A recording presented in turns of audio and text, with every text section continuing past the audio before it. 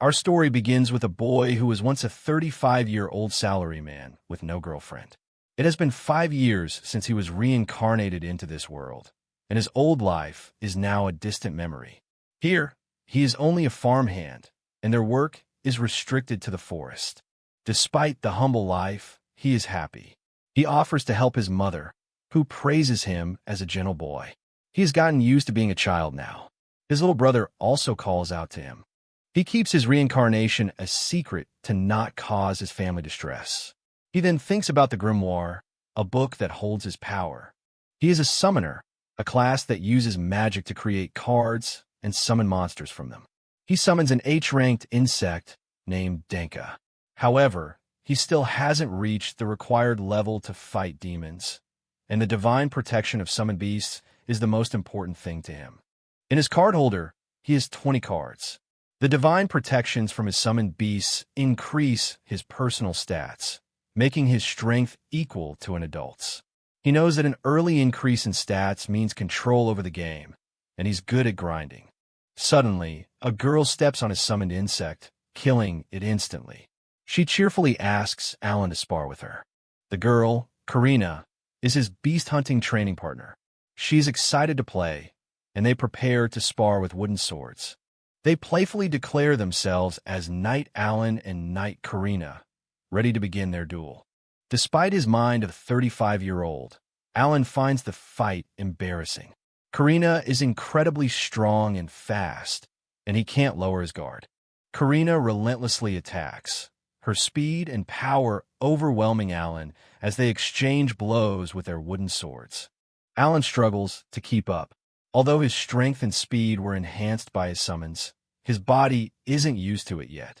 Karina, on the other hand, is enjoying the fight immensely.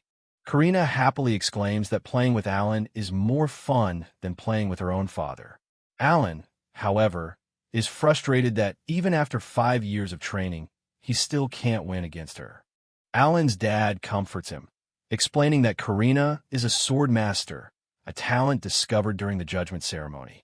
He thought it was strange she was going to serve nobles one day, but Karina tells him to stop looking at her like that, claiming she's just a normal swordsman.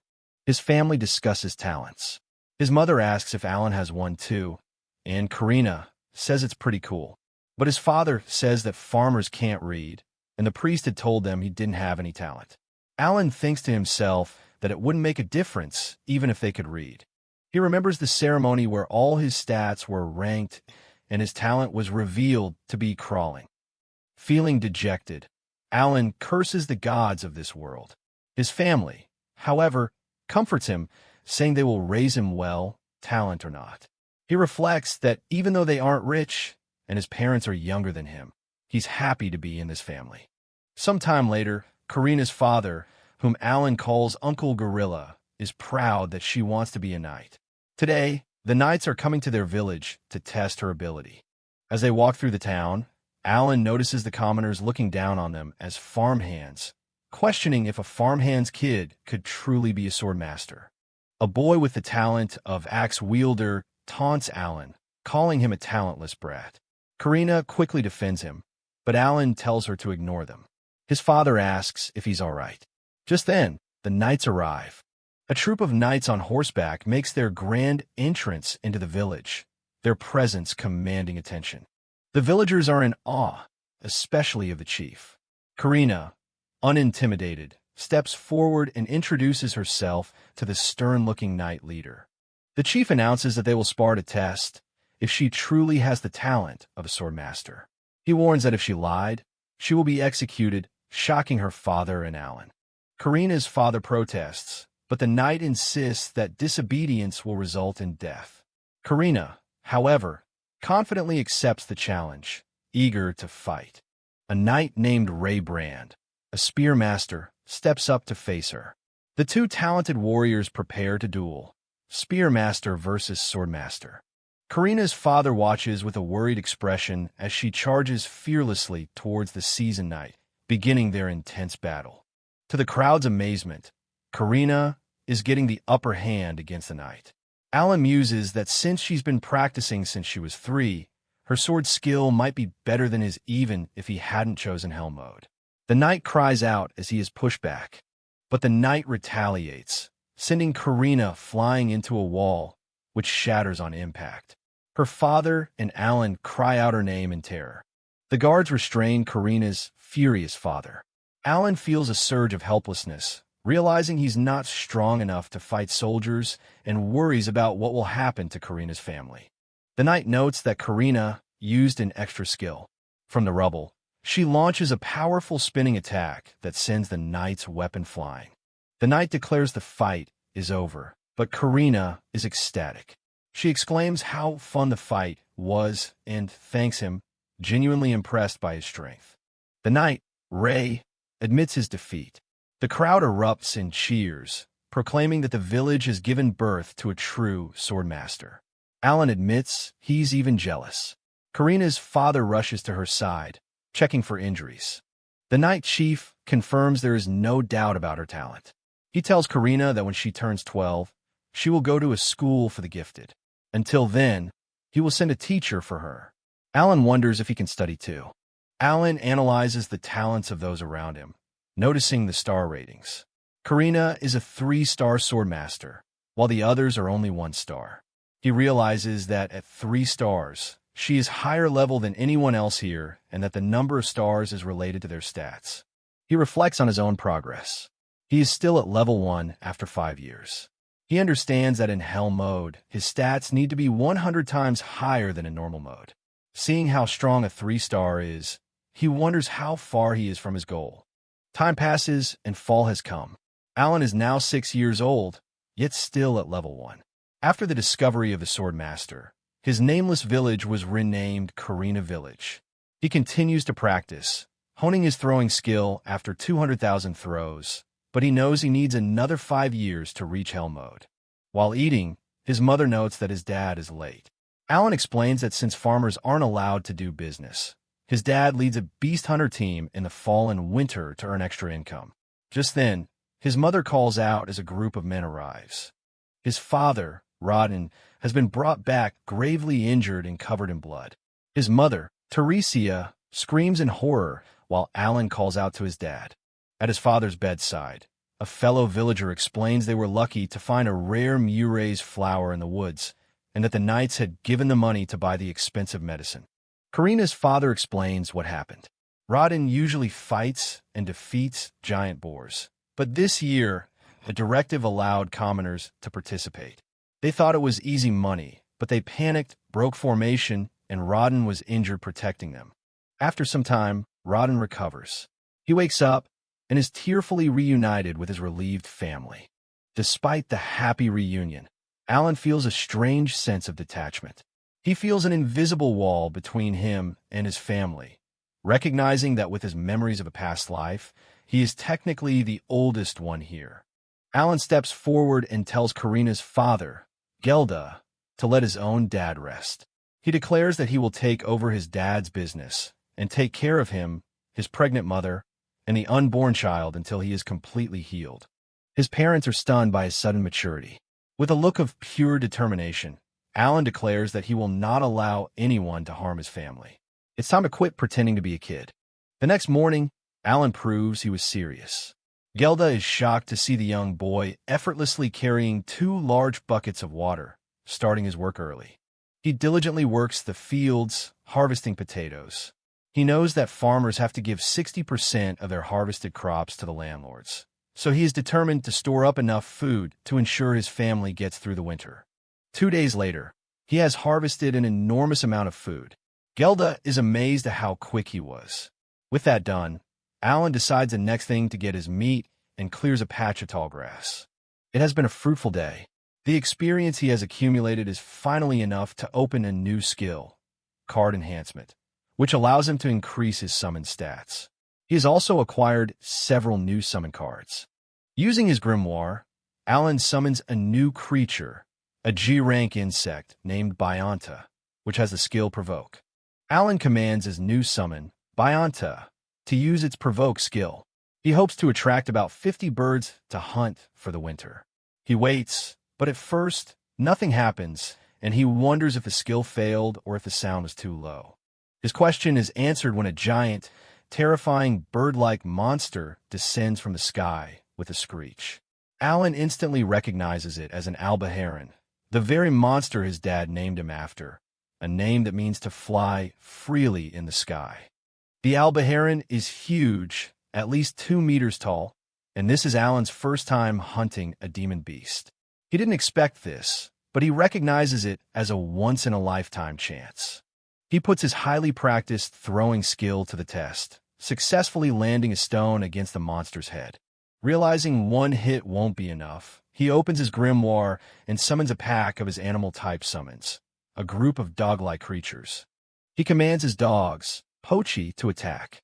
They swarm the D-rank beast, but even with 15 of them, they are not strong enough and are violently thrown back.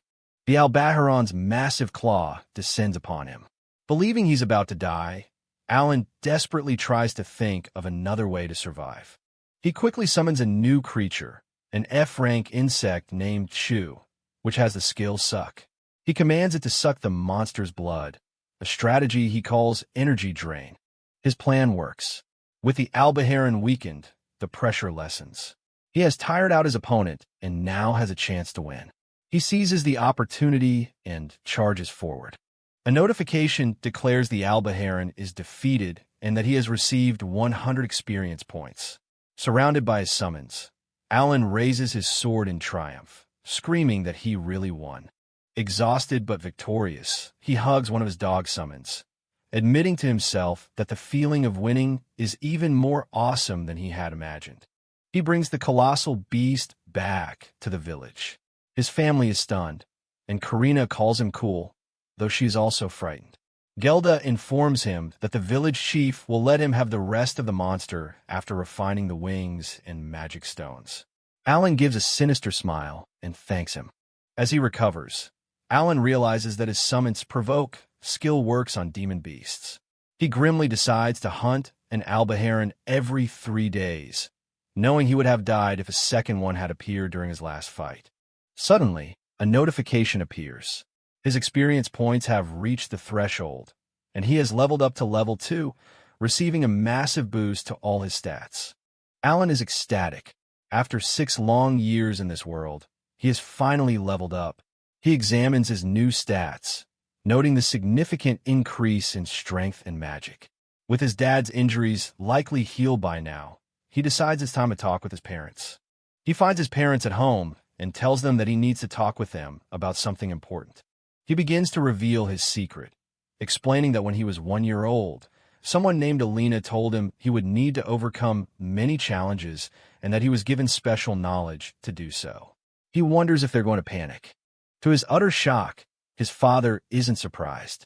He says he believes everything Alan is saying, explaining that Alan was always an incredible child with a different hair color, which is why he never believed the results of the talent ceremony. He then asks if Alan has just gone through his first challenge. Alan asks how he knew. His father points to a small scar on his body that has now disappeared, revealing he understands the concept of leveling up and healing.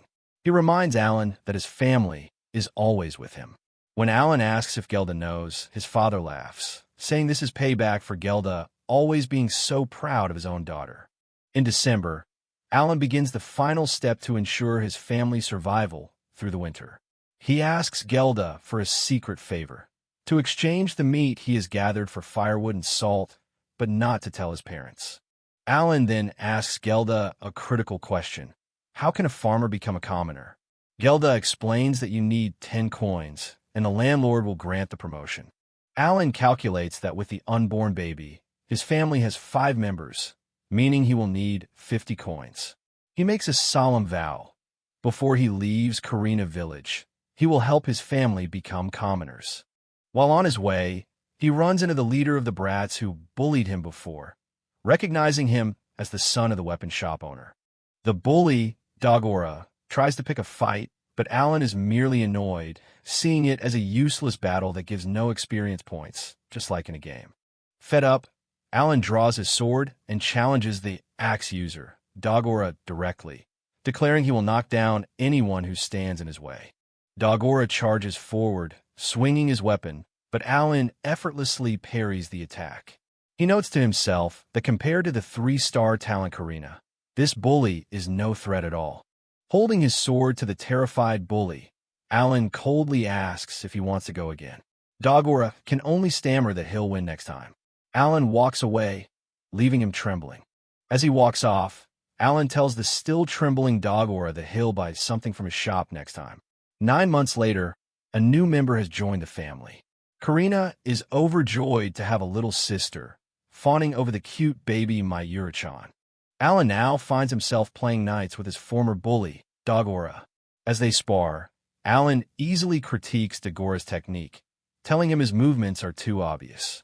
He now regularly practices with his little brother Mashu, who is 3, and Dagora.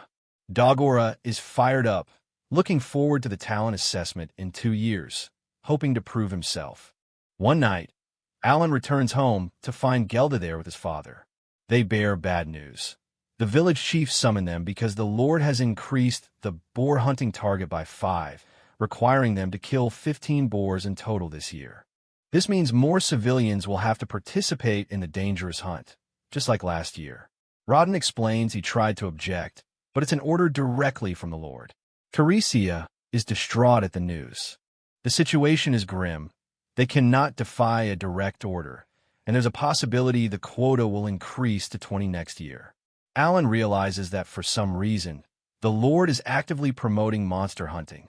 Seeing his family's despair, Alan steps forward. He confidently tells them to leave it to him, explaining that the Creator has given him wisdom and that he will figure something out. In October, the hunting party gathers at the village gate. The men are glad to see Rodden has fully recovered and is ready to lead them again. Alan joins his father, who seems to have made a full recovery. Rodden tells Alan to stay back, watch, and learn, but not to get close to the actual fight. 2 new civilians join the hunt this year. One of them is worried, but his friend tells him to stay focused. Rodden addresses the group, confirming their increased target number means 20 people will be hunting this time. Alan realizes his job is to assist these 2 new guys. This marks the first time in his 7 years as a farmhand that Alan has left the village. He's filled with excitement as he walks down the same road the knights once took. The Great Boar hunting group makes its way towards Hakuryu Mountain. Alan learns that, as the name indicates, a white dragon lives on its peak, and the great boars leave the mountains in autumn. He quietly vows that one day, that dragon will become his quarry. A lookout screams that a beast is coming. A massive, terrifying great boar with a single large horn charges out from the foliage. The newcomers are frozen in fear at the sight of the terrifyingly powerful beast. The veteran hunters, however, stand their ground, ready to intercept its charge. With a mighty roar, Rodden and his men brace their spears, successfully stopping the great boar's furious charge. The hunters hold the beast at bay, and Rodden commands the others to charge forward. Alan analyzes the tactic. Lure the prey, hold it down, then attack its key points. A strategy his dad and the others have used for 10 years without fail. Alan recalls last year's disaster. The civilians were ordered to hold the boars down, a task that seemed simple, but they weren't strong enough, which led to his father's injuries. He turns to the 2 new recruits and tells them it's their turn. He knows it was a mistake to let the newcomers charge ahead from the start. Instead, he tells them to hide and wait for the right opportunity to strike. From his hiding spot, Alan secretly opens his grimoire and summons Denka, the insect, commanding it to spit a substance at the boar's face, blinding it. With the great boar blinded and disoriented, Rodden and another hunter successfully land a powerful strike. Alan watches in awe, thinking how cool his dad is. The newcomer is shocked to feel his power increasing, exclaiming that this must be God's trial. Alan smirks, his plan working perfectly. By letting the civilians gain real combat experience, their experience points have greatly increased. Now they should be able to kill all 15 boars quickly. A notification appears for Alan as well. For defeating one great boar, he gained 400 experience points, allowing him to reach level 3. His stats increase once again, and he celebrates leveling up. filled with new resolve. Alan knows his life will change once his level is high enough. He decides he will hunt more boars and albaherons to gain experience until he finally earns the 50 coins his family needs. 5 months of relentless hunting and training pass. Finally, in June, after a year and 10 months of dedication, a notification appears. His enhancing and summoning skills have both reached level 4, unlocking grade 3 skills in his grimoire and granting him a brand new ability, the storage skill. He eagerly pulls up his status screen to see the full extent of his growth. He's now level 6 at age 7. More importantly, he can now summon E-rank animals, a significant step up. As he takes in all the changes, his mind immediately begins to strategize, focusing on the new possibilities this will open up. He notes 2 major changes from his level up. He has gained the storage skill, which creates a black hole in his grimoire that can store infinite tools. He also realizes that to create or enhance E-rank animals, he needs E-rank magic stones. He recalls hunting a horned rabbit before, but can't remember finding a stone, as they're the lowest rank and have no tax. He quickly learns that E-rank stones are considered worthless and can be found plentifully throughout the forest. The task of gathering enough stones seems tiring, but he is thankful for his new storage skill, which will make it much easier. 3 months later, he can summon E-rank animals. As he looks at his grimoire, surrounded by his summons, he has an epiphany. He finally understands the intention of the game maker, the creator of this world. After wondering how a summoner is supposed to fight, he now sees his path clearly. A strategic combination of attack, defense, and healing summons is the key to mastering his role. Baron Granbeal arrives in the village with his entourage, not just to watch the boar hunt, but to enforce a quota. The village chief apologizes, explaining it's a difficult task, but the Baron states it's a direct order from His Majesty, the King. Hearing this, a young boy named Alan realizes the situation is becoming far more serious than he anticipated. The Baron notices Alan and asks whose son he is. The village chief introduces him as the child of Rodden the Hunter and their deputy guide for the hunt. The Baron's daughter, Cecil, scoffs at the idea of a serf's child leading them, but her father quickly reprimands her, stating that the serfs are still his people. Cecil apologizes to her father, but not before shooting a glare at Alan. Alan, however, remains composed, thinking to himself that her anger won't change a thing. Having settled the matter, Baron Granbeal turns his attention back to the mission. He formally commands Alan, as Rodden's child, to lead his strongest knights to fulfill the royal order. Alan recalls what his father said. If the villagers work together, they can reach the quota of 20 boars. As he contemplates this, a lookout suddenly announces the return of the boar hunting group. Baron Granbeal looks on, intrigued by this unexpected development. A massive haul of boars is brought forth, carried by a group of determined hunters. The sheer size and number of the catch are impressive. The Baron and his advisor are stunned. They can't believe the villagers killed 3 boars in a single trip. Alan explains that they also recruited 20 more hunters and are equipped with armor made from the boar skins the Baron had given them the previous year. The Baron, trying to calculate their progress, figures they have 17 boars left. Alan corrects him, stating it's only 10 left to meet the quota. The Baron is astonished at how well the hunt is going, especially since they only started half a month ago. With newfound confidence, Alan stands before the Baron and the villagers, declaring that with their increased numbers and equipment, they can handle this year's quota all by themselves. The Baron looks visibly relieved. A hint of a smile appears on his face as he realizes he doesn't need to worry about the quota being met anymore. Alan, speaking on his father's behalf, requests permission to keep the boar skins for future hunts. The Baron's advisor is skeptical, suggesting they shouldn't take a child's word for it. However, the Baron overrules him, stating that a serf's child has no reason to lie and that having an understanding lord is a good thing. Later, inside the village chief's house, Alan and 2 other hunters kneel before the Baron. The Baron praises Karina Village's success, noting that the Territory Reclamation Order has been active for 15 years, and their village's contribution is wonderful. The Baron specifically addresses the two men kneeling with Alan. He calls them out by name, Boar Hunter Rodden and Gelda. He acknowledges their hard work, noting he heard they have been leading the hunts for the past 10 years to contribute to the village's development. He declares that they deserve to be rewarded for their bravery. As their reward, the Baron declares that both Rodden, Gelda, and their families are now promoted to the status of commoners. The two men are left in stunned silence by this life-changing news. Alan, however, can't contain his joy. He exclaims in delight, realizing that as a commoner, he's now free to leave the village and go hunting whenever he wants. This has been his dream since he first heard of this reward. The Baron adds that all other serfs who have hunted for over 10 years will also be rewarded. He then asks a curious question. Why did they decide to start hunting the dangerous C-rank great boars? Rodden seems hesitant to answer, and Alan looks to his father, who never mentioned this part of the story. Rodden begins his tale. 13 years ago, they started exploring the land with other serfs out of desperation for food. But that fall, great boars attacked, stealing their winter supplies. It was then that a younger Rodden declared they would hunt the boars. They succeeded in killing one, but tragically lost a friend in the fight. Gelda tells Rodden to stop blaming himself for what happened. The Baron, having listened intently, trusts the story. He decides that as the Lord, it's his duty to reward his people's hard work and bravery, even from the past, and offers Rodden another reward.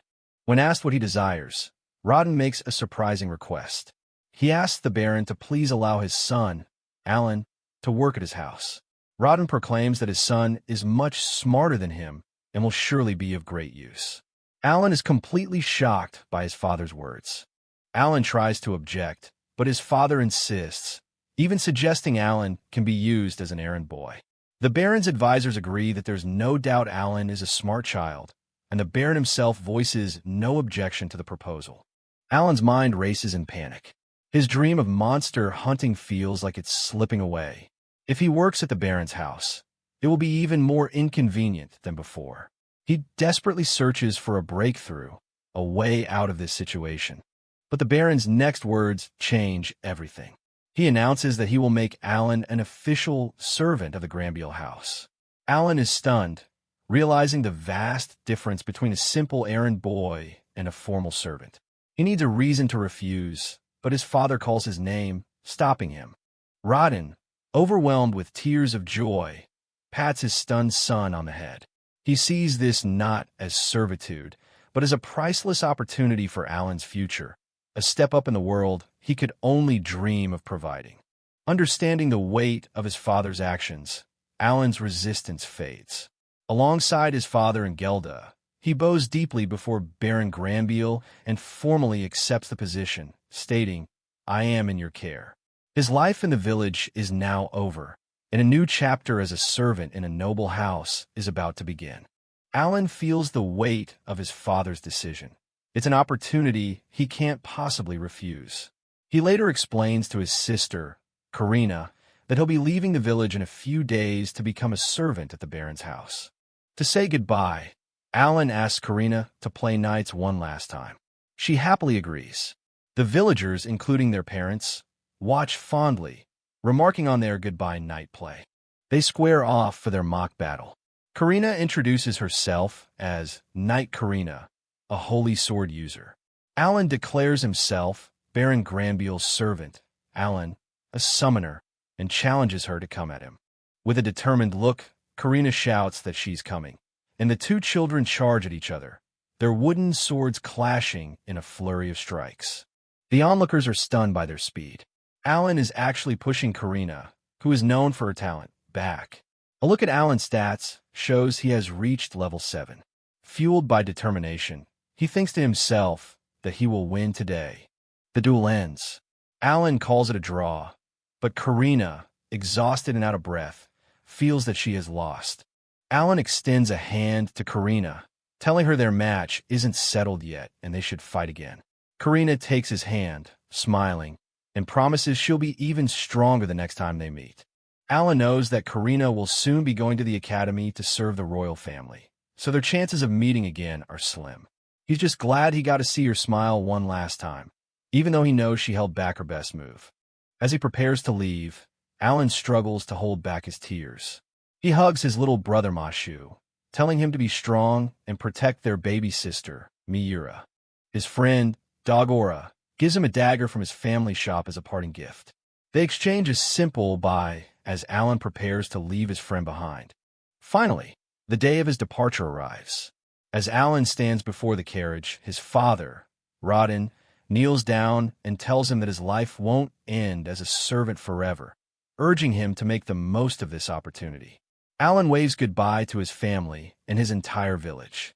Inside the carriage, seated across from Cecil, Alan takes one last look at his village disappearing in the distance. He quietly promises to do his best. And so, upon arriving at the Baron's house, Alan became the personal servant of Cecil, just as she requested. The new role is clearly a struggle for him. His new life is demanding. Cecil, unhappy with the taste of a fruit, orders Alan to go to the market and buy her a pawpaw. Day by day, Alan finds himself constantly ordered around by another 8-year-old, with no chance to go monster hunting. While on an errand, Alan is amazed to see an airship, thinking it's a flying city. Cecil calls him a dummy, explaining it's a magic ship.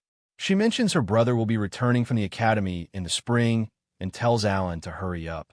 After a long day of servitude, Alan has found his own sanctuary.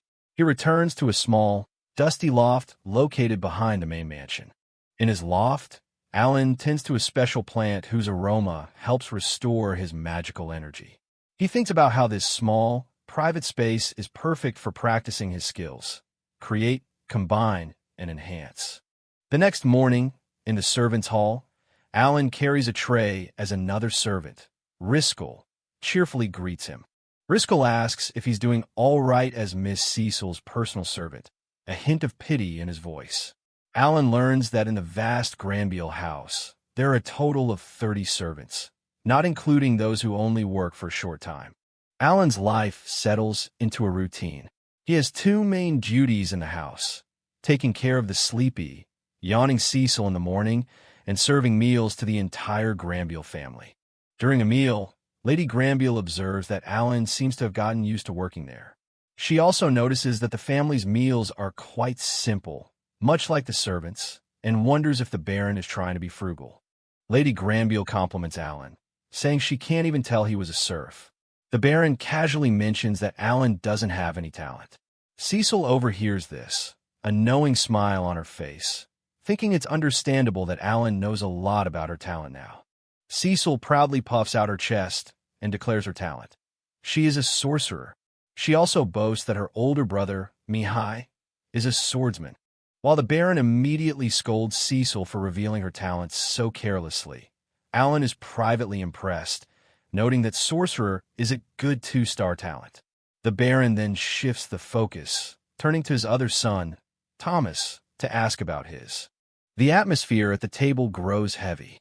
With a somber expression, Thomas apologizes to his father, confessing that he doesn't have a talent and expressing his deep desire to study at the academy, just like his older brother and Cecil. Alan reflects on the scene, realizing that even nobles have their own worries. He finds it rare that 2 out of 3 children have talents, as talents are more likely to appear among commoners and serfs. Meanwhile, Lady Granville comforts her son, telling Thomas he doesn't need to apologize.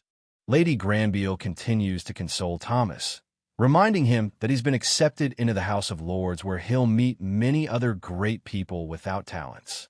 She fondly recalls meeting the Baron at a ball there. This news excites the other young lady at the table, though Cecil looks less than pleased.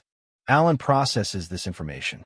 Cecil will start at the academy when she turns 12, the same as his sister Karina and his friend Dogora.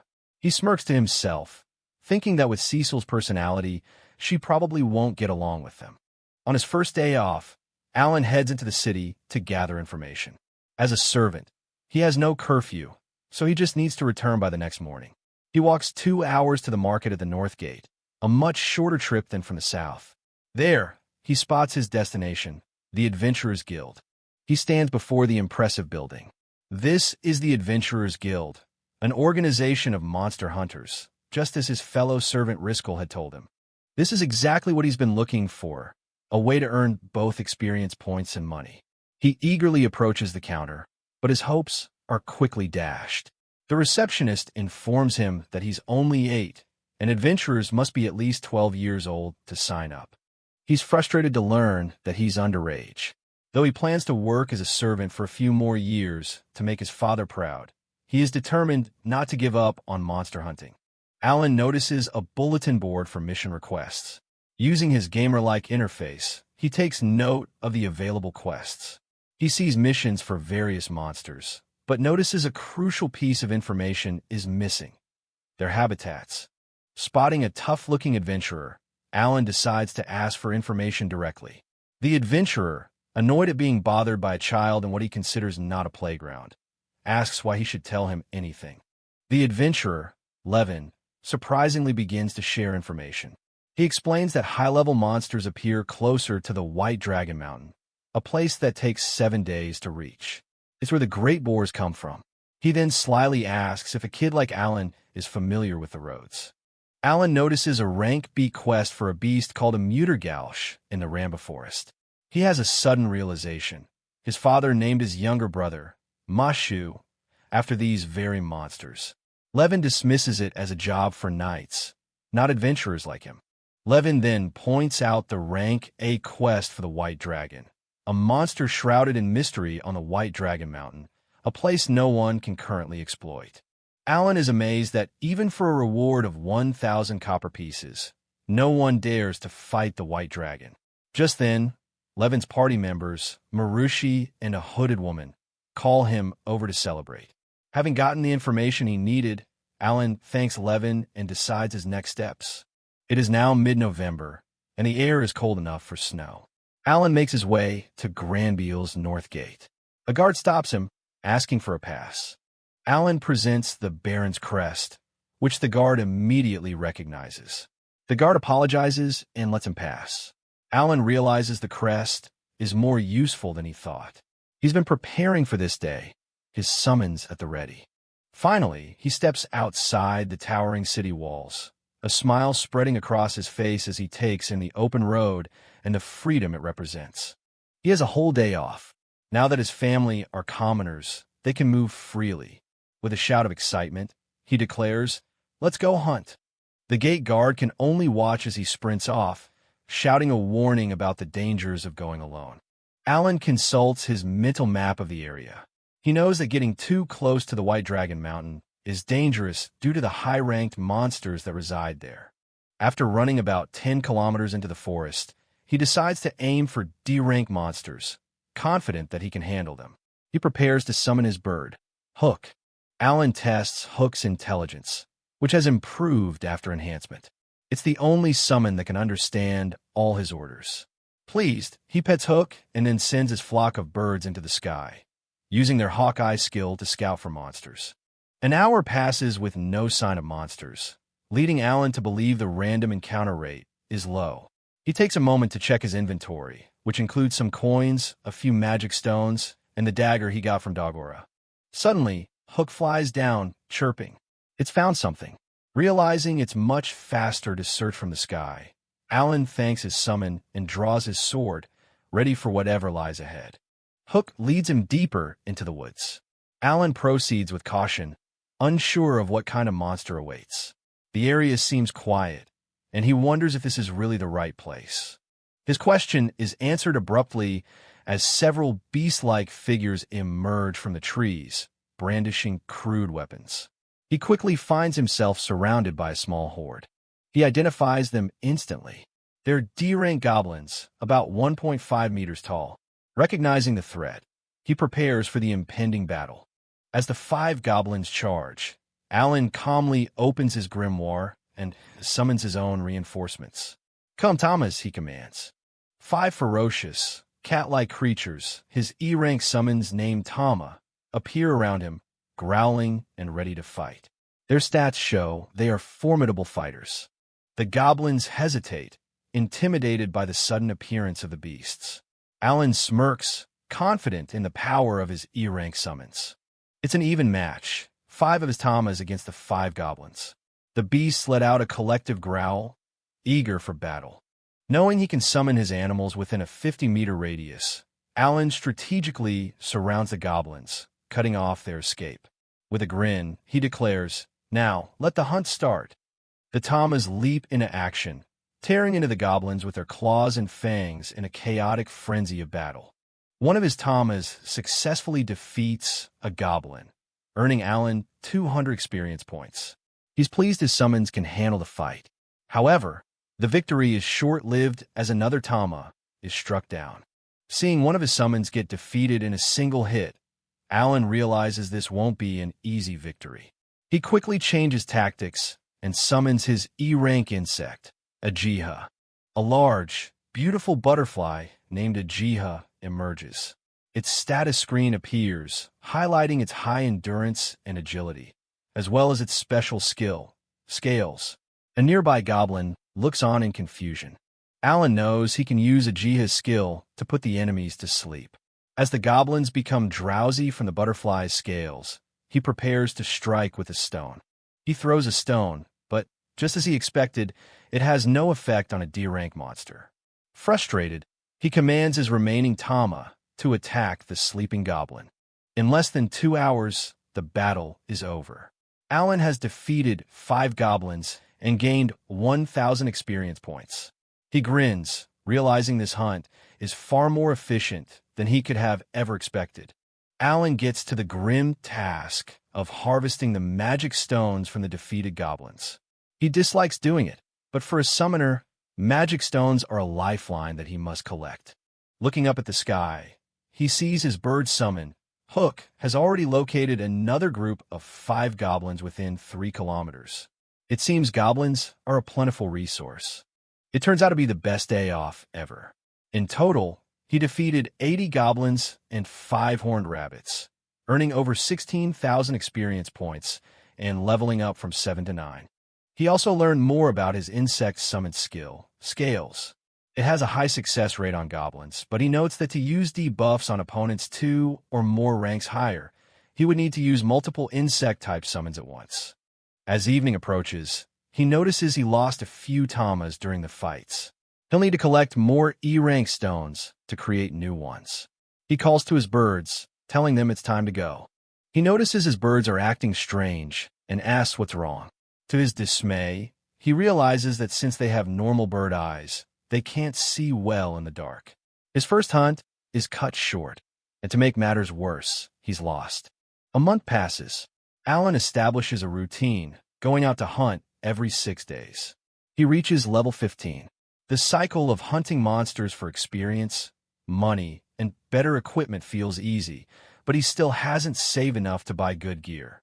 As Alan worries about his low servant salary of 50 silver coins a month, he is suddenly summoned by the head butler. Alan is brought before Baron Granville, who sits at his desk with the butler standing by. The Baron informs Alan that the butler's performance reports have been nothing but praise. The Baron's expression turns serious. He asks Alan what he has been doing on his days off, noting that he was seen trying to sneak out before sunrise again. Alan realizes they are suspicious and knows he must be careful with his lies. To the surprise of the Baron and the butler, Alan confesses the truth. He goes monster hunting outside the city. He explains that he is the son of the hunter Rodden and that hunting is simply his family's way of life. The butler looks shocked. The Baron's stern face softens into a smile. He remembers Rodden's bravery and calls Alan the child of a hero. Alan feels relieved that his story, which was mostly true, sounded natural and believable. Alan explains that he sells the meat to a butcher for pocket money. The butler advises against it, warning of rumors. Instead, the Baron offers to buy the meat himself, paying 1 silver coin for each monster part. Alan is overjoyed, realizing he can now hunt proudly without wasting time. 5 days later, on another day off, Alan is back in the snowy forest. He gives a kiss to his butterfly summon, a Jiha, for good luck before setting his goal for the day: kill 100 goblins and 5 horned rabbits. While he's taking a break to eat a Mortimo fruit, his bird summon, Hook, suddenly lands and starts chirping frantically. Alan asks what's wrong. Hook takes off abruptly, flying far beyond the 3-kilometer search radius Alan had instructed it to stay within. Puzzled and a bit annoyed, Alan follows. He's led to the scene of a battle. He sees a group of adventurers being overwhelmed by goblins. One of the adventurers desperately yells for his companion, Marushi, to run. Alan immediately recognizes the group from the Adventurers Guild, Levin, Marushi, and their hooded companion. They are surrounded, and Marushi stands her ground, determined not to let the goblins pass. Deciding to intervene, Alan reaches into his inventory. He pulls out 3 custom-made iron balls he had acquired from a weapon shop. He hurls the first iron ball with surprising force, striking a goblin square in the head and sending it flying. Marushi is stunned by the unexpected and powerful intervention. Appearing seemingly out of nowhere, Alan grabs a stunned Marushi and declares that he's here to help. He quickly dispatches his other 2 iron balls, taking out 2 more goblins with precise and deadly aim. The remaining goblins, enraged by the sudden loss of their comrades, turn their attention towards the new threat. Alan realizes his iron balls aren't enough to kill them. Not wanting to reveal his summoning abilities, he decides to fight them directly. He tells a hesitant Marushi that he'll take care of the goblins on the right. He had been avoiding direct combat to keep his borrowed servant clothes clean, but now he has no choice. He charges in, sword drawn, and swiftly cuts down a goblin, moving on to the next. One of the adventurers manages to kill a goblin, but the fight is taking its toll. The hooded woman is almost out of mana. Marushi cries out in despair, seeing that Levin is gravely injured and won't make it. The battle ends. Alan stands alone amidst the fallen goblins, having saved the adventurers from certain death. Marushi and her companion are amazed that Alan killed 3 goblins by himself. They tell him Levin's wound is too serious and they won't reach the city in time. Alan offers them some herbs he has.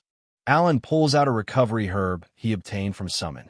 He's never used it before, but deducing its purpose from a name, he decides to use the injured Levin as a test subject.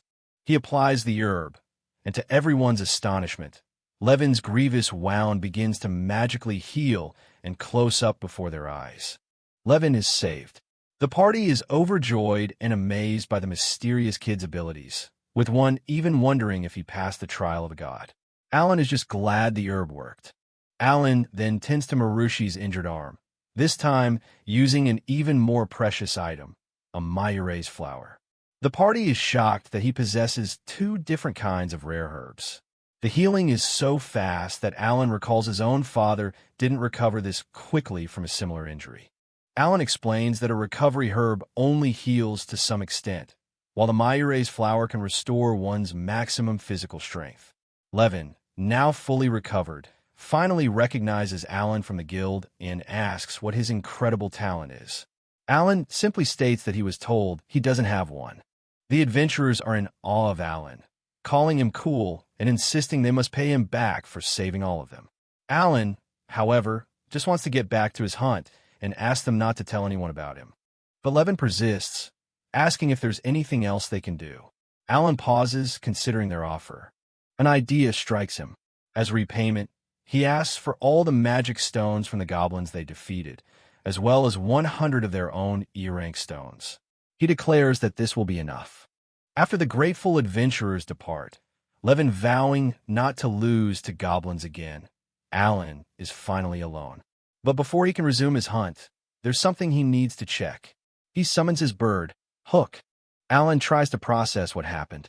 He always believed that summons were supposed to simply follow their master's orders, and that their stats and skills were tools for the summoner to command. Hook looks back at him, not understanding the problem. But Hook ignored his instructions and prioritized its own will, choosing to lead him to the adventurers in need. Kneeling in the snow, Alan has a profound realization about the nature of the summons created by the god of this world. He reaches out and gently pets his summon. He apologizes to Hook, reassuring it that he isn't blaming it. With a smile, he promises that next time, he will consider the possibility of Hook finding someone in need and says, "I'm counting on you." With this newfound understanding and strengthened bond, Alan and Hook are ready for whatever comes next. Hook lets out a mighty cry and spreads its wings, ready to continue their journey together with his summons. In late December, 2 months have passed since Alan started working at the Baron's mansion. The Knight Commander, who sometimes visits to trade information, notes that Alan is looking much better. The commander's job is to protect the Lord by catching criminals and subjugating monsters. During dinner, the family discusses how their country seems to be safe from war. Cecil, the Baron's daughter, excitedly points out that the meat they're eating is from the 5-horned rabbits Alan caught in a single day, much to the Knight Commander's surprise. The Knight Commander then mentions that Karina Village successfully defeated 20 great boars. The girls praise Alan's father for the achievement, and Alan proudly accepts the compliment, saying it was only natural. This makes Karina suspicious. She wonders why, if they caught so many boars back in October, they aren't getting to eat any of the meat now, recalling that they had boar meat last winter. Alan silently agrees that it is strange. The Baron scolds Karina for her selfish question, while Alan internally speculates that the meat was likely sent to the royal capital on the king's magic ship. Karina sadly whispers to Alan that the Baron's own children get less meat than the serfs in her village. Just then, their brother Thomas tries to order Alan to catch a white deer for the upcoming New Year's party. Karina looks worried, but Cecil quickly steps in, telling Thomas he has to go through her first. Thomas reluctantly backs down. The Baron and Lady Granville also tell Thomas to stop bothering Alan. However, Alan is unfazed and accepts the challenge. He thinks to himself that his father's team has hunted C-rank monsters like the Great Boar before, so now it's his turn to try. Alan heads out into the snowy wilderness. He summons his team of crowned frogs, who begin hopping around, ready for the hunt. Suddenly, their target appears from the trees. It's a C-rank white deer, an aggressive-looking beast with massive, intimidating antlers. As the white deer charges, Alan stands his ground. With his grimoire open, he resolved that he can't call himself a summoner if he can't properly utilize his summons abilities. With a shout, Alan commands his summons. The frogs unleash their power, creating a massive wall of ice that instantly freezes and traps the charging deer. The hunt is a success, granting Alan 2,500 experience points. He notes that hunting goblins is far more efficient for leveling up, but figures that this impressive catch will earn him praise as he drags the deer's body through the snow. Back at the mansion, panic erupts as a monster is spotted outside. Baron Granville yells for everyone to grab their weapons and hold out until the knights arrive. The guards ready their spears, only for the monster to be revealed as Alan, dragging the massive deer. He announces that he has captured a white deer as per Master Thomas's order, leaving everyone speechless. The tension breaks as Karina happily tells her mother that with this deer, they no longer need to worry about the New Year's party. Lady Granville agrees, looking relieved.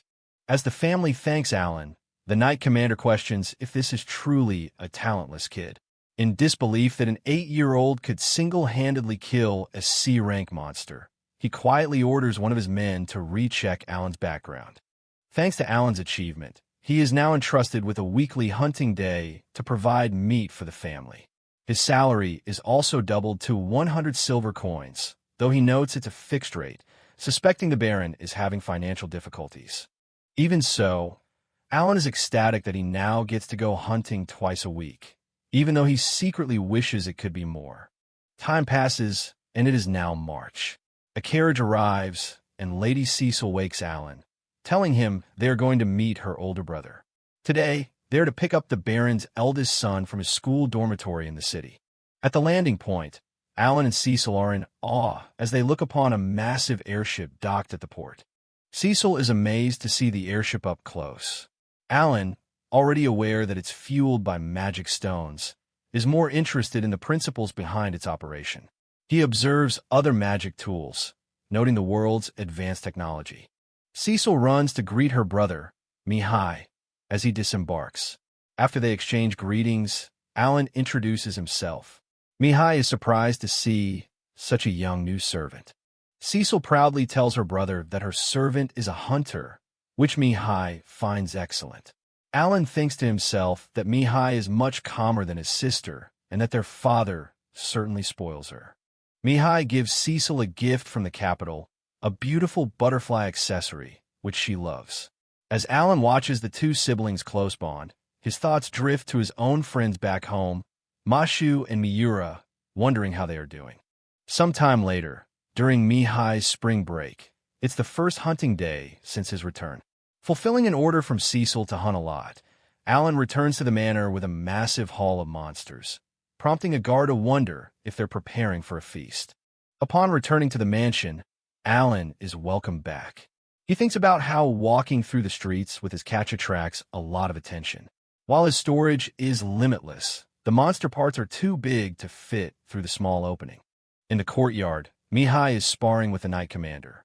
Alan arrives and watches, impressed by their skillful movements and the commander using his sword for the first time. As Alan is welcomed back by the family, the Knight Commander praises Mihai for his improvement over the past year. Mihai, however, modestly asks them to stop calling him young master, as he is already 13. Cecil happily notes that the head chef will be pleased with Alan's successful hunt. Mihai then turns his attention to Alan, remarking that he is pretty good, and asks if he has time for a sparring match. Alan is handed a misril sword by the commander. He checks his status, noting that he wants to fight seriously in hunting mode. The ladies wonder how he can even use such a large sword, despite having defeated a C-rank monster. The commander gets ready to officiate the duel. Mihai, a 1-star swordsman, and Alan, a 5-star summoner, take their stances. As the match begins, Alan reminds himself to be careful and not get hurt. The duel starts with a clash of swords. Mihai immediately goes on the offensive, surprising Alan with his opening move. Alan is immediately overwhelmed by Mihai's attack. He's shocked that the strike wasn't particularly strong, yet he finds himself losing speed and unable to keep up. Mihai easily stops Alan's swing with one hand and launches a counterattack. The Knight Commander reassures a worried Cecil, explaining that Mihai has survived a year at the academy and can't lose to someone who has never been to school. The duel ends abruptly with Mihai's sword held to Alan's throat. The onlookers, who were tense just a moment ago, now applaud and sigh in relief at the conclusion of the match. Mihai praises Alan, calling him excellent for his young age. A breathless Alan can only admit his complete defeat, shocked at how strong Mihai was. Cecil and Krina rush to congratulate their brother on his victory. Mihai then reveals that he has to fight in a dungeon during his summer vacation, a statement that leaves his sisters and Alan in shock. Mihai explains that he will be forced to drop out of the academy if he can't get through the dungeon. He then cheerfully mentions the Holy Sword Doberig at his academy, which piques Alan's and Krina's curiosity. Alan recognizes that Mihai's strength is that of a talented person who has been leveling up for a year, but he vows he will grow 100 times faster in Hell mode. He eagerly asks for a rematch during the next spring break.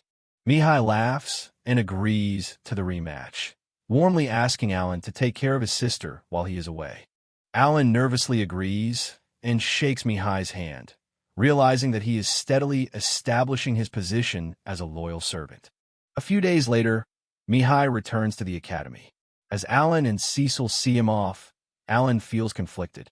He wants to hunt every day and finds dungeons interesting, but worries he'll be Cecil's servant for life if things continue as they are. A new guest, Viscount Calnell, arrives at the mansion. He loudly presumes the large piece of meat he is served is the boar meat the Baron has been hiding, and remarks on the rarity of seeing a black-haired servant like Alan. While the Baron politely denies hiding anything, Alan watches the Viscount eat and immediately realizes this must be Viscount Calnell, the man behind the king's unreasonable order for boar hunting. The narration explains the local geography. The Granville and Calnell territories are adjacent, separated by a mountain with a mithril vein on the Granville side. Calnell flourishes by mining this mithril, a reversal of the situation 100 years ago when the White Dragon was in their territory. Alan connects the dots, concluding that the two territories have been on bad terms for generations because of the conflict over the White Dragon and mithril mining. This long-standing feud is likely the reason for Viscount Calnell's poor attitude and the punishing boar hunting order. Viscount Calnell announces he is there to share the results of his youngest daughter's recent appraisal ceremony. She was granted the talent of Spearmaster, and Alan notes that she is the same age as his friend Mashu. To Alan's confusion, Viscount Calnell laughs and declares that, fortunately, his daughter is talentless. The Viscount then mocks Baron Granville, saying he feels sorry for him because 2 of his 3 children have talents. He sneers that the Baron will now have to fulfill the noble's duty just like him, leaving the Baron seething with rage. As the Viscount leaves, Alan ponders the meaning of noble's duty. He wonders why having talent is considered bad when it allows for magnificent things like the airship. He concludes that being a noble is a hassle and is relieved that his friends Mashu and Karina likely won't be involved. By autumn, Alan, now 9 years old, has been working at the Granville house for a year. Wearing his new death spider cloak, he thinks about how the boar hunting season must be starting back in his home village. Alan checks his status screen. He has reached level 24 and is pleased that he is slowly getting all the necessary equipment and has a variety of summoned beasts at his disposal. Looking at his grimoire, he feels a sense of satisfaction. After killing 10,000 goblins, he has finally leveled up. He feels lucky and hopes he can hunt 3 or even 5 times the usual amount today. Feeling confident after leveling up, Alan decides to fight some higher-rank monsters. He summons his hawk, Hook, to scout ahead for D or C-rank prey. Hook quickly spots a target, a C-rank armored ant, a massive creature about 3 meters tall. Alan recognizes it as the monster another hunter named Levin had mentioned. He prepares for battle, summoning his wolf-like beasts, the Thomas. A pack of Alan's summoned beasts, the Thomas, surrounds the giant armored ant. They growl and prepare to attack the C-rank monster. The Thomas launch their assault, but their claws and teeth are ineffective against the ant's tough exoskeleton. Alan realizes that this direct method of attack isn't working. The armored ant proves to be too strong, easily shaking off the attacking Thomas and flinging one of them from its back. Seeing that his Thomas are no match for the ant, Alan quickly changes his strategy. He summons his Ajiha, butterfly-like insects that can use a scales attack. The 2 Ajiha butterflies fly towards the armored ant, releasing a cloud of poisonous scale powder from their wings. The strategy is a success. The poison from the scales works, and the giant C-rank monster collapses. Alan is pleased with this discovery, realizing he can use this same strategy against other tough monsters like white deers. With the giant ant unconscious from the poison, Alan decides to finish it off before it can recover. He climbs onto its back, looking for any wounds the Thomas might have caused. Alan aims for the ant's neck, but even with his offense stat at 438, his dagger can't penetrate the hard shell. He realizes he needs a better dagger just as the monster begins to stir.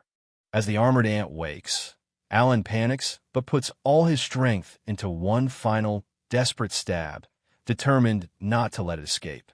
He succeeds. A notification confirms the defeat of the armored ant, rewarding him with 3,000 experience points. Relieved, Alan prepares to collect the magic stones and move on. However, Alan runs into another problem. The ant's shell is too hard for his dagger to penetrate, making it impossible to collect the magic stones. Frustrated, he gives up and sends his birds to look for orcs instead. While scouting with his bird, Alan peeks from behind a tree and spots a large creature in the distance, which he estimates to be around 2 meters tall. He finds a C-rank orc fast asleep. Alan notes that while his summons are never exhausted, normal monsters have to sleep, giving him the perfect opportunity to strike. He summons his Tamas to prepare for an ambush. At Alan's command, the pack of Tamas viciously attacks the sleeping orc, catching it completely by surprise. The ambush is a success, as the orc lets out a cry of pain. Alan watches with satisfaction, pleased that his strategy is working. Enraged, the wounded orc retaliates with a powerful swing of its weapon, managing to take out 3 of Alan's summons in a single strike. Despite the orc's powerful counterattack, Alan remains calm and orders his remaining Tamas to attack it with their scratch ability. The Tamas swarm the orc once more, relentlessly clawing at the beast as it cries out in pain. Alan defeats the orc, earning 1,500 experience points, and decides this will be his next grinding target. He successfully collects the magic stone and celebrates killing a C-rank monster without needing to use traps. He feels a sense of accomplishment, clutching the C-rank magic stone he acquired. However, his confidence is short-lived. He remembers his crushing defeat by Mihai, a 15-year-old from the academy. He reasons that academy alumni, like the Knight Commander, must be far more powerful. Realizing the huge power gap, Alan resolves that in this Hell mode, he must gain much more experience to become stronger and overcome the overwhelmingly powerful people in this world. With his new grinding target set, Alan sets his next goal, to kill 2 orcs at once. He sends his hawk, Hook, to start searching, and a summary shows his successful day's results. 1 armored ant and 15 orcs defeated for a total of 25,500 experience points. Alan is ecstatic. He calculates that if he can handle 40 orcs a day, he'll earn 60,000 experience points, a massive increase from the 25,000 he got from hunting goblins. He happily declares himself the new orc killer as he runs back to the city. The scene shifts to early November.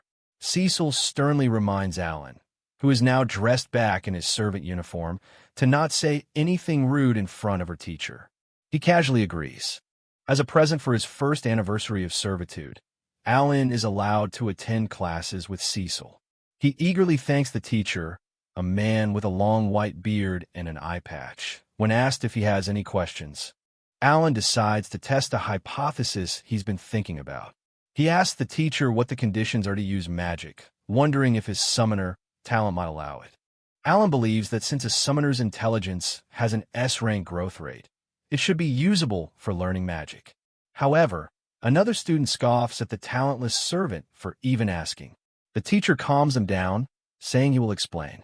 The teacher gives a blunt and simple answer.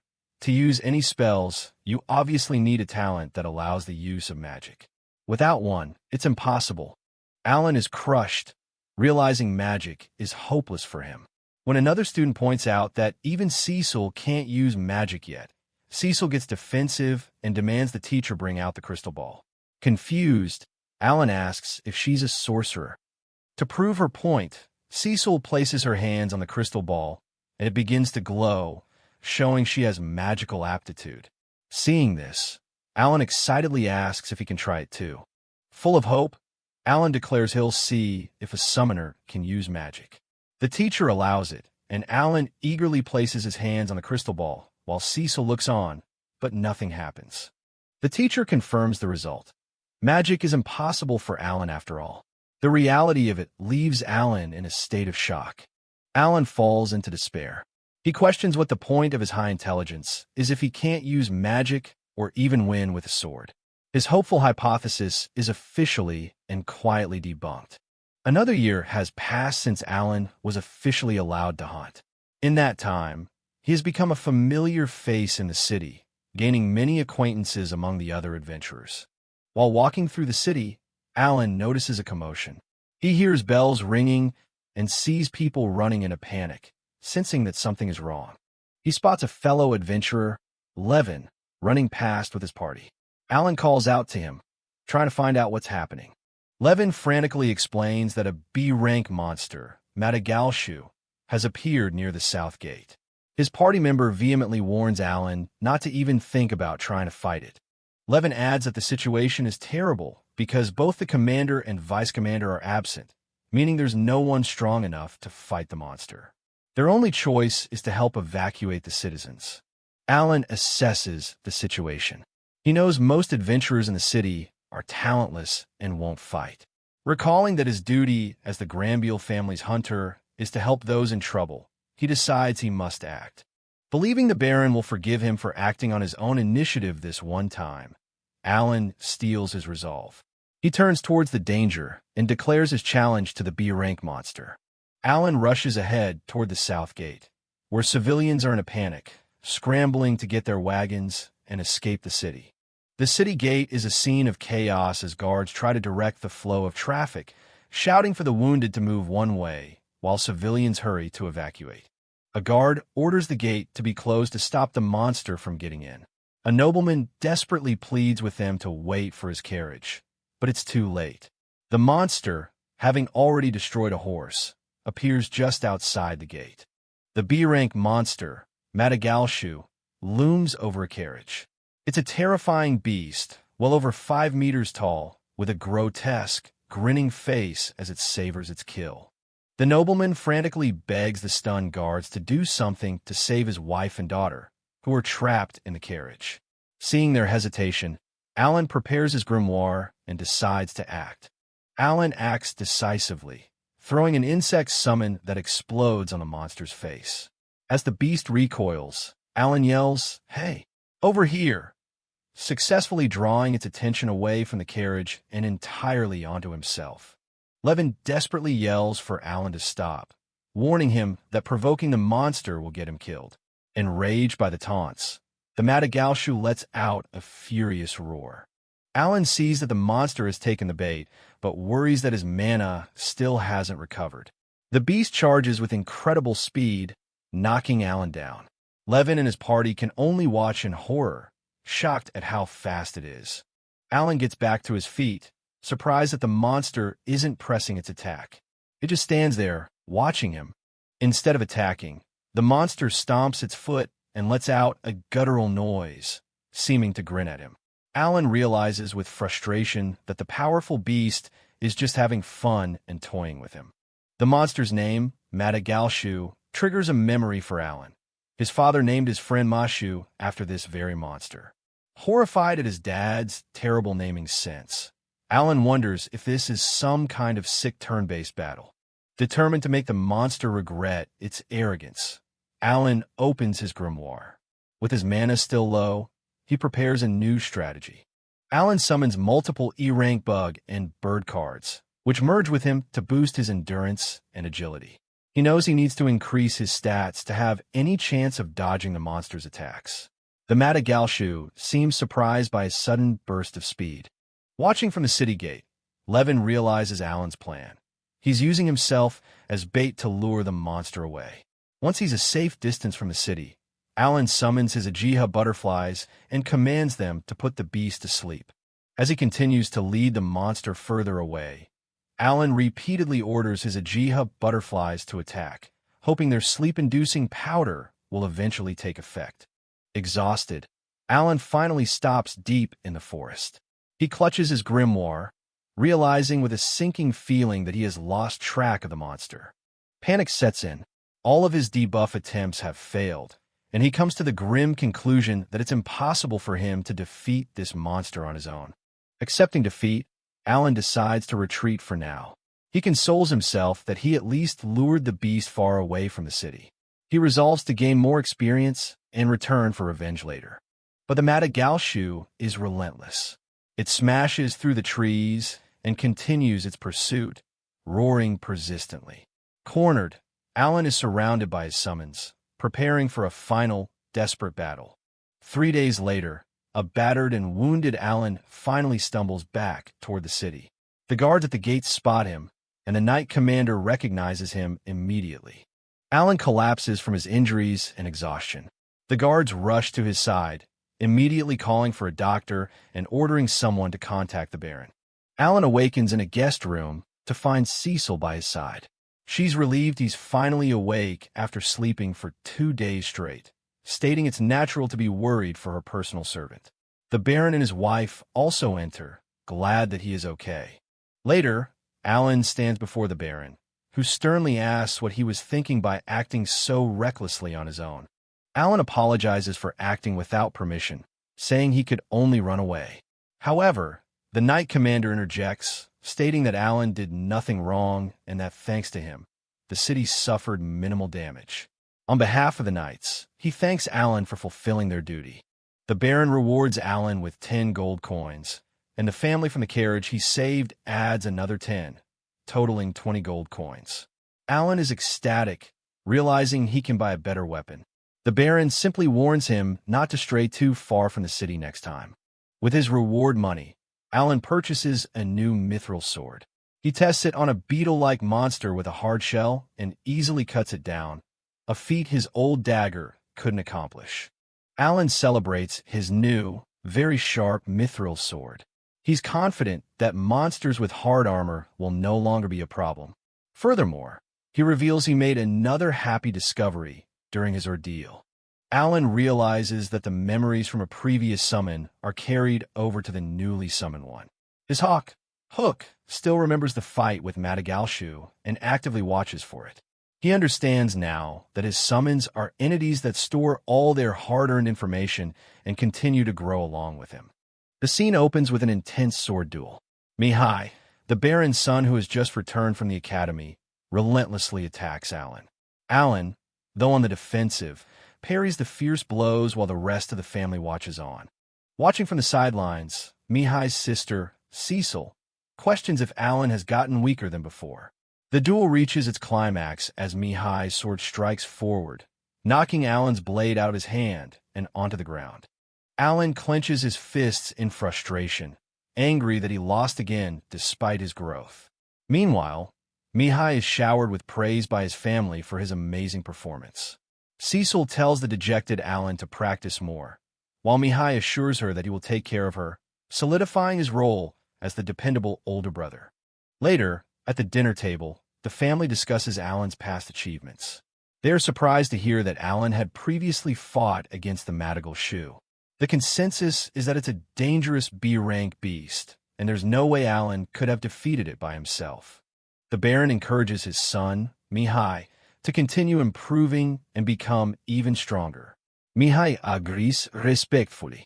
Suddenly, their conversation is interrupted when a guard bursts into the room with urgent news, asking for the Lord Baron.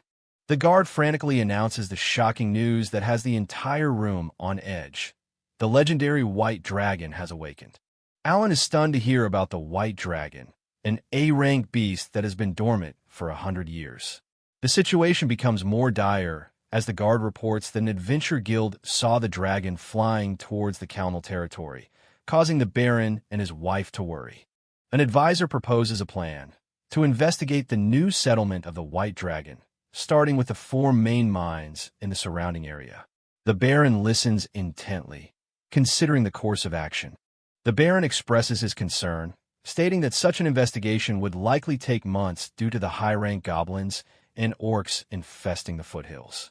In stark contrast, Mihai and the younger members of the family are visibly excited, viewing this as a historic event unfolding after a century of peace. The Baron's wife agrees with Mihai's excitement. The advisor adds a word of caution, suggesting they keep the matter secret as the dragon might still return. Overhearing everything, Alan understands the gravity of the situation, realizing they are in trouble and that he must prepare himself for what's to come. After a fruitful first week of training, Alan reviews his progress. He's reached level 5 in combining and summoning skills. His grimoire has expanded, and most importantly, he's gained the comradeship skill. His stat sheet shows a significant boost in all his abilities, marking a major step up in his journey. He notes the movement of the White Dragon and plans to check it out. Alan examines his newly acquired comradeship skill.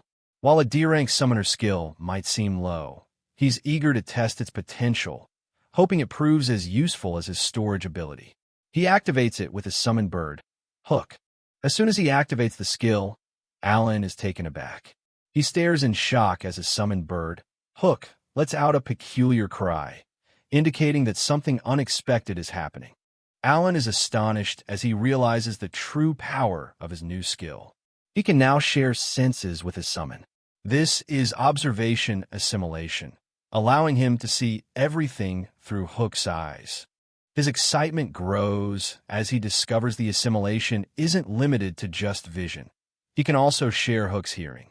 As the bird soars through the sky, Alan feels as if he's the one riding the wind high above the forest.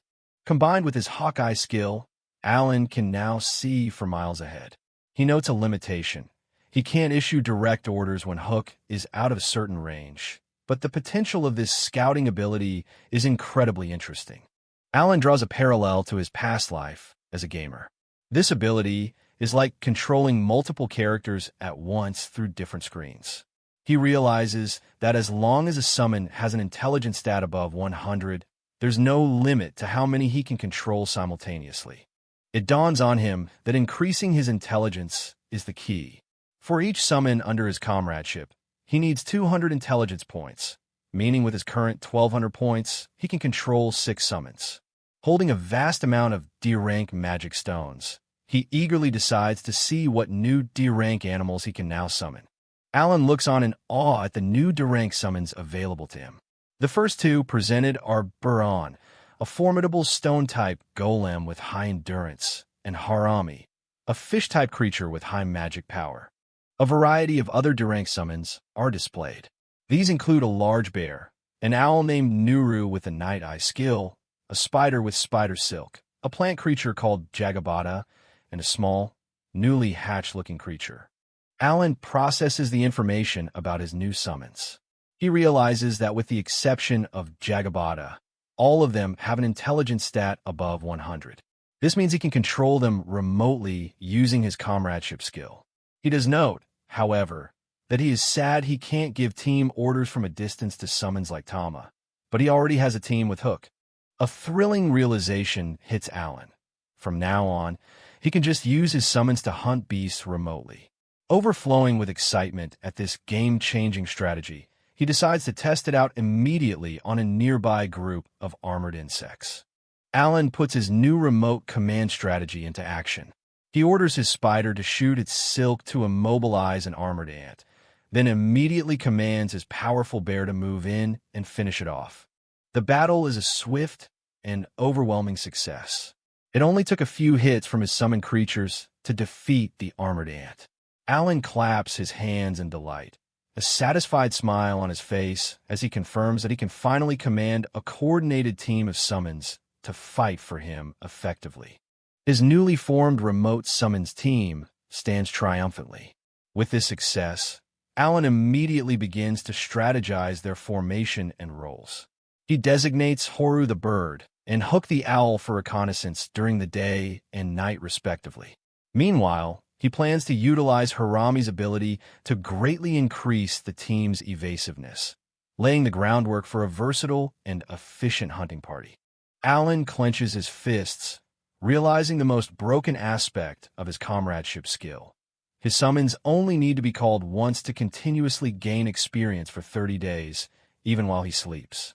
He then instructs his new team, warning them not to get too close to strangers and not to fight back if attacked, prioritizing their survival and steady growth.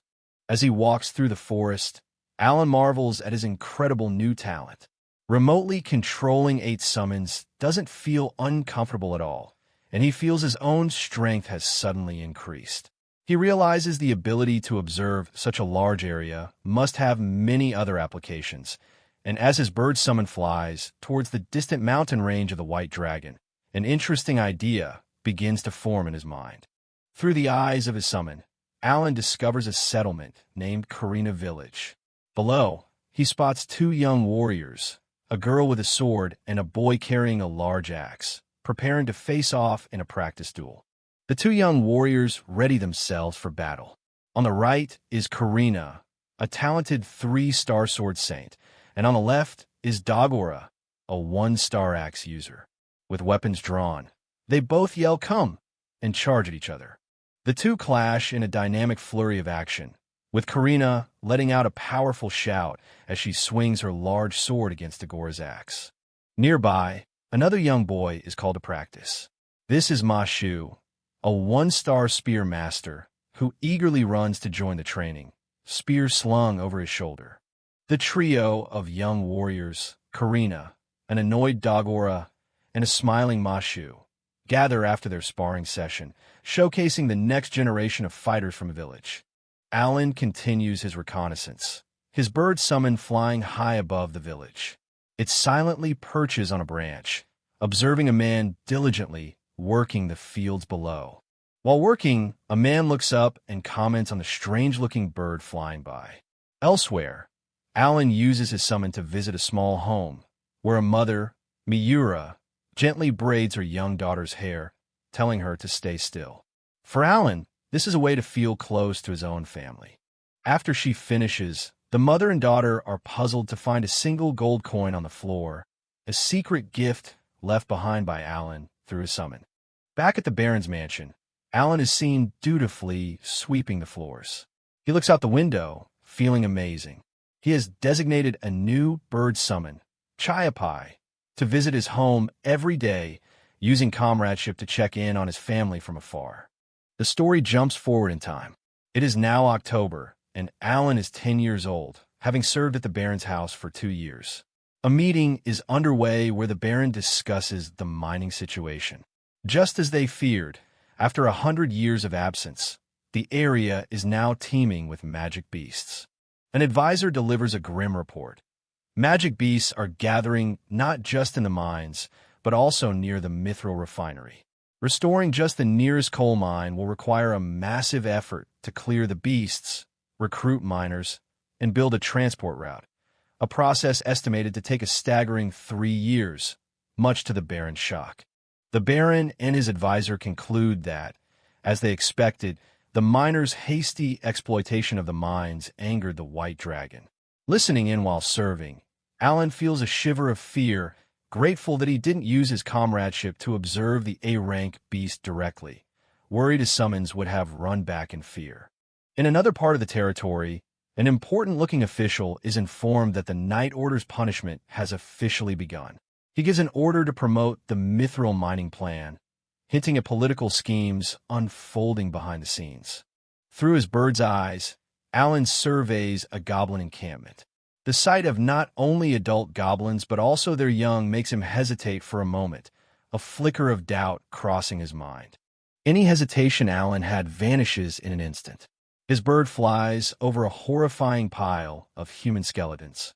Below, goblins are seen gnawing on bones, having clearly eaten humans and stolen their weapons. The gruesome sight fills Alan with cold fury. A profound change occurs within Alan. He reflects that he used to hesitate, viewing monsters merely as a supply of experience points. But now, faced with the brutal reality of their actions, his eyes narrow with an unyielding and grim determination. Sitting with his grimoire open, surrounded by his powerful bear and insect summons, Alan makes a new vow. This time, there will be no hesitation. He will kill all of the goblins, leaving not a single one alive. The assault begins. Alan initiates the attack by commanding his fish summon, Harami, to swing away, likely creating a buff or diversion for the rest of the team. Harami's ability grants a dodge-up status to the bear and spider summons, increasing their evasiveness. As the surprised goblins look on, Alan gives the command for the bears to charge in first. The bears, empowered and enraged, crash into the goblin lines with brutal force, tearing them apart in a vicious and overwhelming onslaught. The goblin defenses are no match for Alan's summons. A large goblin tries to hold the line with a shield, but the bears easily swarm over the wooden barricade, demonstrating their superior strength. The battle's dynamic shifts as a goblin archer appears on the fortifications. It looses a volley of arrows, but Alan's spider summon immediately counters, spewing a thick web that intercepts the projectiles mid-air, completely neutralizing the ranged threat. From his vantage point, Alan quickly adapts his strategy. Recognizing the danger of stealthy ranged attackers, he issues a precise command, directing his spider and bird summons to prioritize and eliminate the archers. With his team now managing both ground and air threats, Alan calmly oversees the unfolding battle, ready for the enemy's next move. As his summons continue their rampage, Alan watches his EXP notifications pop up. He sees the main force of the goblins emerge from their fortress and calmly says, "Here they come." A massive horde of enraged goblins, armed with swords and spears, pours out from their encampment, charging furiously onto the battlefield. Unfazed by the goblin horde, Alan stands confidently with his grimoire open, surrounded by his army of massive bear summons. A goblin looks on in shock as Alan gives the decisive command, "My bears, go and destroy them all." The goblins attempt to flee, but find their escape route cut off by another squadron of Alan summons. Alan smirks, revealing his strategy. It's no use running away. I already deployed my troops that way. He has them completely surrounded. The battlefield descends into chaos as Alan's bears relentlessly tear through the trapped goblins, leaving a trail of destruction in their wake. With 20 bears in the fight, Alan is confident of his victory. Suddenly, a powerful roar echoes from the goblins' side, and a massive shadow looms over them. Alan's eyes widen in surprise as a new, much larger threat appears. The boss finally appears, a hulking, C-rank goblin king, wielding a massive axe. Alan recognizes the formidable foe, noting that the heady opponent has finally shown himself. The Goblin King dismisses Alan's summons, but Alan's warriors, who have already defeated thousands of C-rank beasts, stand their ground, ready to prove he is no match for them. The battle against the king is over in an instant. With a final guttural cry, the Goblin King falls. A notification immediately pops up, confirming its defeat and awarding Alan a bonus of 4,200 EXP. Standing amidst the carnage and the Goblin King's fallen axe, Alan issues his next command to his bear summons, to gather all the goblin corpses in one place. Alan begins the grim but necessary task of harvesting the magic stones from the piles of goblin bodies. Once he's collected them all, he turns to the remaining corpses, ready to dispose of them. To clean up the aftermath, Alan conveniently pulls a lit torch from his item storage. He sets the massive pile of goblin bodies ablaze, creating a large pyre. With his summons watching, he declares the quest at the goblin village complete. Following his past life's customs, Alan offers a prayer for the spirits of the dead, intending to hand over the human remains to the knights. He checks his results. 223 goblins defeated for a massive gain of 48,800 EXP. As he watches the smoke from the pyre rise into the sky, Alan sets his future goals. He plans to continue conquering goblin villages for the next few months to level up enough to face the formidable Madagashu and eventually challenge the Orc King. The story jumps forward to March. A familiar airship signals the return of Mihai, who has now graduated from the academy. His sister Cecil is overjoyed that the family could be together again, but as Alan observes their reunion, he senses that something about Mihai is very strange. Mihai affectionately pats a teary-eyed Cecil on the head, noting that she's already 10 years old. He then turns his attention to Alan, and with an intense, serious expression, challenges him to a fight. Alan acknowledges that Mihai is different this year, but he was planning to challenge him anyway. The family looks on. The ladies comment on how strange and intense Mihai is acting, while the Baron and his wife watch with concerned expressions. Preparing for the duel, Alan checks his status. Now, level 34, he summons his best single battle configuration, buffing his stats with 30 insect and 20 animal summons. With his holder status complete, he faces Mihai, determined to win this time. Alan, the 6-star summoner, and Mihai, the 1-star swordsman, face each other and cross swords and thanks before the match. At the Baron's signal to begin, the duel erupts in a blur of motion.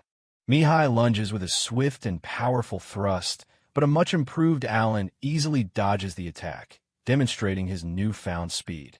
Alan's agility has almost doubled from the previous year, now reaching an incredible 1483. With this massive boost in speed, he is confident that this time he will finally defeat Mihai. Alan presses his attack, launching a fierce strike. To his shock and frustration, Mihai, despite being slower, manages to block the blow. Damn it, he can still block it. Alan thinks, stunned by his opponent's defense. Alan continues his high-speed assault, confirming that he is indeed faster.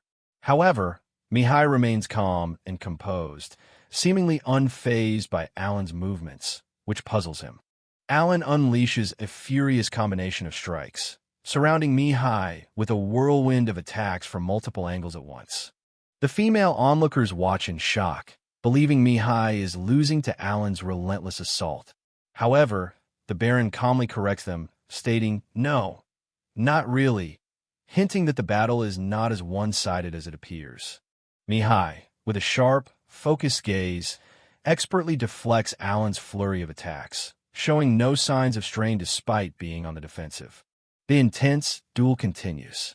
Alan grows frustrated, wondering how Mihai can still block all his attacks when he's obviously faster. He questions if Mihai is somehow able to read his movements. Ultimately, Alan collapses in defeat, lamenting, "I lost again." He questions if it's because his physical strength is too low. The Baron declares Mihai the winner once more. However, Alan notices that this time, Mihai doesn't offer a handshake, looking away with a somber expression. The Baron proudly commends Mihai, noting how much stronger he has become after 3 years of training at the academy. Mihai smiles and respectfully thanks his father. Cecil rushes to Alan, praising him for getting stronger and for keeping his promise to fight her brother. With a cheerful smile, she adds that while he's improved, he still can't be compared to the amazing Mihai. Playfully, Cecil suggests that Alan become Mihai's disciple to learn the way of the sword. The woman beside her agrees, saying she should learn from him as well. Alan seems to consider the honorable proposal. Mihai interrupts with a serious tone, gathering Cecil and Thomas to make an announcement. He reveals that he must perform his nobility's obligation for the next 3 years, during which time he will not be able to return home. The news comes as a complete shock to everyone. Mihai apologizes for the suddenness. When Cecil asks what the obligation is, he can't reveal the details. The Baron gravely confirms that it begins tomorrow. The family is heartbroken. The Baron and his wife look on with somber faces as a tearful Cecil says she wants to stay with him longer. Mihai comforts her, promising to write letters and assuring her he will return after the 3 years are over. Alan overhears the household staff gossiping. They reveal that the nobility's obligation is a duty for all nobles with talent once they turn 15. Since 2 of the Baron's children have talent, he has been mentally prepared for this day. Despite the explanation, Alan can't shake the feeling that something is fishy. Later, Alan asks another servant, Rickle, about the mysterious obligation. His suspicion grows when Rickle, who has worked at the mansion for 12 years, admits he has never heard of it before. The next day, Mihai descends the grand staircase. Alan is shocked to see him dressed, not in formal wear, but in a full set of armor, ready for battle. A maid gently pushes a silent, distraught Cecil forward to say her goodbyes. Mihai embraces his crying sister, telling her he'll see her soon. Through her tears, Cecil promises she will wait for him to return. The Baron and his wife offer their son words of encouragement, telling him that he is the pride of the Grabiel family and that he must do a good job and come back to them safely. As Mihai walks towards the exit, the entire household staff lines up to wish him a safe journey. Just as he is about to leave, he suddenly stops and turns, pulling a very surprised Alan into a hug. In a serious tone, Mihai entrusts Alan with a heavy responsibility. "Aran, take good care of Cecil. Please protect her." Alan, though shocked, understands and accepts. As Mihai turns to leave, Alan notices that the young master's hand is shaking. With a final, determined look, Mihai declares that he is setting off to fulfill his obligation for the family, then boards the waiting carriage and departs. The family waves a tearful farewell. Alan stands by Cecil, reflecting on the future. After 3 years, Mihai will be gone, and Cecil will be off to the academy. He solidifies his vow to devote himself to protecting her. 2 months pass since Mihai's departure. A montage reveals Alan's incredible progress. He's already a step faster than the Night Order, and since starting his goblin extermination campaign last October, he has destroyed 52 strongholds and defeated over 10,000 goblins, effectively clearing the White Dragon Mountain area. Alan knows the Night Order will arrive tomorrow, so he feels the need to hurry his plans. He clenches his fist, excited that even before conquering the final village, his level has already jumped significantly from 30 to 35. Using his bird summons for aerial reconnaissance, Alan surveys his next and final target in this region, a massive Orcs village, the one place he has yet to conquer. He plans a pincer strategy, placing an ambush team at the back while he attacks from the front. Alan assembles his forces. He has a new summon, the Golem Brawn, whose protect talent will be key for supporting against ranged attacks. Surrounded by his army of bears and spiders, he declares, "My brothers, let's get started." The hunt begins. The battle begins as orc mages unleash fireballs upon his army. Seeing the familiar attack, Alan immediately commands his golem, "Brawn, protect now!" Brawn's protective shield intercepts the fireballs, but the heat is still intense. The orcs laugh, but Alan smirks, confident that at this rate, he can still handle the assault. The orc mages continue their relentless assault, launching a continuous barrage of fireballs that creates a wall of flame, scorching the battlefield and crashing down upon Alan's summons. Realizing the orc mages are smart enough to aim for spots his golem isn't covering, Alan quickly takes matters into his own hands, pulling out an iron ball and hurling it with all his might. His aim is true. The iron ball strikes one of the C-rank magic orcs, defeating it instantly and earning him 2,000 EXP. With a confident grin, he taunts the others, "Come take this." With only 2 iron balls left, Alan knows he can't afford to miss. But as he prepares to throw, he's shocked to find that his targets have vanished. "Huh, where are they?" he yells in confusion. To his dismay, the orc mages have retreated out of his attack range, weakening his battle strength. He looks on in horror as his summons are decimated by fireballs, and the battlefield is still swarming with hundreds of orcs. "Are you kidding me?" he cries out in despair. The battle has turned bitter, and Alan knows he can no longer play defensively. He has enough magic stones to summon another 20,000 bears and a special skill to restore his mana. He forms a defensive wall of 30 warriors, prepared to fight until his magic power is completely exhausted. Just as the front line is being pushed back, Alan's pincer attack begins. From the rear of the orc village, his ambush team, led by his slime and insect summons, launches a surprise assault, throwing the enemy into chaos. Suddenly, a deafening roar shakes the entire battlefield. A massive shadow falls over the village as a new, far more powerful enemy makes its grand entrance. Alan's eyes widen in terror as he watches from afar. "It's here," he thinks, recognizing the immense power. This new foe is on the same level as the dreaded Madagashu. The B-rank Orc King stands revealed, a monstrous behemoth standing 4 meters tall and wielding a giant poleaxe. It towers over the battlefield, making even Alan's large bear summons look tiny in comparison. With a single, mighty roar, the Orc King unleashes a devastating spinning attack. The massive swing of its poleaxe wipes out a huge portion of Alan's bear army in one hit. Alan is left speechless, completely shocked by this overwhelming display of power. Panic sets in as Alan realizes the dire situation. He's losing his army faster than he can summon them, and the bears are no match for the Orc King's sheer size. He desperately tries to create and enhance more D-rank animal summons to reinforce his crumbling front line. The Orc King charges forward, shrugging off the attacks from Alan's remaining forces. It swings its mighty axe again. Alan screams for his golem, Brawn, to intercept, but his prized defender is also struck down by the relentless magical assault. The heat from a magic is intense. To Alan's horror, even his powerful golem summon, Brawn, is defeated. Despair begins to set in as the Orc King continues its unstoppable rampage. In a desperate move, Alan sacrifices his remaining bear summons, throwing them at the Orc King to buy even a moment of time. "Sorry, bear," he cries out as his loyal summons are swatted away. The Orc King's powerful swing sends Alan flying. His forces are decimated, and he takes damage himself, crying out in pain. He quickly uses Mameteru's special skill, Fruit of Life, to recover 1,000 HP and stay in the fight. Pushed into a corner and sweating profusely, Alan frantically considers his options. What now? Should he keep fighting until the bitter end? Is there any possibility of regaining the initiative against this overwhelmingly powerful enemy? With his forces shattered and facing an impossible opponent, Alan stares at the destruction before him. He is left with only one logical, yet painful, choice: retreat.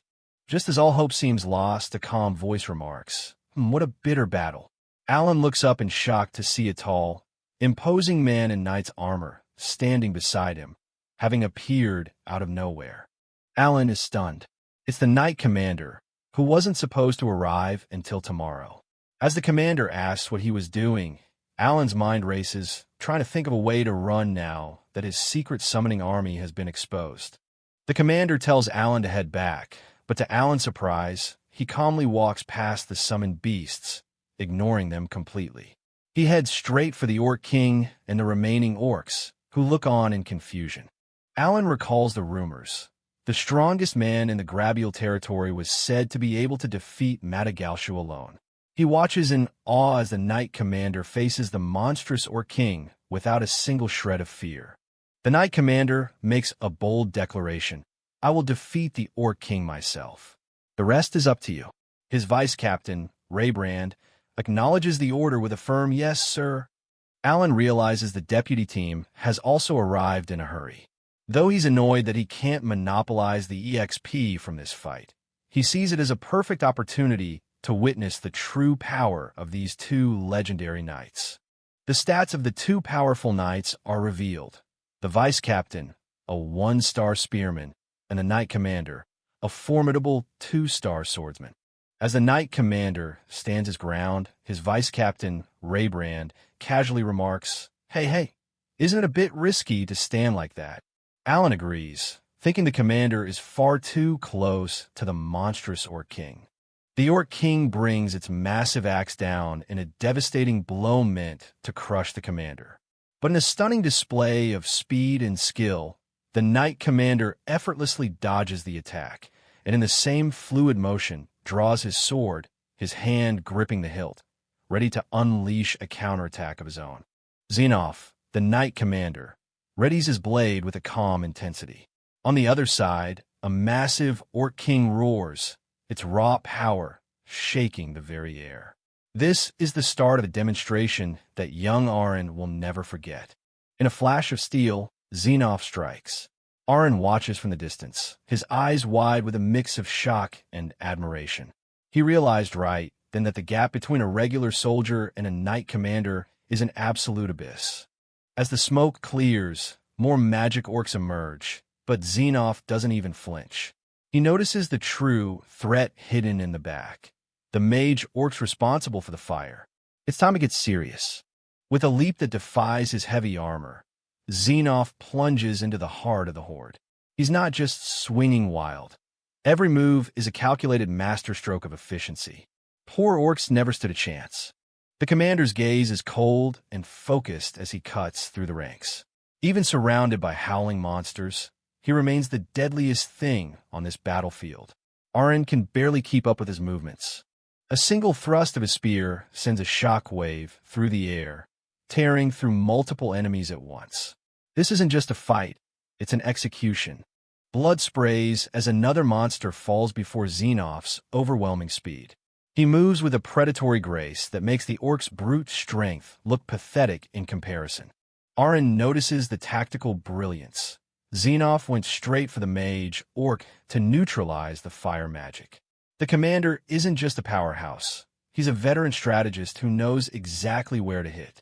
Standing amidst the smoke and fire, Xenoph is a vision of unstoppable power. The remaining orcs hesitate, their morale shattering as they face the man who just dismantled their vanguard single-handedly. He finishes them off with a wide, horizontal slash. It's a clean sweep. Arin can only watch in silence, trying to process the sheer scale of the power he just witnessed. The Orc King is defeated just like that. As the monster falls, Arin realizes that even without special skills, Xenoph's basic swordsmanship is leagues beyond anything he imagined. It's a sobering realization for the young gamer. Xenoph stands over the split corpse of the Orc King, sheathing his sword as if he'd just finished a light workout. No special extra skills, just raw, overwhelming talent and training. Awesome.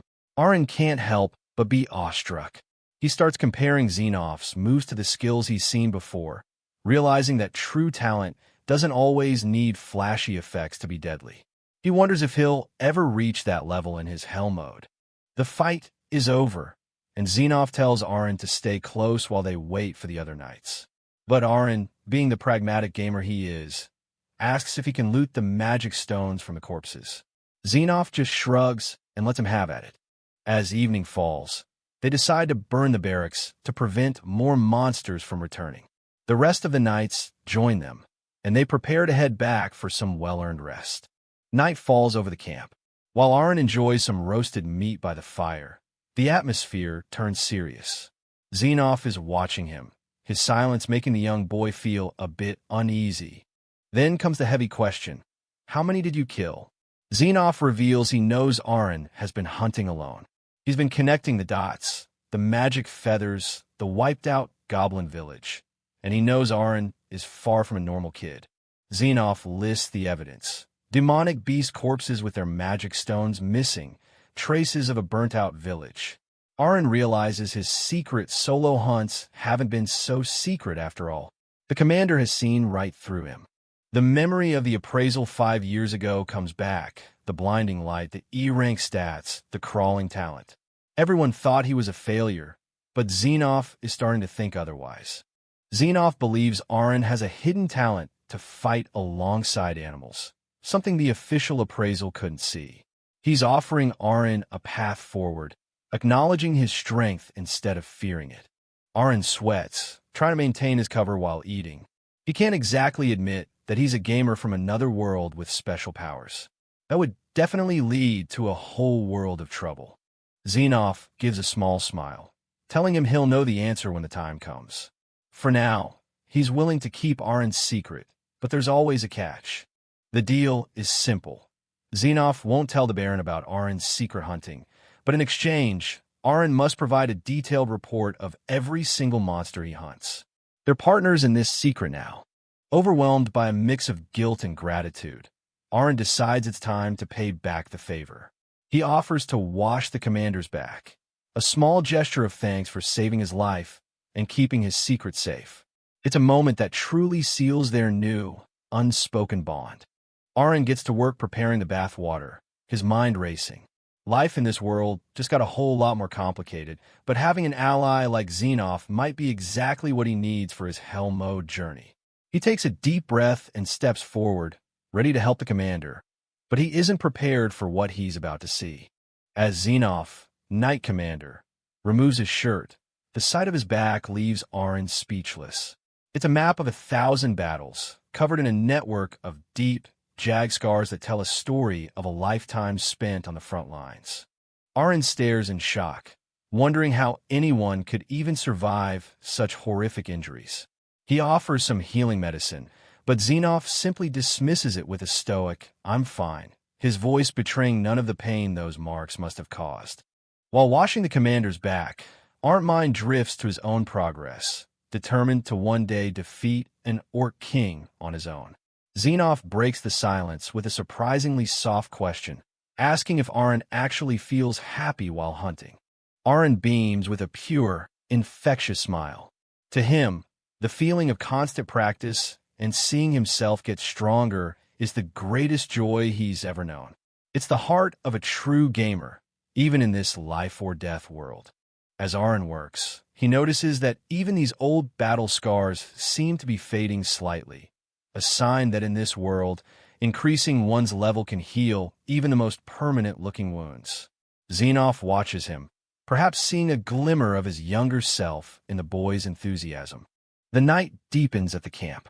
While Aaron sleeps soundly, exhausted from his day, Xenoph sits awake by the fire, a silent sentinel watching over the boy he's decided to guide in secret. In the distance, other knights keep watch through the trees. Aaron reflects on the massive 25,000 EXP he gained from the Orc King. His plan worked perfectly. Use the bears to surround the village and prioritize the magical orcs to prevent them from casting spells. It's a flawless tactical victory. The strategy was sound. A relentless stream of summoned bears to wear down the Orc King's forces without putting himself at risk. The result? A staggering 335,000 EXP from the entire village. Success really is the mother of failure, or in this case, a massive level up. Admiring his prize, Arin holds up his very first B-rank magic stone. It's a massive step forward, even if it cost him over 120 D-rank stones to pull off. He's already calculating how to optimize his resources for the next hunt. Time flies, and by October, Arin has turned 11. He's been a man of his word, thoroughly reporting his destruction of 20 orc villages to Xenoph. The Knight Commander listens, impressed by the boy's relentless progress over the months. News arrives that the mithril mining cycle has been shortened, a huge boon for the territory's economy. Arin is already looking ahead to next year, his eyes set on hunting the legendary armor ants. Everything seems to be falling into place. Dressed in formal attire, Arin prepares for the day he turns 12 and can finally begin his life as an adventurer. But the peaceful atmosphere is shattered by a sudden announcement. Royal messengers have arrived at the Grabiel house. The Sujia, Kwavua, enters the manor with an air of cold, haughty authority. Arin immediately dislikes the man, suspecting he's only there to squeeze more taxes out of the Grabiel family. Nam Toak Grabiel welcomes him, unaware of the shadow looming over them. The messenger offers an oily compliment about the Baron's devotion to the crown. His words are smooth, too smooth, and it only makes the tension in the room grow thicker. Something is definitely not right. Arin finds the messenger's sudden sweetness incredibly suspicious. The man produces a box and asks the Baron to receive its contents personally.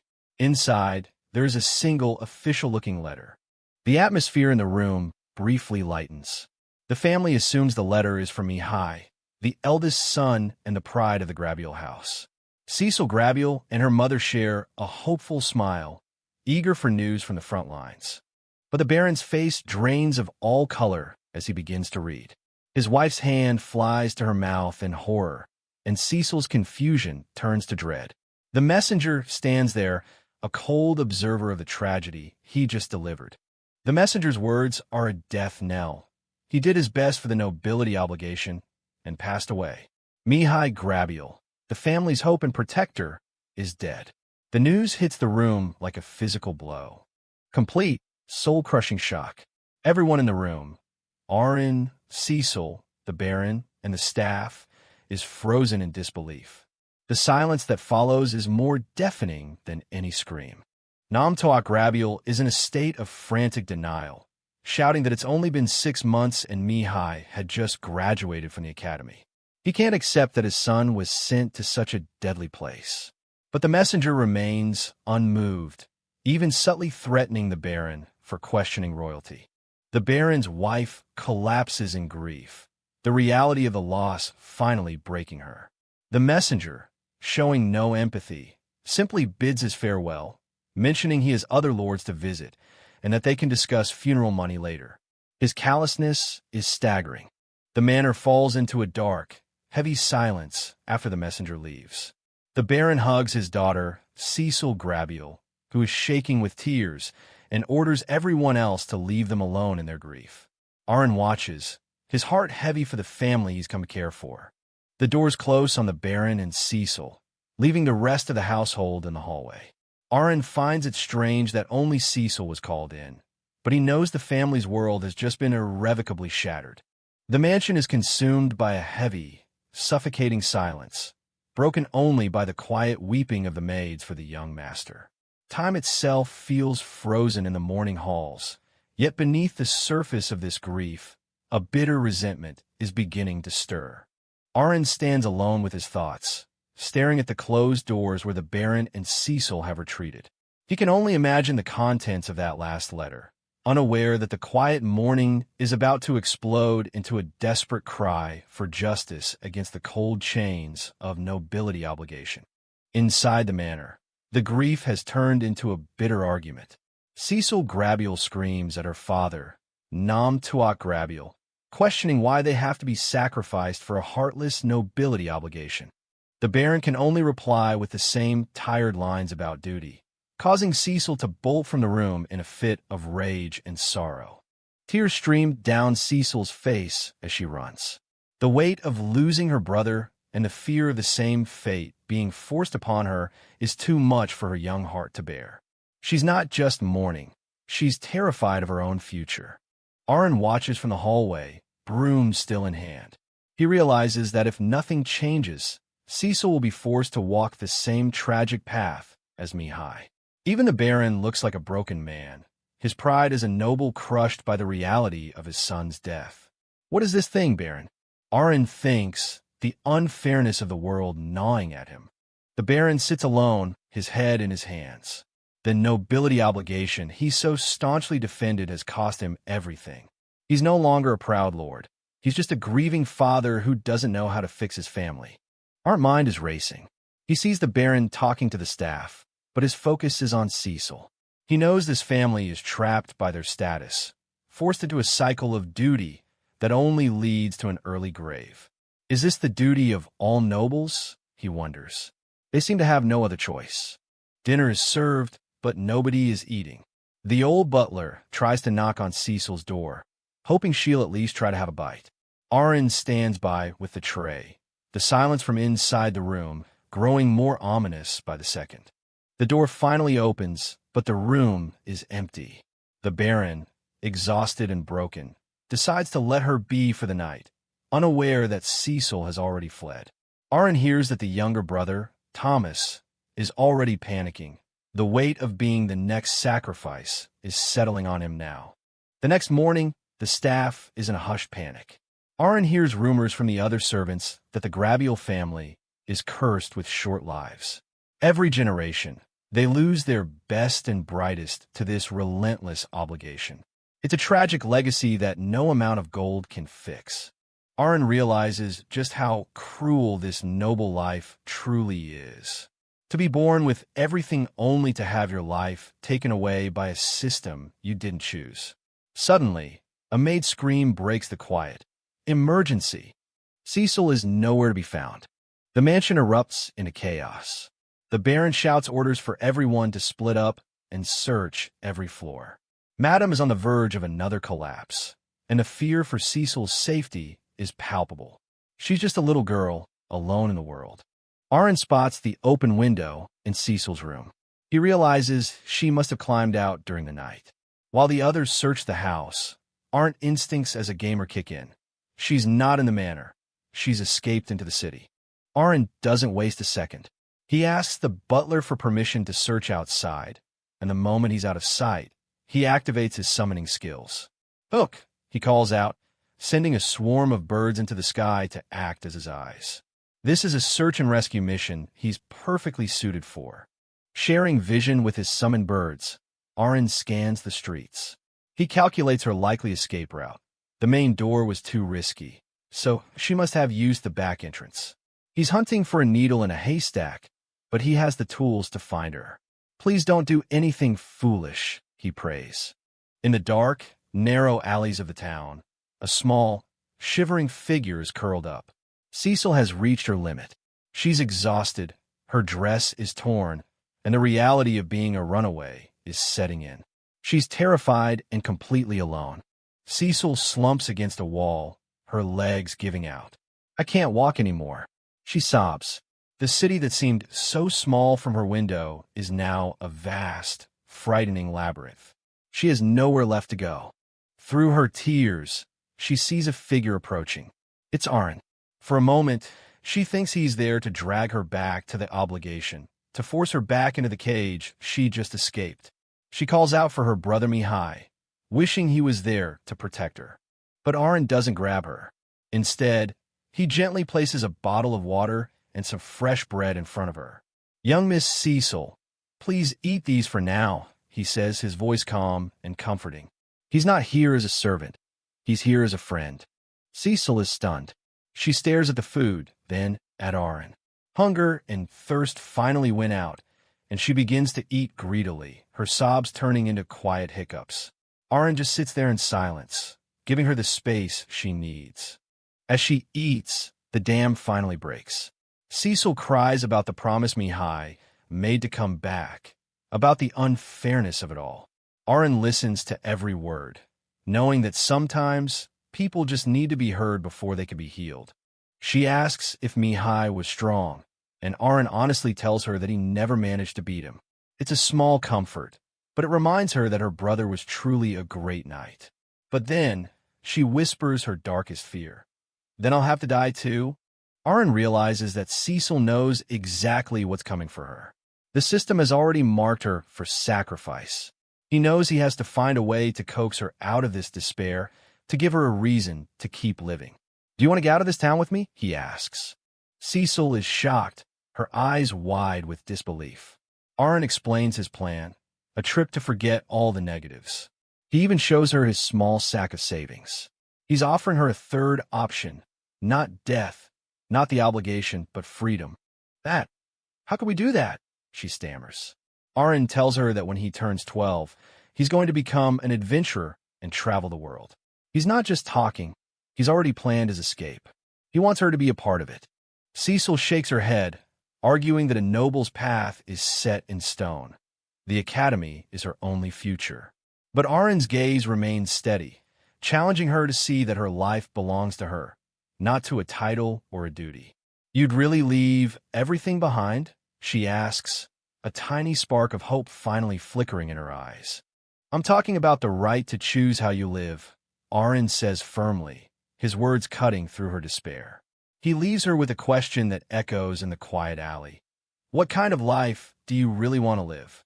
For the first time, Cecil stops seeing a cage and starts seeing a choice, her fingers tightening around the butterfly ornament as she begins to reflect on his words. In the quiet of the alley, Cecil Grabule stares into the distance, her mind a whirlwind of confusion. A life that I want to live? She repeats to herself. Our question has planted a seed of rebellion in her heart, but the shadow of her brother Mihai still looms large. She holds the butterfly ornament tightly, the last physical connection to the brother she lost. A moment of clarity washes over her. The fear doesn't vanish, but her resolve hardens. Looking at the butterfly, she whispers, "Now I know." She realizes that running away isn't the answer, but neither is blindly following a path to her own destruction. She's finally ready to face her reality. Cecil looks up at Aaron, a soft smile returning to her face. "Aaron, let's go home," she says. Her legs are still weak from the long night, so she shamelessly asks him for a piggyback ride. Aaron, ever the faithful companion, simply sighs and agrees, "Yes, my lady." It's a quiet, domestic moment after the storm of her disappearance. As they walk through the quiet morning streets, Cecil leans her head against Aaron's shoulder. "Thank you," she whispers, her voice barely audible. Aaron doesn't need to say anything. He just keeps walking, carrying the weight of his friend and her newfound hope back to the safety of the manor. They arrive back at the Grabule Manor, and the relief is instantaneous.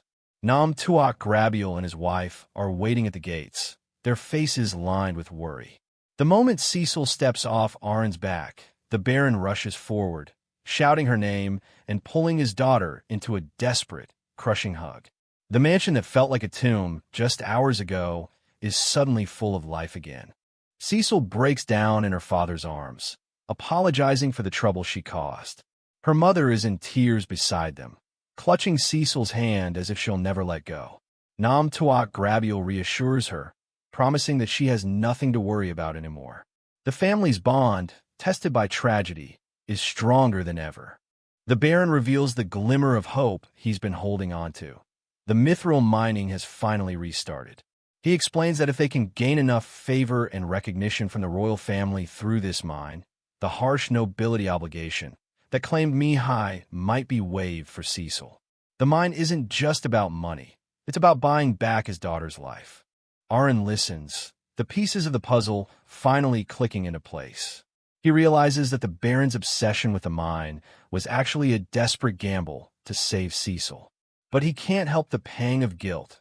If he had only started his hell mode, grind, and worked with a knight commander sooner, maybe they could have saved Mihai too. He vows not to let another tragedy happen. But Cecil surprises them all. Standing tall and wiping her eyes, she declares that she will go on the same road as her brother. She's no longer running. She will fulfill the nobility obligation in the name of the Grabule family. But she'll do it with a strength born of her own choice, not out of fear. "I'll never run away," she vows, her eyes burning with a new fire. The Baron and his wife can only stare in awe at the transformation in their daughter. Cecil has found her purpose, and Aaron realizes that the girl he saved in the alleyway is gone, replaced by a future leader who will carry her family's legacy on her own terms. 6 months pass. The shadow of Mihai's funeral has begun to lift, and the Grabiel family is slowly returning to normalcy. Mithril mining is in full swing, and the Baron is working tirelessly to secure their future. They remain wary of their neighbor Calnal, who's undoubtedly bitter about losing his mining rights. Peace has returned, but it's a fragile one. In the mountain air of White Dragon Mountain, Aaron is pushing his limits. He spent the last 6 months training and climbing steep cliffs that would exhaust a seasoned mountaineer. Cecil wanted to join his hunting trip, but Aaron knew the terrain was too dangerous for her yet. He's on a solo mission to clear the path for the family's next big venture. He reaches his target, a dark, damp cave that serves as an obstacle to the mining operations. Inside, he spots his first enemy, the armor ant, a C-rank magic beast. With its thick carapace and powerful mandibles, it's a formidable foe for any normal adventurer. But for a hell mode gamer like Aaron, it's just the next thing on the menu. Aaron's scouting report is grim. There are likely 1,000 soldier ants in this cave, all spawned by a single B-rank queen ant. The narrow entrance makes aerial scouting with his birds impossible.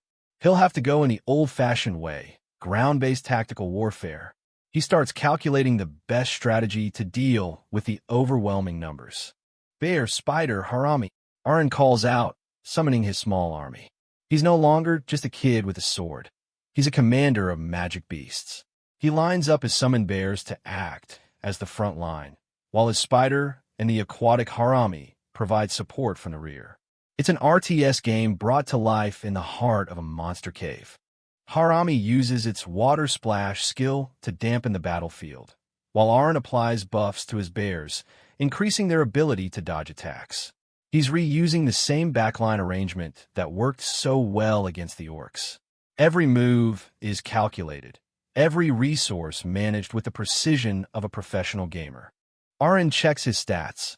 Level 11, rank 38. He has 33 bears, 6 beetles, and 4 birds at his command.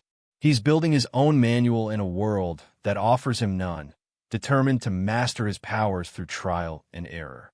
Every opponent, I will fight, he declares, stepping into the darkness of the cave. The first wave of armor ants rushes out, their mandibles snapping. Aaron doesn't flinch. Go ahead, bear, he commands. The summons clash with the magic beasts, the sound of chitin cracking and bears roaring echoing through the stone halls. The hunt is officially on. Nice! Aaron grins as he watches the battle unfold. The sheer number of ants is staggering, but he sees them for what they really are, a massive, walking pile of experience points. He plans to draw them out and finish them off one by one, slowly thinning the herd until he can reach the queen. The battle becomes a bloody grind. Aaron's forces clash with the endless tide of ants in the narrow tunnels. He's using all of his summons now, managing the chaos with a cool head. It's a brutal display of quantity versus quality, and Aaron's quality is starting to show. Aaron identifies the ants' weak spots, but he realizes his bear's low intelligence is a major handicap. They make mistakes, struggle with complex commands, and often get overwhelmed when the ants team up. He needs a better way to coordinate his troops if he wants to win this war of attrition. He uses his bird summon, Hook, to act as a battlefield coordinator. With a much higher intelligence stat, Hook can guide the bears and correct their positioning in real time. Aaron is evolving his tactics on the fly, turning his group of animals into a disciplined military unit. Keep it like this, he mutters, satisfied as his tactical effectiveness dramatically improves. With Hook guiding the front line, the bears are far more efficient, and the pile of ant corpses begins to grow. Every successful kill brings him closer to his goal. A month into the grind, and the mystery of the armor ant cave only deepens. Aaron has slaughtered over 2,000 ants, yet the horde seems as endless as ever, with the disappearing corpses suggesting the queen is birthing new ones at a terrifying rate. To stop this cycle, He realizes he needs to stop fighting at the entrance and push into the lightless heart of the hive. The Hell Mode payoff is a staggering 6 million EXP, but brute force won't solve the darkness of the tunnels or the low intelligence of his bears. Aaron secures a new, intensive hunting schedule from the Baron, knowing that his next move requires a tactical upgrade, a scout that can see what he can't and guide his army through the pitch-black maze ahead. To solve the problem of the cave's darkness and the bear's low intelligence, Aaron introduces his newest trump card, Horu, an owl summon with incredible speed and a mind as sharp as a razor. With the Night Eye skill, this bird is the perfect scout for the pitch-black tunnels ahead. Mutual Vision. Aaron activates the link, seeing through Horu's eyes as if they were his own. He sends Horu and his bear battalion deep into the cave, finally able to navigate the treacherous depths with the precision of a high-tech drone. Go, Horu, he commands, the hunt entering its final phase. Through Horu's eyes, the cave is revealed to be a massive, sprawling maze. Dozens of small rooms branch off into the darkness, each one potentially hiding a new wave of enemies. Aaron starts mapping out the labyrinth, his gamer instincts treating it like a complex dungeon crawl. What are these small rooms? He wonders, his mind already calculating the most efficient route. The ants finally spot the intruder, and for a moment, panic strikes as the connection is severed. Oh shit, they found us, Aaron mutters, having to quickly summon his scouts again. But he doesn't back down. He leads his bear battalion forward, the time for scouting over. It's time to clean up the remaining resistance. Using Horu's Night Eye, Aaron directs his bears with pinpoint accuracy, making up for their poor night vision. He discovers a horrifying sight, the larvae room, overflowing with thousands of newborn ants. He realizes that this is why the numbers never seem to go down. His gaze hardens. This time, he won't allow a single one to live. Every larva destroyed is a future threat neutralized. As the sun begins to set outside, Aaron is still deep in the maze, frustrated by the endless dead ends. Horu, go back to the cards, he says, knowing they have to return to the mansion soon. He feels like he's stuck in a tedious RPG minigame, but he's not giving up yet. He's close, he can feel it. A sudden realization hits him as he looks at his map. There it is. Deep in the heart of the mountain, Horu spots a chamber unlike any of the others. Aaron's heart hammers against his ribs as the map finally reveals the queen's chamber. Calm down, he whispers to himself. He's finally face to face with a B-rank monster, the true master of this hive. Aaron analyzes his limits. He can only control 8 beasts at once with his current intelligence. The queen is 5 kilometers away, surrounded by a personal guard of elite ants. He needs to balance his strength and change his tactics if he wants to win this boss fight. He prepares a new summon, determined to make every point of mana count. Let's go there quickly, Horu. Aaron sprints through the tunnels, his owl lead the way. He's no longer the cautious scout. He's the predator closing in on its prey. Every step is fueled by 2 months of frustration and the hope of saving the Grabiel family. The final showdown is just around the corner. He bursts into the chamber, and the sheer scale of the hive is breathtaking. Hundreds of ants guard the way, but Aaron is ready. I've been waiting for this moment for 2 months, he says, holding up his lantern. Behind him, a row of bears stands ready, their eyes glowing in the dark. The war of attrition is about to end. And then, he sees her, the queen ant, a massive B-rank monstrosity with an abdomen 3 times the size of a normal ant. Aaron grins despite the danger. She's exactly as formidable as he expected. But he also notices something strange. Her head is the same size as a regular ant's. A fatal flaw, perhaps? He starts planning his attack immediately. Take down the soldier ants, bear, Aaron commands, establishing a solid defense line. He knows he can't rush the queen until her guard is thinned. The chamber erupts into a chaotic battle, chitin clashing against fur and claws. Aaron stays focused on his book, managing the battlefield with cold, calculated precision. I have to clean up the mess in the way first. One of the bears lunges forward, a blur of fur and muscle. The queen reacts, but she's surprisingly sluggish. Aaron watches every movement, looking for the opening he needs. It's a dance of death, and Aaron is the one calling the tune. The soldier ants try to defend their mother, but ant bears are relentless. He notices that the queen seems to know his strategy, but she's still too slow to counter it effectively. It's okay. They still act very slowly, he mutters, his confidence growing with every second. The queen's size is her greatest weakness. Aaron spots the perfect opening. Take advantage of the enemy's slowness. Let's aim for the abdomen to attack, he shouts.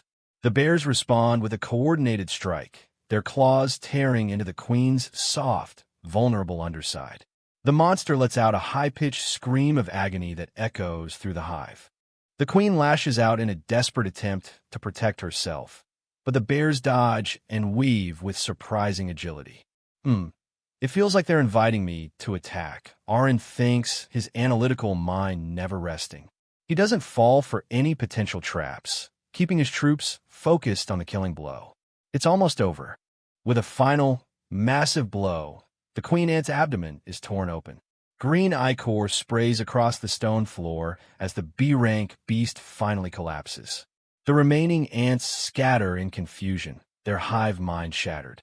Aaron stands amidst the carnage, the silence that follows the queen's death more deafening than the battle itself.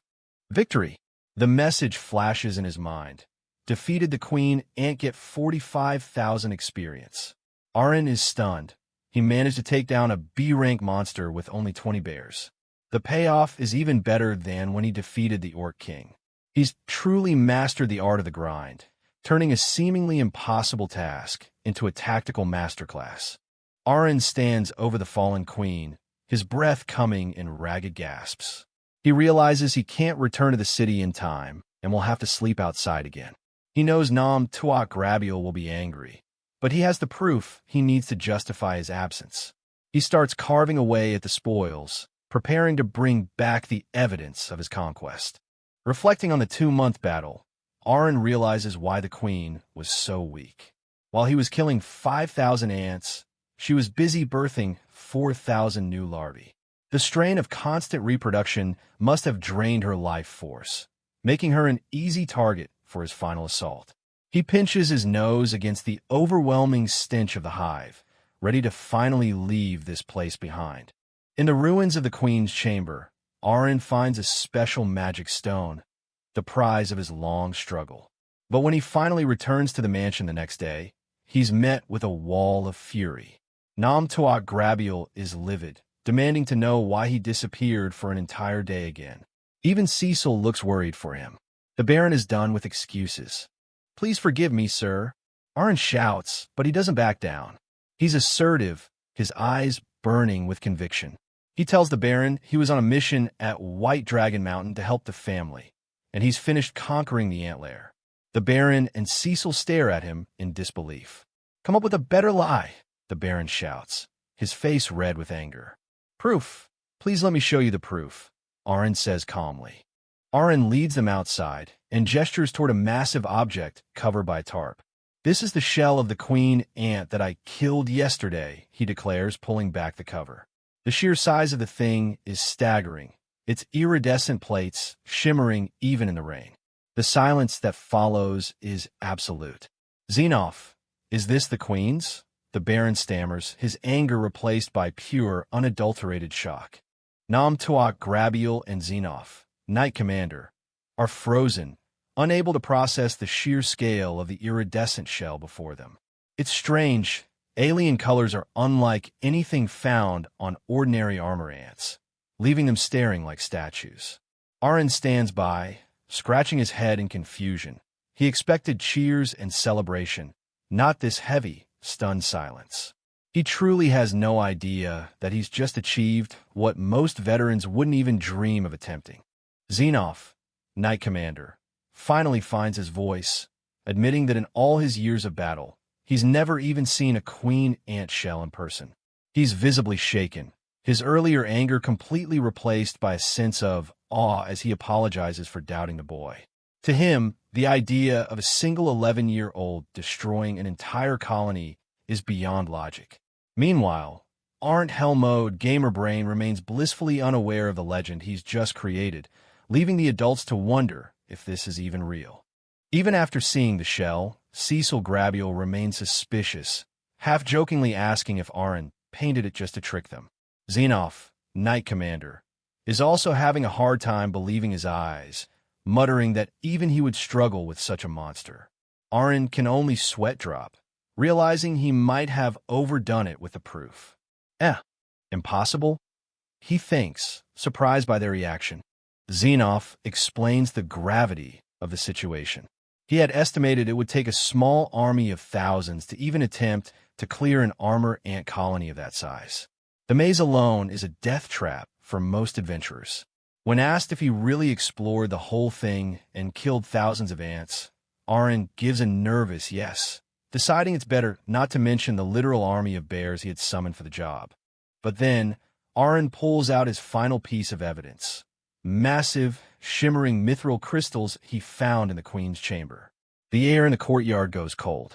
Nam Tuak Grabiel stares at the ore, his face a mask of pure, unadulterated shock. Is this mithril? He stammers, realizing that his family's fortunes have just changed forever. Aaron wonders if they finally believe him now. The weight of the discovery settles over the group. The Baron, Xenoph, and even the Baron's wife are speechless as they handle the precious ore. It's no longer just a tall tale from a young boy. It's a reality that will save the entire territory. Cecil watches them with a proud, knowing smile, her faith in Aaron fully vindicated. Even Xenoph has to admit, if it's Aaron, I think it's possible. The group moves into the manor's study for a formal discussion. Nam Tuak Grabiel and Xenoph sit with Aaron, their initial anger completely gone, replaced by a deep respect for the boy's accomplishments. Now show me the cave you conquered, the Baron says, and Aaron proudly unrolls his hand-drawn map of the maze right there on the table. Aaron presents a detailed map of the cave system, pointing out the locations of the mithril veins. The Baron and Xenoph realize that this isn't just a minor find. It's the discovery of the legendary fifth mine. The Baron decides to immediately dispatch the knights to secure the area. The reality of Aaron's feat is now beyond any shadow of a doubt. Nam Tuak Grabiel officially excuses Aaron for his unauthorized absence. He declares the feat remarkable and announces that Aaron will be added to the official list of those who discovered the family's most valuable mines. The boy who was once dismissed as having no talent has just become the savior of a noble house. Thank you, sir, Aaron says, his gamer heart finally feeling a sense of true accomplishment. But the biggest surprise is yet to come. The Baron explains that according to the law, Aaron is entitled to a mining right, a full 30% of the mining results from the vein he discovered. Aaron's eyes widen in shock. He didn't just save the family. He just became a very, very wealthy young man. This hell mode grind is finally starting to pay off in ways he never imagined. Chapter 1 ends with Aaron standing on the threshold of a new, legendary life. 12 years have passed since Aaron was reincarnated into this hell mode world. While the Grabiel family enjoys a hard-won peace thanks to the mithril mine, Aaron remains restless, craving the next challenge. But that peace is about to be shattered. An emissary from the royal family has arrived, and alongside him is the cunning Viscount Connor, a man whose presence never bodes well. The tension in the room is palpable as Baron Grabiel faces his unwelcome guests. Viscount Connor, with a predatory smile, claims he has come with a generous offer to solve the ongoing competition over the White Dragon Mountain. He proposes that the Grabiel and Connor clans manage the territory together, a suggestion that reeks of hidden motives. Baron Grabiel's heart sinks as he reads the document. It's not just a proposal. It's a royal decree demanding they share control of their most valuable land. Beside him, Viscount Connor watches with a triumphant glint in his eye, knowing he's backed the Baron into a corner with this unexpected royal intervention. As the royal emissary drones on about the benefits of equal division, Cecil and Aaron listen from the shadows, their faces tight with worry. Aaron sees right through the facade. This isn't a partnership, it's a blatant power grab. The news that Viscount Connor has already signed the contract leaves only one signature remaining, the Baron's. But Baron Grabiel refuses to be intimidated. He denounces the contract as a sham and demands they return to the capital to verify its authenticity. This defiance ignites Connor's fury. He lashes out, insulting the Baron's rank and warning him of the consequences of defying a decree when Mithril is at stake. The room falls into a heavy, suffocating silence. Despite the looming threat, the Baron's first priority is his family.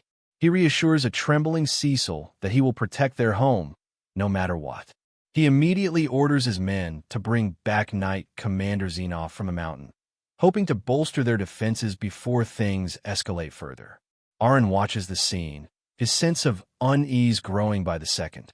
In the quiet of the servants' quarters, Arin tries to piece together the political puzzle. He knows that share management is just a stepping stone for Connor to seize everything. If his master refuses, he'll be labeled as greedy. If he accepts, he loses his legacy. But Arin's thoughts are suddenly cut short by a violent crash echoing through the manor. The manor's peace is shattered by screams for help. Cecil has been targeted. Arin doesn't hesitate, his gamer instincts taking over as he sprints toward the source of the commotion. He finds the hallway in ruins, a broken window, and an injured servant marking the trail of the intruders. Arin bursts into the room only to find his worst fears realized. A group of seasoned mercenaries has breached the manor, and Cecil is already in their clutches. Leading them is the menace known as Dagraha. Seeing the girl he's sworn to protect being hauled away like cargo, Arin's blood boils with rage. With a sword in hand, Arin launches a desperate assault. He realizes they used the cover of the meeting to bypass the outer defenses. Despite his young age, his movements are sharp and calculated, surprising the mercenaries. One of the captors clicks his tongue in annoyance, unimpressed by the kid who dares to stand in his way. The gap in experience is massive, but Arin has his hell mode assets. He quickly consumes magic fruits and activates supplementary cards to boost his stats, pushing his young body to its absolute limit. The lead kidnapper, however, seems to be enjoying the struggle, his combat skills far outstripping anything Arin has faced before. The mercenary taunts him, treating the life-or-death battle like child's play. Arin, his stamina rapidly depleting, is forced to use his precious leaves of life just to stay on his feet. He knows he's outclassed, but in his mind, retreat is not an option as long as Cecil is in danger. While Arin fights a losing battle, the news finally reaches Baron Grabiel. The realization that his daughter has been snatched from under his own roof leaves him paralyzed with shock and terror. His defiance earlier today has brought a nightmare directly to his doorstep. The battle reaches a tipping point. With a final devastating blow that sends Arin crashing back, the leader signals his men to retreat. They vanish through the shattered window, taking the unconscious Cecil with them. Arin can only watch in agony as his strength fails him at the most critical moment. As the manor descends into chaos, Arin feels a strange numbness spreading through his body. Poison. He tries to cry out to warn the guards, but his vision blurs and his strength evaporates. He falls into darkness, the sounds of the frantic search fading away as he is taken alongside Cecil. When Arin finally regains consciousness, the world is cold and dark. He's bound tightly, his body aching from the battle and the lingering effects of the toxin. The silence around him is heavy, punctuated only by the distant, rhythmic creaking of a vessel in motion. Relief washes over him when he spots Cecil nearby. She's unconscious but alive.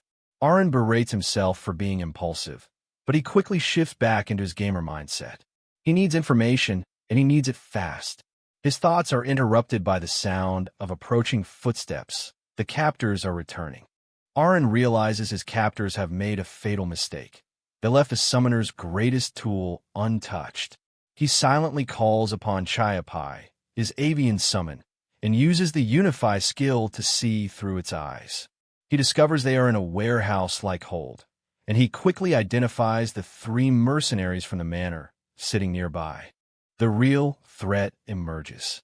Dagraha, the one-star scout and leader of the kidnappers, enters the hold.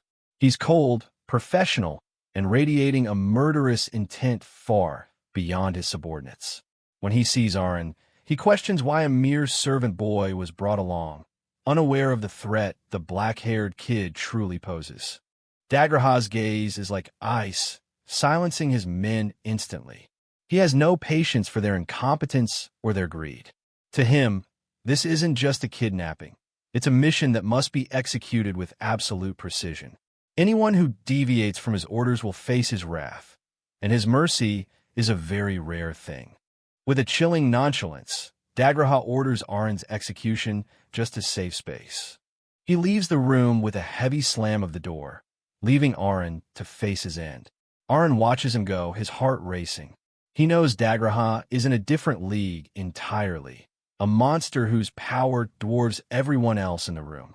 The mercenaries begin to boast, their talk revealing the grim reality of the world. Dagraha is a veteran of a brutal war, a man whose skills were forged in blood. They speak of Knight Commander Xenoph as a peer, someone only Dagraha could possibly challenge. It's clear that these men aren't just common thugs. They are part of something much larger and more dangerous. Listening to their cruel laughter, Aaron pieced together the bits of information. There's a war raging somewhere, and these men are deserters or mercenaries profiting from the chaos. He realizes that waiting for rescue is a fool's errand. In this hell mode, survival is a solo game. He prepares to make his move, his grimoire already materializing in his mind. Aaron quickly catalogs his meager gear: 3 iron balls and a single short sword. One shot is all he'll get. Seizing the moment when a guard steps out, he releases Chayapai to scout the airship's maze-like corridors. Every second counts as he begins his silent reconnaissance to find a way out of this flying cage. The report from Chayapai is a staggering blow to his hopes. Peering through the bird's eyes, Aaron sees no land, only an endless, shifting expanse stretching to the horizon. They've been taken far beyond the Grabial borders, isolated on a vessel soaring through the middle of nowhere. The mission just shifted from a simple jailbreak to a desperate fight for survival in the sky. Chayapai continues its silent reconnaissance. The magic airship is massive, a flying fortress of metal and wood. Outside the windows, the world has plunged into darkness, the stars shining brightly over a sea of clouds. A sudden announcement crackles through the ship's speakers. "Thank you for trusting Bahona's service," signaling that this ship belongs to a commercial transport guild used by the kidnappers. The announcement continues, warning passengers about unstable airflow and tremors. Aaron's eyes go wide. The realization that they are high in the sky, far from any land, makes the situation far more dire than he anticipated. Escape isn't just about breaking ties. It's about survival in the clouds. Through the bird's eyes, the full scale of the magic airship is revealed. It glides majestically through the moonlight, a silent predator in the night sky. For a regular 12-year-old, this would be a death trap, but for a gamer like Aaron, it's just a dungeon with a very long drop. Chayapai flies higher, confirming they are well above the cloud layer. There's truly no easy way down. Moving back inside, the bird searches for Dagraha, but finds a bustling area instead. The ship's public corridor is filled with people, making a stealthy rescue even more complicated. The bird finds its target. In a private cabin, Viscount Connor is celebrating with the royal messenger. They clink glasses, their conversation revealing a deeper conspiracy involving a deputy minister and the academy side. The contract that Connor tried to force on Baron Grabiel was just the beginning of a larger political play. Connor's laughter is vile. He gloats about putting lone nobles in their place, his ego inflated by the success of his scheme. He finds genuine amusement in the memory of the Baron's bitter face, completely dismissive of the lives he's ruining for a few more mithril mining rights. The Viscount sits back, utterly confident. He knows he holds all the cards as long as Cecil is his hostage. He plans to use her as a permanent lever against the Baron, banking on the fact that since the Grabiels just lost their eldest son, Cecil is now their only weakness. The conversation takes a darker turn. Connor's eyes gleam with malice as he suggests sending a part of Cecil's hand back to the Baron if he continues to be stubborn. Through Chiapai's connection, Aaron hears everything. His jaw clenches, his eyes burning with a cold, murderous fury. Bastard! The villains continue to toast to their dirty plan funded by greed. Meanwhile, Aaron's focus shifts back to his own body in the hold. He's tied up, but his mind is racing. He knows the Baron is in an impossible position. The only way to save the family is to rescue Cecil right here, right now. Back in the dark hold, Cecil finally wakes up. Her eyes are wide with terror as she finds herself bound and gagged. She sees Aaron lying next to her, still seemingly unconscious, and lets out a muffled, desperate cry for help. Desperate to wake him, Cecil kicks Aaron's leg. He groans, stirring as the eye-patch mercenary mocks them. The man informs them they're nearing Calnal City, the heart of the Viscount's power. If they reach the city, any hope of rescue will vanish. The mercenary's threats become more physical, his hand reaching for Cecil as he scolds her for being stubborn. Aaron's eyes snap open. He realizes he can't wait for a perfect moment any longer. The time for observation is over. It's time to act. Aaron's mental status screen flickers to life. Level 41. Summoner. He has a vast arsenal of cards gathered through his hell mode grinding. He scans his deck. Insects, beasts, birds, even a knight. Each card represents thousands of hours of effort. And today, they will be the key to his survival. Let's strike back. Aaron's grimoire pulses with light. He hasn't just been waiting. He's been preparing a plan to protect his holder. With a silent command, he triggers his first summon. Come out, Ajiha. A massive, glowing butterfly erupts from the book. The mercenaries stumble back in shock, their eyes wide as they realize the helpless kid is a high-level magic beast summoner. Ajiha's wings beat slowly, scattering shimmering dust into the air. Ajiha's scales are more than just pretty. They are a potent paralytic. The shimmering dust settles on the room, and one of the mercenaries freezes mid-attack. Aaron knows his summons have limits, but in a small room, even one paralyzed enemy changes the odds. Taking advantage of the chaos, Aaron uses his mana to dissolve his bonds. The rope snaps, falling away as the eye-patch mercenary watches in disbelief. Disappear, he stammers, unable to track Aaron's sudden burst of speed as he moves to protect Cecil. Aaron stands tall, the ropes at his feet and his eyes locked on his enemies. The aura of a master gamer radiates from him. Watch me strike back, he declares, his presence completely transformed from a servant boy to a formidable warrior. Aaron doesn't stop with one summon. He flips another card. Bear, it's time to bite and scratch. A massive grizzly bear manifests in the hold, its roar shaking the very walls of the ship. The mercenaries' confidence evaporates instantly as they face another powerful magic beast. The grizzly lunges at the leader, forcing him on the defensive. Aaron doesn't just watch. He dives into the fray himself. He targets the subordinate who is already weakened, taking him down with a swift, calculated strike. Second guy defeated, Aaron stands ready for the next round. He knows the allies of these men will be here soon, and he needs to clear the room before they are overwhelmed. The eye-patch mercenary draws his blade, his expression turning from mockery to genuine fear. What did you do? The mercenary's fear turns into desperation. He snarls, declaring he'll kill Aaron this time. Cecil watches from the floor, her gag still on, her eyes filled with a mix of shock and hope as she sees the servant boy she knew standing his ground against a seasoned killer. Use your shield, Braun. Aaron summons his strongest tank, a fully armored knight. Braun appears instantly, his massive shield clanging against the mercenary's sword, completely neutralizing the attack. The man can only stare in mute shock at the sheer number of summons Aaron is fielding. Aaron's mind works like a well-oiled machine, calculating mana costs and cooldowns with lethal precision. He knows Braun and Grizzly can hold the line, but to secure their escape, he needs a complete tactical lockdown. He reaches into his deck for 3 more cards. Chu the Spider, Harami the Orca, and a bug-type summon, and shouts the order to engage. In a burst of mana, Harami the Orca manifests, its water scales providing a shimmering layer of protection to the armored brawn. As the room begins to fill with his creations, Aaron positions himself protectively in front of Cecil, his eyes locked on the remaining mercenary. He's ready to turn this cramped hold into a nightmare for his captors. Aaron isn't finished.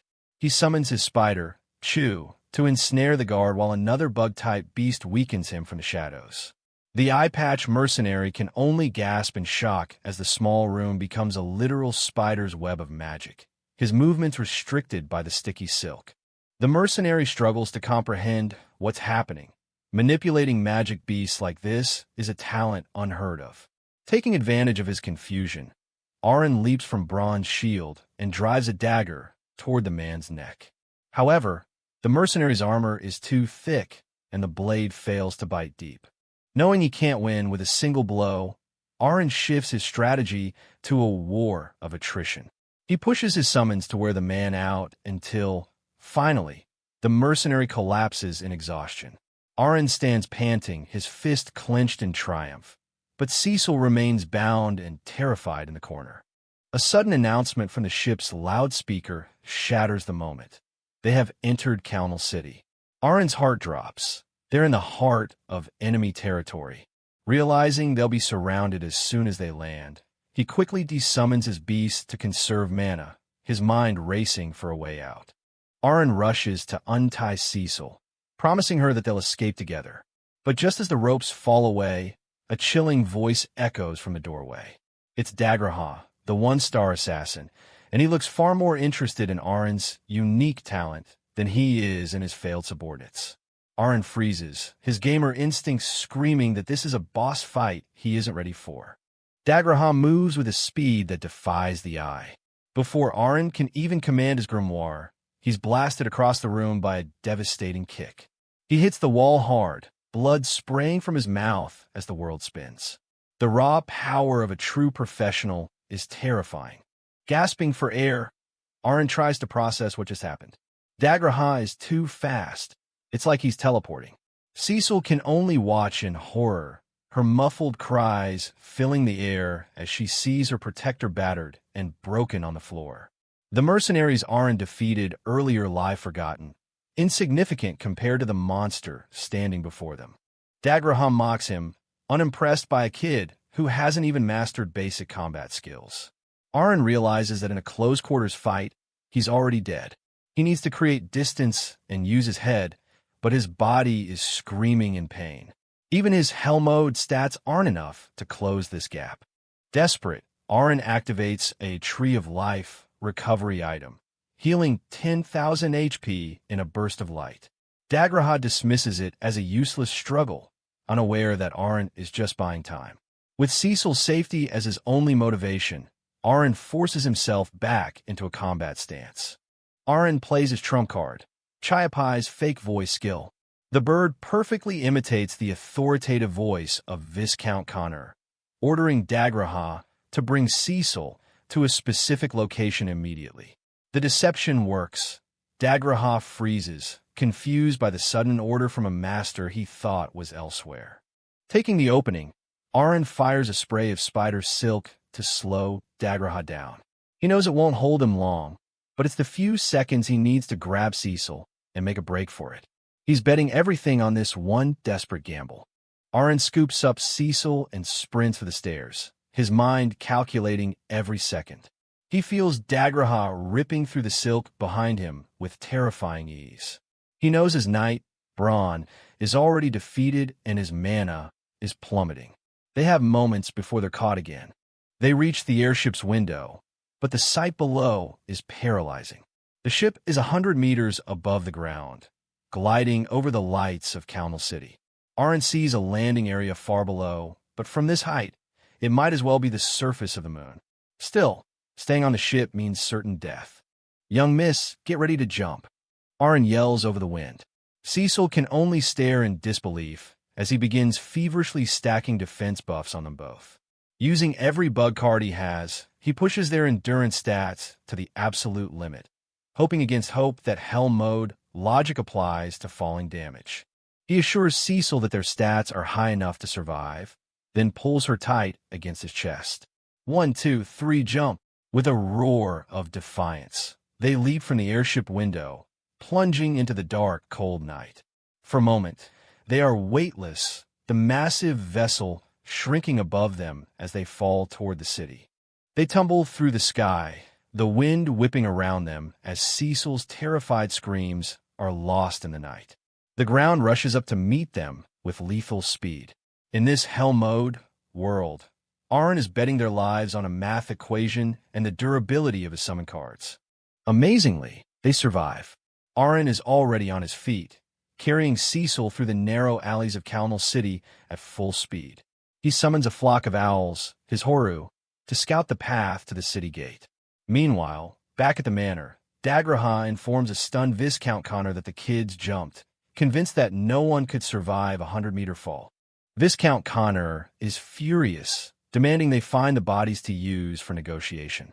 Dagraha is certain they're dead, but the Viscount knows Cecil is too vital to his plan to lose. If he had any idea she was actually alive and running through his city, he'd unleash his entire army to hunt her down. Aaron and Cecil reach the city's outer gate. With a poker face that would impress any pro gamer, Aaron shows a Grabial family crest and claims they are leaving on the young Mrs. orders. The guard is baffled. 2 children alone at night, without a single bodyguard? But Aaron's confidence is enough to sow doubt.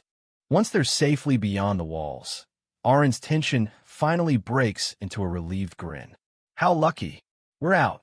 Cecil can only shake her head, realizing that the servant boy is a far better liar than she ever imagined.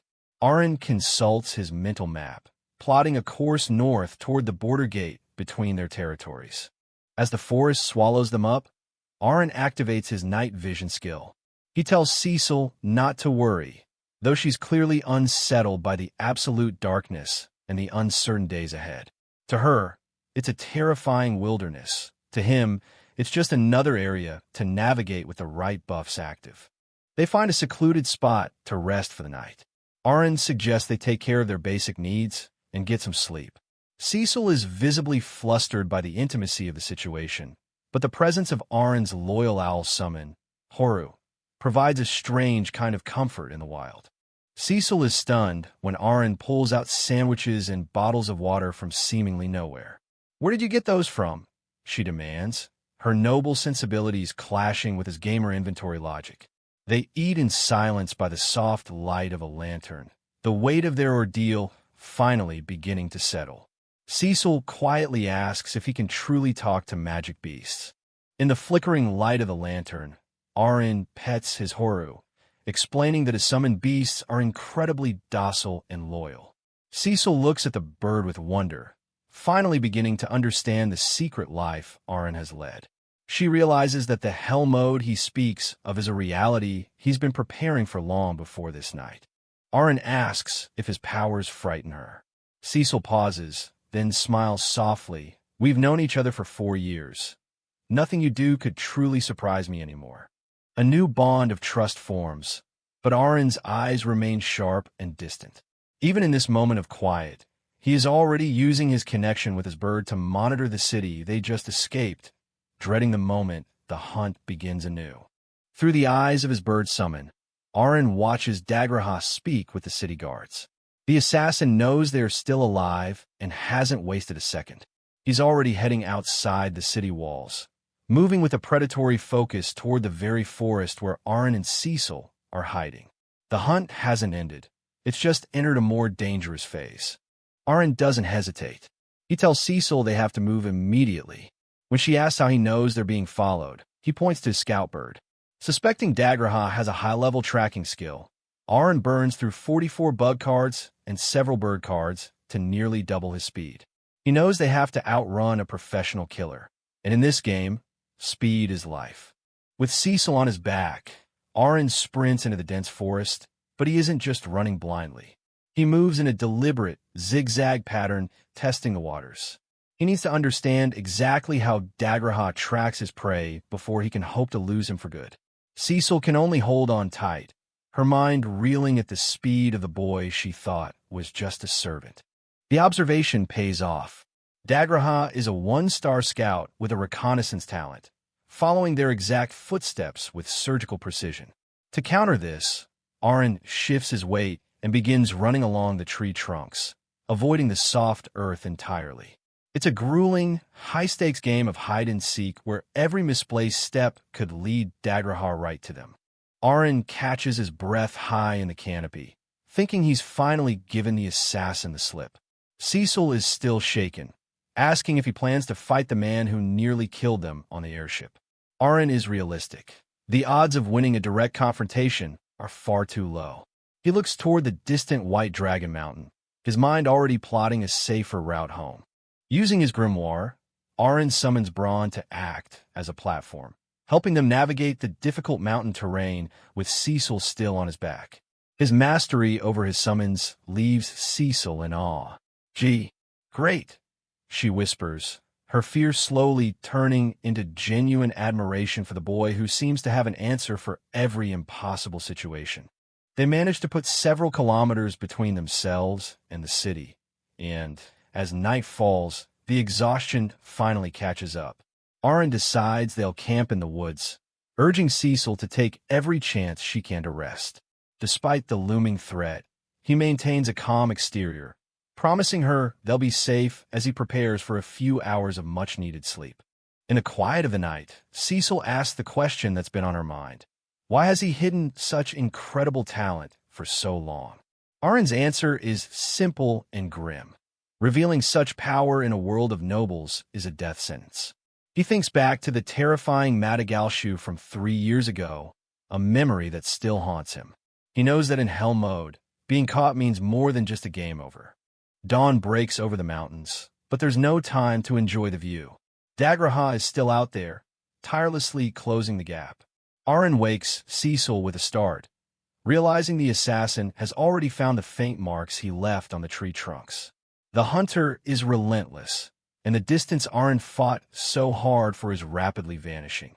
Dagraha is indeed close, his frustration evident as he finds another of Arin's clever diversions. He begins to realize the brat is more than just lucky. Arin understands his tracking skills and is actively countering them. The game of cat and mouse intensifies as Arin begins running in a confusing spiral pattern to muddy his trail once more. Dagraha's face contorts with rage. "You can't run away from me," he snarls to the empty woods. He's no longer just a mercenary on a mission. It's personal now. Meanwhile, Arin continues to push his body to the limit, carrying Cecil through the underbrush, his mind entirely focused on reaching the safety of the border. Finally, on the second morning after their escape, the northern border gate of the Dragon Mountains comes into view. The sight of the massive stone walls is a beacon of hope. The guards recognize Cecil instantly, their shock at seeing the young miss safe and sound spreading through the garrison like wildfire. The garrison commander offers them immediate rest and a carriage back to the manor, but Arin remains strangely on guard. While Cecil is relieved to be back among allies, Arin feels a familiar prickle on the back of his neck. He holds his family crest tight, his eyes darting around the courtyard as if expecting an attack at any moment. To the guard's confusion, Arin refuses the carriage, claiming he can run faster than any horse. He knows they aren't safe yet. As they leave the gate, Cecil notices his tension and asks what's wrong. Arin's voice is low. His summoned bird has lost sight of Dagraha. The assassin has either vanished or, worse, he's aware he's being watched. Arin explains that staying with the Night Order would only put them in danger. Dagraha was hired specifically to deal with warriors of that caliber, and a few border guards wouldn't stand a chance. He knows their only real hope is to keep moving and reach the heart of Grabial territory before the assassin catches up. Cecil's guilt begins to surface, and she asks if Arin would be safer if he just left her behind. Arin doesn't even consider it. He knows the situation is far too much for a 12-year-old girl to bear, and he's driven by more than just duty. He carries a weight on his shoulders that goes back to a promise he made long ago. The memory of young Master Mihai flashes in Arin's mind. He made a vow to protect Cecil at all costs, and it's a promise he intends to keep, even if it kills him. "So let's get home together," he says firmly, his resolve as hard as the mithril in their minds. It's no longer about the game. It's about the family he's chosen to protect. Cecil's eyes well with tears as the weight of his words sinks in. A simple thank you is all she can manage, her heart swelling with gratitude for the boy carrying her through the wild. They continue their journey, a small island of two in a sea of danger, moving ever closer to home. Arin summons a fresh pair of birds to scout the area, his mana reserves slowly depleting. He tells himself he has to keep his composure, to be the cool protector Cecil needs right now. But beneath the calm surface, the gears of a master gamer are turning, constantly recalculating their chances of survival. By the morning of the third day, the exhaustion is visible on both of them. Cecil asks if they'll finally reach home by tomorrow, her voice small and hopeful.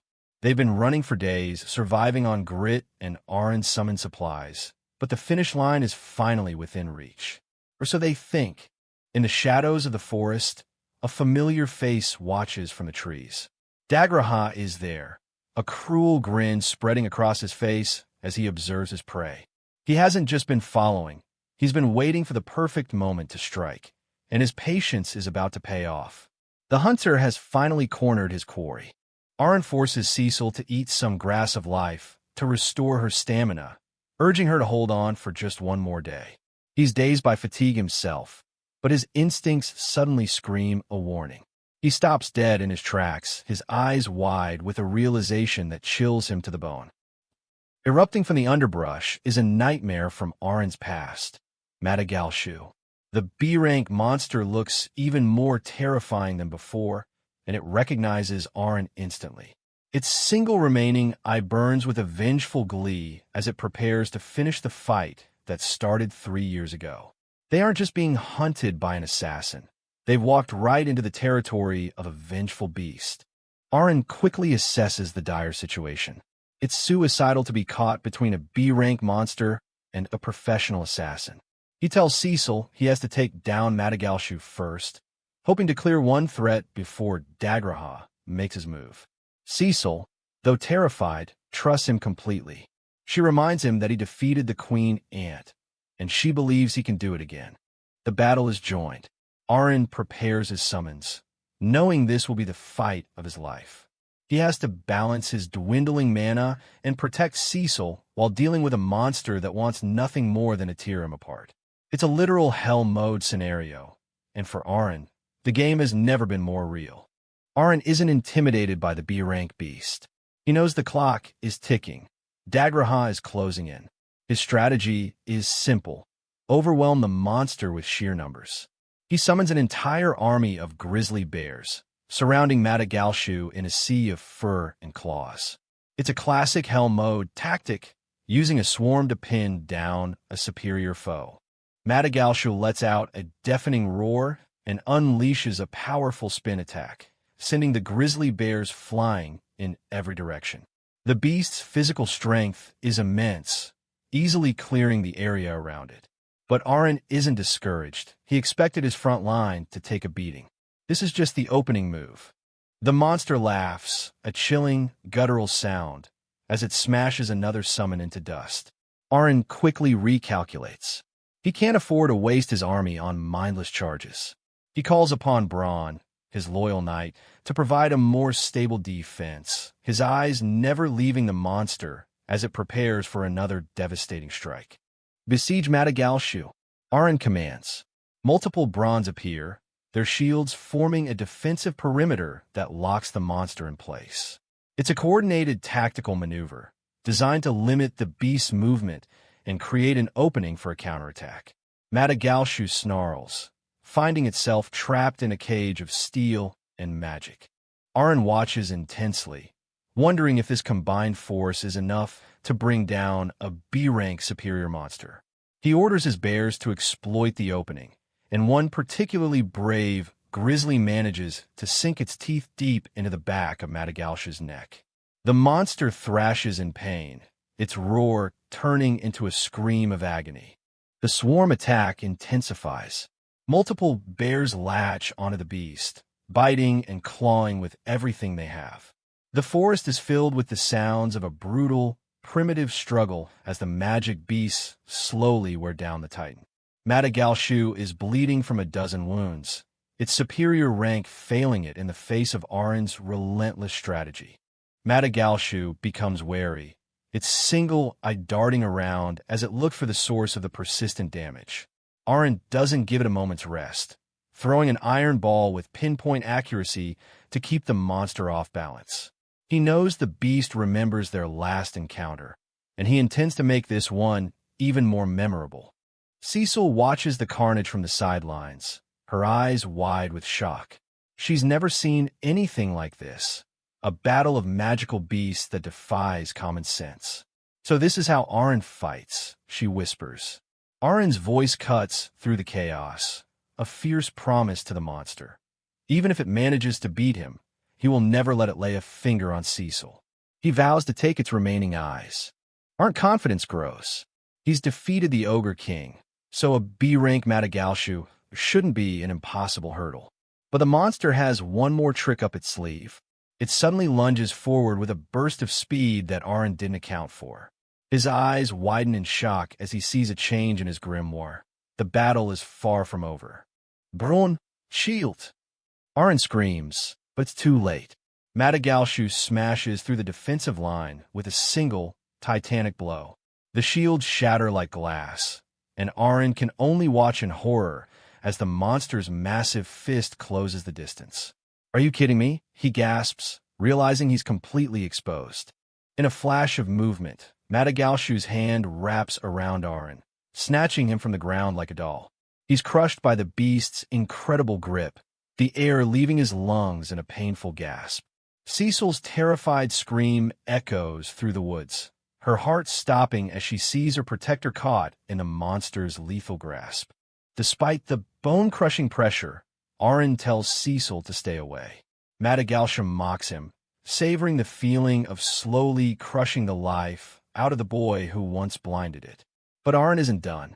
He forces a grass of life into his mouth, restoring his stamina and keeping his HP from dropping to zero. It's a war of attrition, and he has more than enough supplies to last. Madagalshu holds him up, its mouth opening wide for a final lethal bite. The monster savors its victory, unaware that it has just invited its own destruction. Arin watches the rows of jagged teeth approaching, his eyes cold and focused even in the face of death.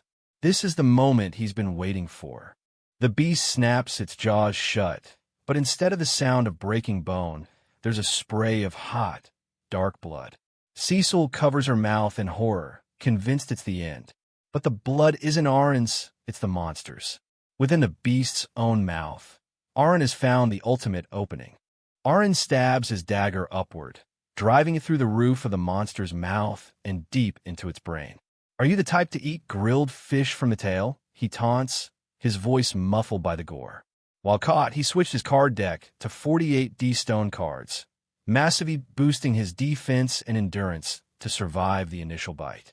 The hunter has become the lethal parasite. Madagalshu thrashes in a terminal frenzy, but Arin doesn't let go, twisting the blade even deeper into its skull. He mocks the beast's inability to finish him off sooner.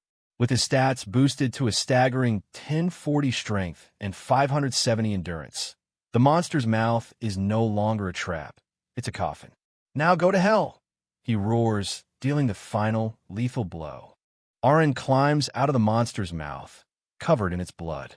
He explains to the dying beast that the status screen never lies.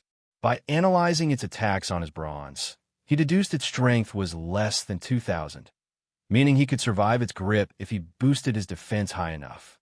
He consumes another grass of life to recover from the brutal encounter. The gamer logic remains flawless. Arin mentions he prepared 100 tons of recovery items in case he had to fight a death battle with Dagraha. Madagalshu was just a test of his endurance. He feels a strange sense of nostalgia, remembering the many nights spent grinding against powerful bosses in his past life. This hell mode world is just a much larger, more dangerous version of the games he loved. With one last effort, Aren unleashes a final burst of energy from within the monster's skull. A flash of lightning erupts through the beast's head, sealing its fate.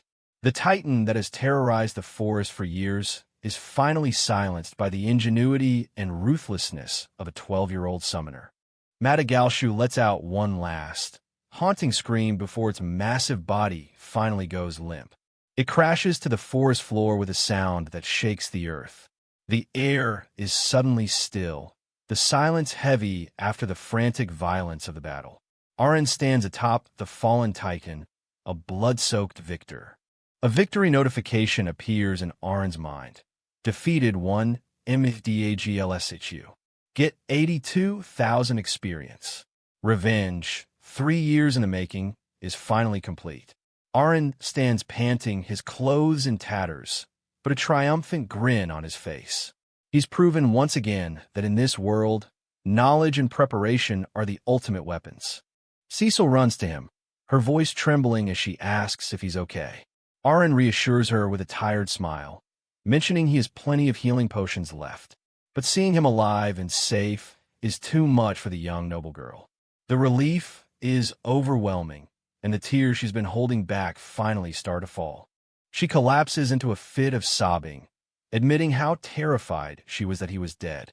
Aren apologizes for scaring her, his heart softening at the sight of her genuine distress. He survived the monster, but he knows the most dangerous part of their journey is still to come. He can feel another presence approaching. Their reunion is cut short by the sound of clapping from the shadows. Dagraha has finally caught up, and he's clearly impressed by the carnage. But his praise is hollow. His eyes are burning with a murderous fury. "You brat," he snarls, pointing a finger at Aren. "I will kill you right here."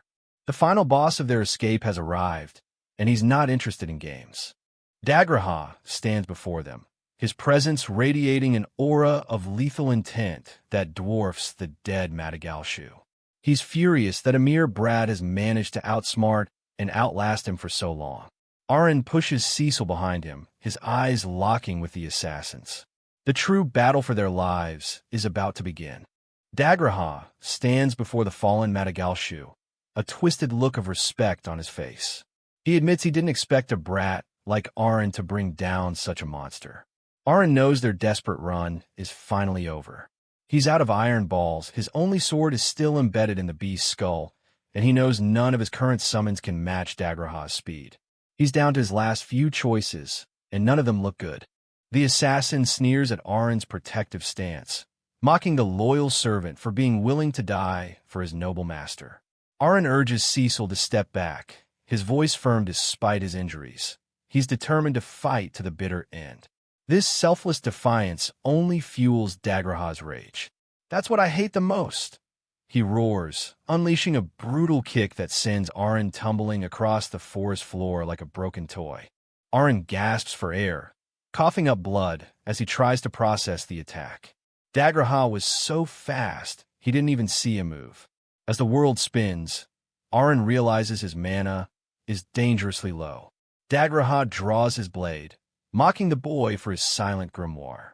"So, not calling out your animals anymore?" he taunts, savoring the sight of his prey, finally cornered and defenseless. Cecil can only watch in silent horror, her protector broken at the assassin's feet. Dagraha stands over the fallen boy, the tip of his rapier inches from Aren's head. "Time's up, kid," he says coldly, his eyes devoid of mercy. Cecil's silent plea is lost in the heavy air. But just as the final blow is about to fall, the earth itself seems to shatter. A massive, deafening explosion erupts between them, a sudden twist of fate that leaves everyone reeling. Who, or what, has intervened at the very last second?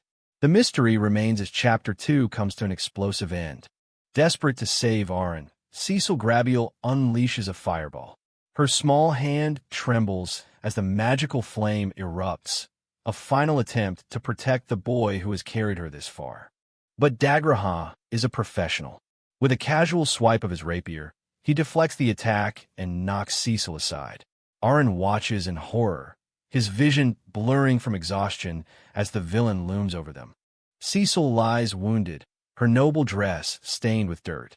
Dagraha looks down at them with cold contempt, taunting Arin about his inability to do anything despite his orders not to kill. Arin's gaze sharpens, his mind still working through the pain.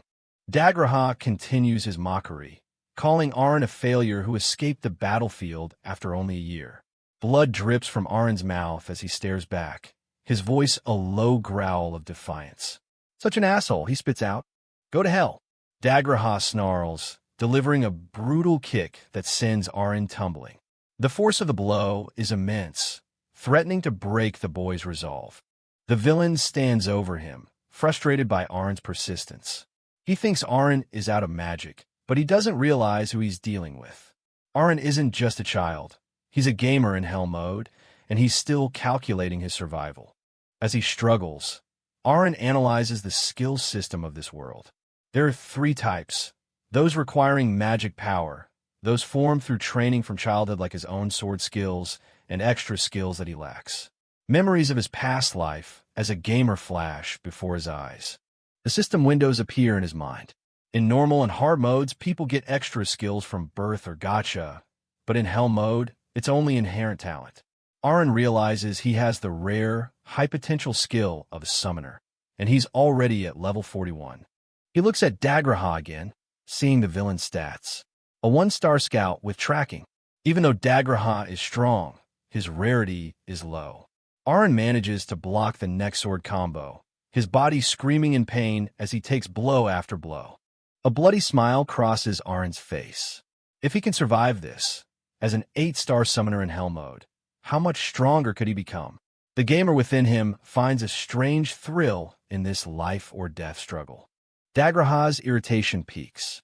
He strikes again, sending Arin flying back towards Cecil. The villain's rapier is swift and deadly, intended to end this disgusting brat once and for all. Dagraha wonders how many healing charms Arin is hiding. In reality, Arin is consuming Grass of Life, a basic item that restores 1,000 stamina. He's not exhausted yet, and he's certainly not ready to run. Arin stares up, his voice cold. You received a death sentence the moment you hit Cecil. Suddenly, Dagraha's attention is drawn to a bird circling in the sky. He senses a presence approaching through the trees. Through the forest, a man in heavy knight armor is charging toward them, a bird perched on his shoulder. He's received Arin's distress signal and is desperate to arrive before it's too late. Dagraha realizes the trick. Arin had sent birds back to the mansion the moment they arrived at the gate, using himself as bait to buy time. It's too late to realize, Arin whispers, his plan finally coming to fruition. Despite the pain and the numerous cuts from the rapier, Arin is triumphant. The backup has arrived. He's willing to use every trick in his gamer's arsenal to defeat a superior enemy. "Let's beat him up," he shouts. The 2 men face off. The newcomer's presence is overwhelming, his heavy sword a sharp contrast to Dagraha's rapier. Dagraha's arrogance falters as he recognizes the threat. "So you are Xenoph?" he asks, testing the waters. Xenoph glances at the battered Arin and the unconscious Cecil. Arin gives a slight nod, confirming they are safe for now. The Knight Commander's expression hardens into one of pure, righteous fury. "I will cut you into pieces in the name of the Knight Commander," Xenoph declares, drawing his massive blade. He marches forward, his armor clanking with every heavy step. Dagraha sneers, calling him a bastard. Dagraha mocks Xenoph's life of peace in the countryside, his voice filled with resentment. Xenoph remains silent, his eyes fixed on his target.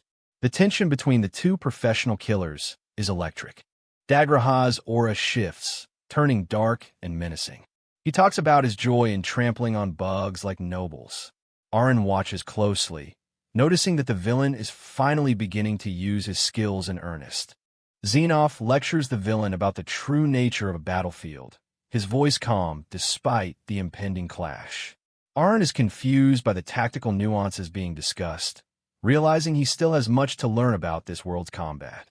Xenoph stands ready, his blade glowing with an inner light. He understands the type of man he's fighting, a survivor who has lost everything and turned into a monster. It's time to end this. The clash begins. Dagraha lunges with viper-like speed, screaming that only fools sacrifice themselves for nothing. But Xenoph, Knight Commander, barely moves, his deliberate posture radiating a power that Dagraha's hatred can't reach. Dagraha's voice cracks as he rants about his dead comrades, blaming the fools in high places for their suffering. He's no longer just a scout. He's a vessel of pure spite, preparing to unleash his most murderous strike yet. Dagraha lunges forward with murderous intent, screaming "Die! You parasites!" at Xenoph, Knight Commander. He pours all his hatred for nobles into this final, desperate strike. The rapier pierces straight through Xenoph, Knight Commander's armor, but he doesn't even flinch. Dagraha is paralyzed with shock as he realizes his attack did nothing. This is the difference between a mere scout and a true swordsman of Xenoph's caliber. Xenoph, Knight Commander, stares back with eyes that have seen far more tragedy than Dagraha could imagine.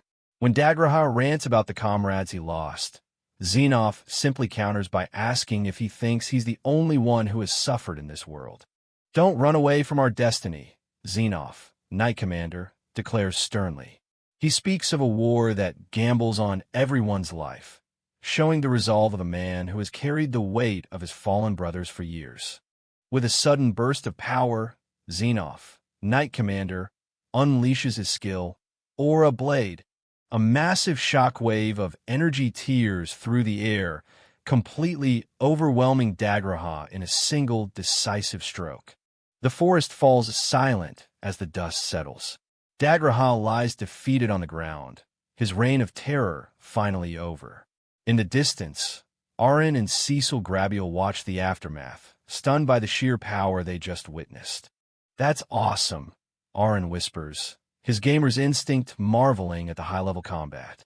Cecil Grabiel is simply relieved to be alive, her eyes wide as she looks at the man who saved them. After the battle, the group returns to the mansion. Cecil Grabiel rushes into the arms of her father, Baron Grabiel, who is overwhelmed with emotion. Arin stands by, battered and bloodied, but satisfied that his plan succeeded. Later, while soaking in a hot bath, Arin reflects on the battle. He realizes he didn't receive any experience notifications from Dagraha's death. It seems that in this world, killing humans doesn't grant the same rewards as defeating demonic beasts. It's a sobering thought as he prepares to report to the Baron. Arin sits down with Baron Grabiel in the Grand Hall. The atmosphere is heavy as the boy explains the full extent of the conspiracy. The Baron listens intently, his face darkening with every revelation. The truth is devastating. Viscount Connor and the royal messenger colluded to kidnap Cecil Grabiel, all to raise funds for Connor to buy the position of Justice Minister. The mithril mine was the prize they were after. "That bastard," the Baron snarls in fury. Baron Grabiel slams his hand on the table, declaring he will report everything to the palace. But Arin remains cautious, knowing that political battles aren't as simple as combat. He knows the enemy is well-connected. "It won't change anything by placing all the blame on Connor," Arin points out, interrupting the Baron's anger. He raises a hand, signaling that he has a different strategy in mind, one that could actually protect them from future attacks. Arin makes a shocking offer. "I will give up my mining privileges and hand them over to you." He's willing to sacrifice his personal reward for the sake of a stronger political standing for the Grabiel family. He explains that with those mining privileges, the Baron would have far more weight at the negotiating table to handle the case thoroughly. It's a masterstroke of political leverage from a boy who shouldn't know such things. Baron Grabiel hesitates, his integrity clashing with the pragmatism of the proposal. He doesn't want to resort to bribes or backdoor dealings, but Arin warns him that if they don't strike hard now, another villain like Connor will surely appear. Arin speaks with a maturity far beyond his years, mentioning how his father Rodden worked himself to the bone as a farmer to protect their family. He challenges the Baron. If commoners are willing to fight so hard for their kin, why are the nobles so hesitant? Cecil Grabiel looks on, surprised by Arin's intense conviction. Baron Grabiel is moved. He begins to share his own story, revealing that he had to take over the family at 16 after his parents passed away and his brother died. He has always tried to live by the principles of purity and transparency taught to him since childhood. Finally, the Baron relents. "I am sorry, Aren. I will take advantage of your mining privilege." Arn smiles, knowing that this concession is the only way to ensure their survival in the shark-infested waters of royal politics. With the immediate crisis managed, Arn brings up another topic. "Can you tell me what a nobility's obligation is?" The question hangs in the air, causing a sudden tension in the room as even the staff looks on with solemn expressions. Cecil Grabiel admits she doesn't know about it either, her curiosity piqued. Baron Grabiel lets out a heavy sigh and decides it's time for them to learn. He promises to have their teacher explain the grim reality behind that term. The Baron prepares to leave for the royal capital to settle the matter once and for all. He entrusts the mansion to Xenoph, Knight Commander, and his staff, urging them to take good care of Cecil Grabiel while he's away. A few days later, an old teacher with an eye patch arrives at the mansion. Cecil Grabiel and Arryn meet him, eager to learn. Cecil insists she doesn't want to be an ignorant child anymore, and Arryn repeats his request to know about the nobility's obligation. The teacher takes his seat, his expression grave as he calls for their absolute silence. "What I am about to tell you must remain a secret," he warns, unrolling a large parchment that promises to reveal truths long hidden from common knowledge. Spreading a detailed world map across the table, he points out the vast territories of the Valkyries and Zhongying empires compared to their own small Radishu kingdom. It is the opening of a lesson that will fundamentally change their understanding of the world's desperate situation. Looking at the map, Arryn is struck by the scale of the world. While he was born in the small Radishu kingdom, the giant empire to the north looms much larger, a silent reminder of the power dynamics at play. The teacher begins the history lesson, explaining that while the kingdom and empire are at peace now, the true history of the world has been obscured. The nobility's obligation they've heard of is actually rooted in a much darker system that has been erased from most textbooks. He points to the Forgotten Continent, a place of mystery and dread. According to him, this is the birthplace of the Demon King, the source of the shadows currently creeping across the world. Arryn and Cecil Grabiel listen in shock as the teacher speaks of the Demon King of the End, a man who appeared 112 years ago with the intent to make all kings surrender to him. Arryn, having reincarnated, wonders if this world really operates like the RPGs he once played. The history grows grimmer as the teacher mentions the great disaster from 62 years ago. Suddenly, all demonic beasts became inexplicably ferocious, their strength jumping whole ranks. This mysterious leveling up led to the deaths of countless people across the lands. Cecil Grabiel asks if the Demon King was behind this sudden surge in violence. The teacher admits that while it's rumored to be his last move, the true cause remains unknown, though the monster's reach has only grown since then. A massive army of B-rank demonic beasts and above soon invaded the Zhongying continent, a relentless tide of darkness that threatened to consume everything in its path. Within just 4 years, the demon army wiped out 4 kingdoms. The teacher's voice is heavy as he explains that no one knew how the Demon King could manipulate magic beasts so perfectly, or what his true goal was. Perhaps he simply wanted demonic beasts to rule the continent. Arryn and Cecil Grabiel are left speechless by the scale of the horror. The invasion didn't stop there. 2 other continents were also targeted. The teacher highlights the Wookiees continent, home of the dwarves, who managed to fight back using giant golems, a testament to their superior technology in the face of annihilation. Next was Roseheim, the residence of the elves. They held their ground thanks to elemental magic granted to them by the Elemental King, another front in the desperate global struggle against the Demon King's forces. Arryn and Cecil Grabiel are amazed to learn that dwarves and elves are real in this world. To stop the expansion of the Demon King, an alliance of 5 continents was finally formed, uniting the different races under one banner. Despite the alliance, the situation was dire. Countries shared resources and forces, Yet countless warriors fell on the front lines. Cecil Grabiel's heart sinks when she hears that her own grandfather, the Baron's father, was one of those caught up in the carnage. In desperation, the system of having one academy per country was born. These institutions were designed to find and train all talented individuals to supply the front lines. Even with this influx of new warriors, a quarter of the Jaimin Empire still fell to the Demon King's invasion. The teacher's expression softens slightly as he mentions the world creator, Elimia. She did not abandon humanity, and finally, a new hope was born into this darkening world. However, the cost of protection had already been high.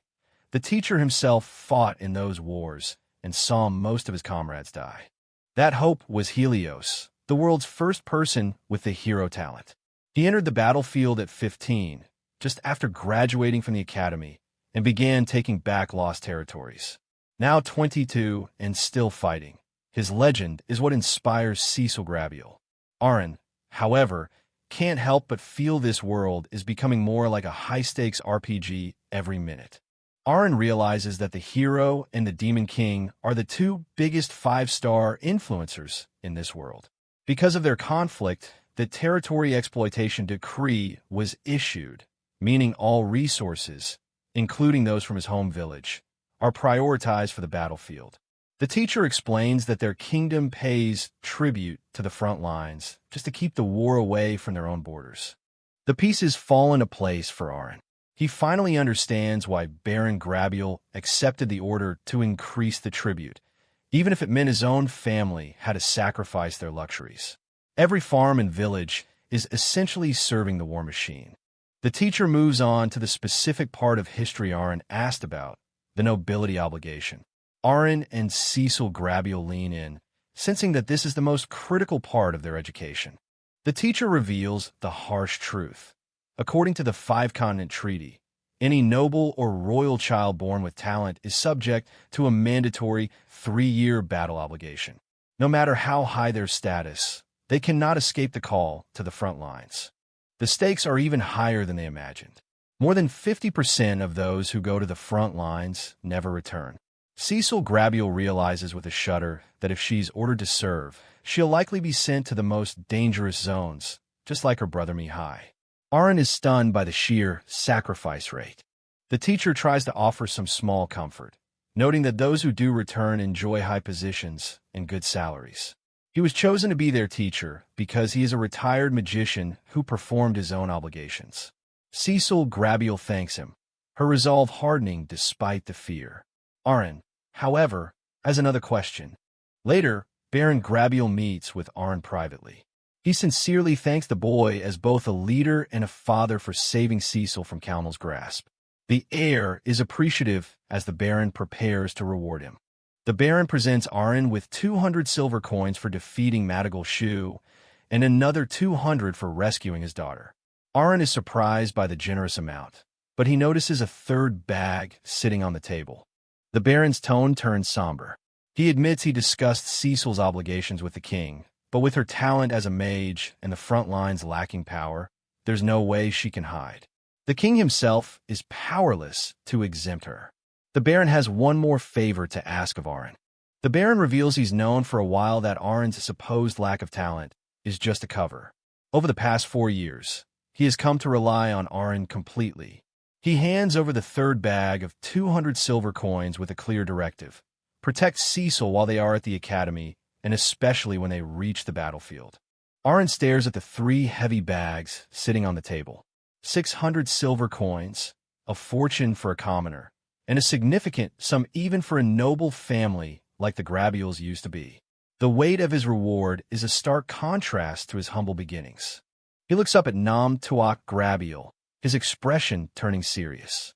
He admits that he hid his true nature because the church's judgment was wrong. My talent is a summoner, Aaron finally reveals, coming clean to the man who entrusted him with his daughter's life. Nam Tuak Grabiel is stunned, realizing why he instinctively trusted a 12-year-old child with such a dangerous task. Aaron pledges to devote himself entirely to protecting Cecil Grabiel, a promise that brings a look of profound relief to the Baron's face. Arin pushes the bags of silver back across the table. Please change the bonus amount, he says. Instead of the money, he asks for a different kind of reward. Tax exemption for his own family and for the family of Karina, the family of the Holy Sword. It's a selfless request that catches the Baron off guard. Nam Tuak Grabiel readily agrees to the terms. Arin is satisfied. Now he can leave for the academy knowing his family is safe and provided for. He then requests to be relieved of his mundane service duties at the mansion so he can focus his training solely on protecting Cecil Grabiel. The Baron hands Arin a beautifully crafted short sword. It is a gift from the House of Granville as proof of Arin's status as their main guest. Arin is momentarily taken aback, not quite understanding the full weight of the honor he's being given. Standing proudly before his family crest, Nam Tuak Grabiel announces that the Granville family has been promoted to Viscount. He admits, with a touch of grim honesty, that the mining rights Arin gave up essentially allowed him to buy this elevated position. The Baron warns Arin that managing mineral mines is complex, but Arin simply offers his humble congratulations. His mind is already on the future and the new responsibilities that come with being the house's main guest. Nam Tuak Grabiel emphasizes that as the main guest, the Viscount family will always be Arin's shield and support, no matter what happens. He thanks the boy for his 4 years of service, formally welcoming him as an honored member of their circle. Arin accepts the short sword and the title with a confident smile. The bond between the commoner genius and the noble house is now forged in stone, setting the stage for his journey to the academy. Scene shifts to January in Karina village. Snow blankets the quiet houses as Arin's summoned bird, Chiapai, returns to his family's home. Mashu and Miura are excited to see the bird, but then they realize a familiar figure is standing in the doorway. Arin, they cry out in joy. The homecoming is filled with tears and laughter. His mother and his father, Rodden, can't believe how much Arin has grown in 4 years. Even Mashu and Miura have changed, though they're still small in Arin's eyes. It's a warm, long-awaited family reunion. There's a humorous moment when Miura, who was only a baby when Arin left, doesn't recognize her big brother at all. Arin is hilariously devastated as his sister hides behind Mashu. His mother gently tries to explain that this stranger is actually part of the family. They gather around the hearth for a warm pot of soup. Rodden hunters fresh game for the occasion, and Arin looks around the familiar room, feeling as though the house has shrunk. His father just laughs, reminding him that it's the boy who has grown, not the walls that have moved.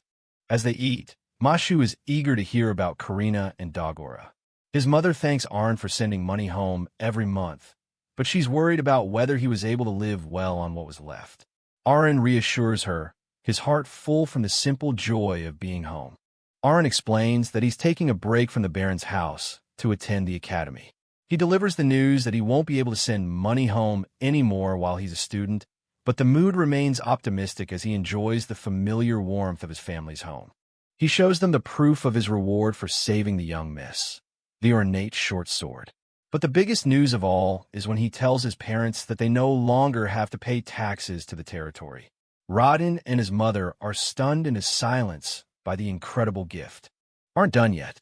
He pulls out a bag containing 100 silver coins and sets it on the table. Rodden and his mother are terrified by the amount, but Arin casually explains that he earned it from hunting. That's too much. Rodden cries out, unable to fathom such wealth. Mashu is wide-eyed when Arin mentions hunting armor ants on White Dragon Mountain. He looks at his big brother with newfound awe, realizing just how dangerous Arin's life has been while he was away. Arin just smiles, happy to share his success. Rodden and his mother exchange a look of pure amazement. What a strangely superhuman child we have, Rodden mutters, while little Miura is more interested in the magical bird perched on her head. The family is in awe of the person Arin has become. The visit is short, and soon it's time to say goodbye again. Arin promises to send Chiapai whenever he needs to contact them. The snow falls softly as he prepares to leave Karina village once more, bound for the academy. Mashu declares that he'll join the academy when he turns 12 too. Arin smiles warmly. telling his brother he'll be waiting for him. But little Miura is still hesitant, holding a piece of paper as she watches her brother leave. She holds up a letter Aaron had sent, asking if he really wrote those words about her. She's been too shy to talk much during the visit, but her eyes are full of questions. Aaron's heart melts as he confirms that every word was for her. In a sudden burst of emotion, Miura throws herself into Aaron's arms, crying as she begs him to take care of himself. Aaron holds her tight, his own eyes moist as Rodden and his mother watch on, their hearts full of pride and the bittersweet ache of a final goodbye. Fast forward to March. Aaron prepares to depart for the Grand Academy, no longer as a servant, but as the house's honored main guest. It is the dawn of a new chapter. Yet this change in status and his newfound freedom are about to put his relationship with Cecil Grabiel to the test. Cecil Grabiel is fuming. She confronts Aaron about his sudden decision to stop serving her house, her arms crossed in a rare show of noble authority. Aaron can only offer a small, sheepish smile, explaining that he'll still be there for her until they actually reach the academy. Aaron wonders why she's so upset, still playing the role of the oblivious bodyguard. Cecil Grabiel looks at him with genuine concern, asking if he really wants to go to the academy when he could choose to live a free, peaceful life back in his village. Her voice rises as she warns him of the dangers ahead. "Do you know how dangerous that place is?" she shouts, reminding him that unlike her, he has no noble obligation to go to the battlefield. She doesn't want to see him throw his life away. Aaron simply nods, his eyes filled with a quiet resolve that Cecil Grabiel finds unsettling. Their conversation is interrupted by a carriage arriving at the gate. "Aaron," a familiar, energetic voice calls out. It's time for some long-awaited reinforcements. Karina, an energetic girl with twin tails and a headband, and Dagora, a boy with freckles, leap from the carriage. Karina is a natural-born swordmaster, and over the past 4 years, she and Dagora have been training relentlessly to get stronger. Dagora boasts that he can even take down a giant wild boar now, while Karina just laughs beside him. Cecil Grabiel is stunned to hear about the combat skills of children from Aaron's village, while Aaron's family looks on with a mix of pride and amusement.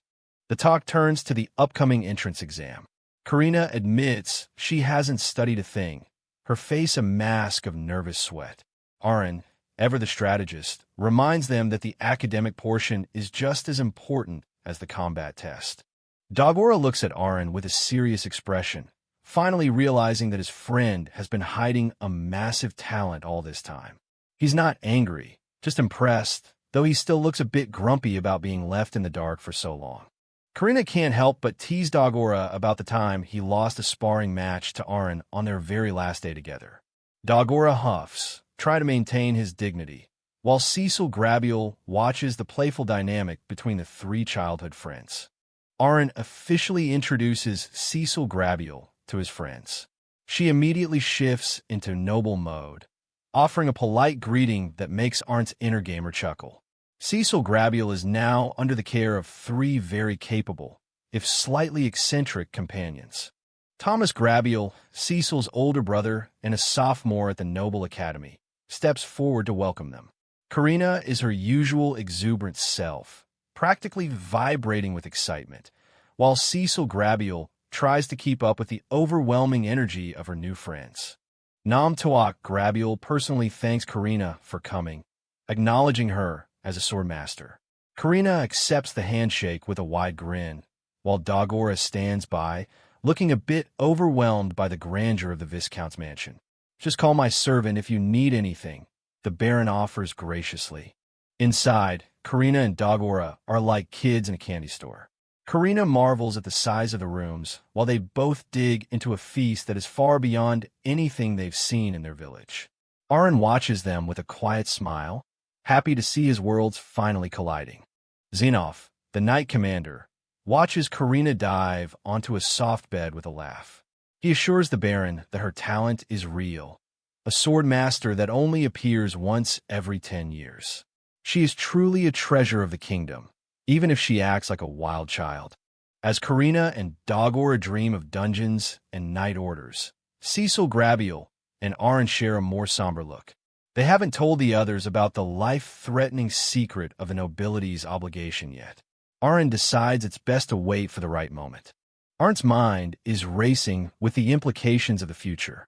After graduation, Karina will likely be made a baron because of her talent, which means she'll be sent to the front lines alongside Cecil Grabiel.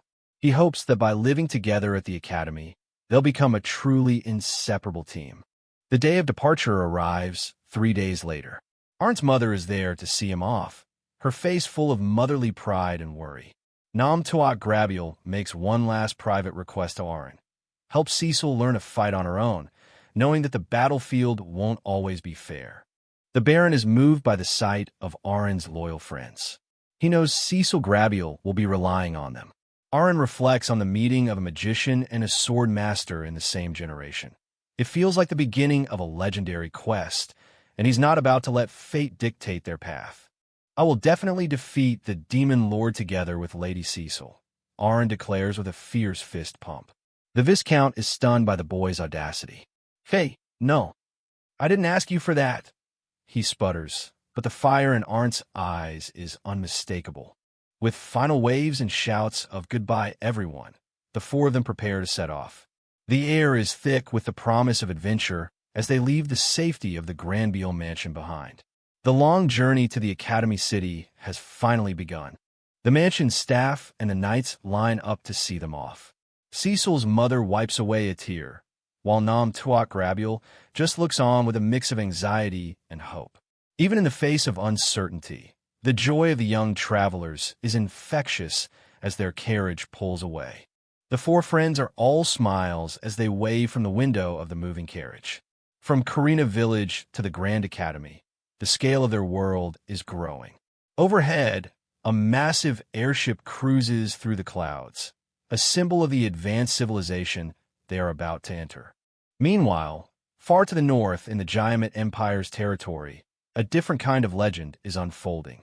A young man with light hair sits atop a stone monument, overlooking a vast, fortified city. This is the heart of the Empire's power, a place where the shadow of the Demon Lord feels much closer.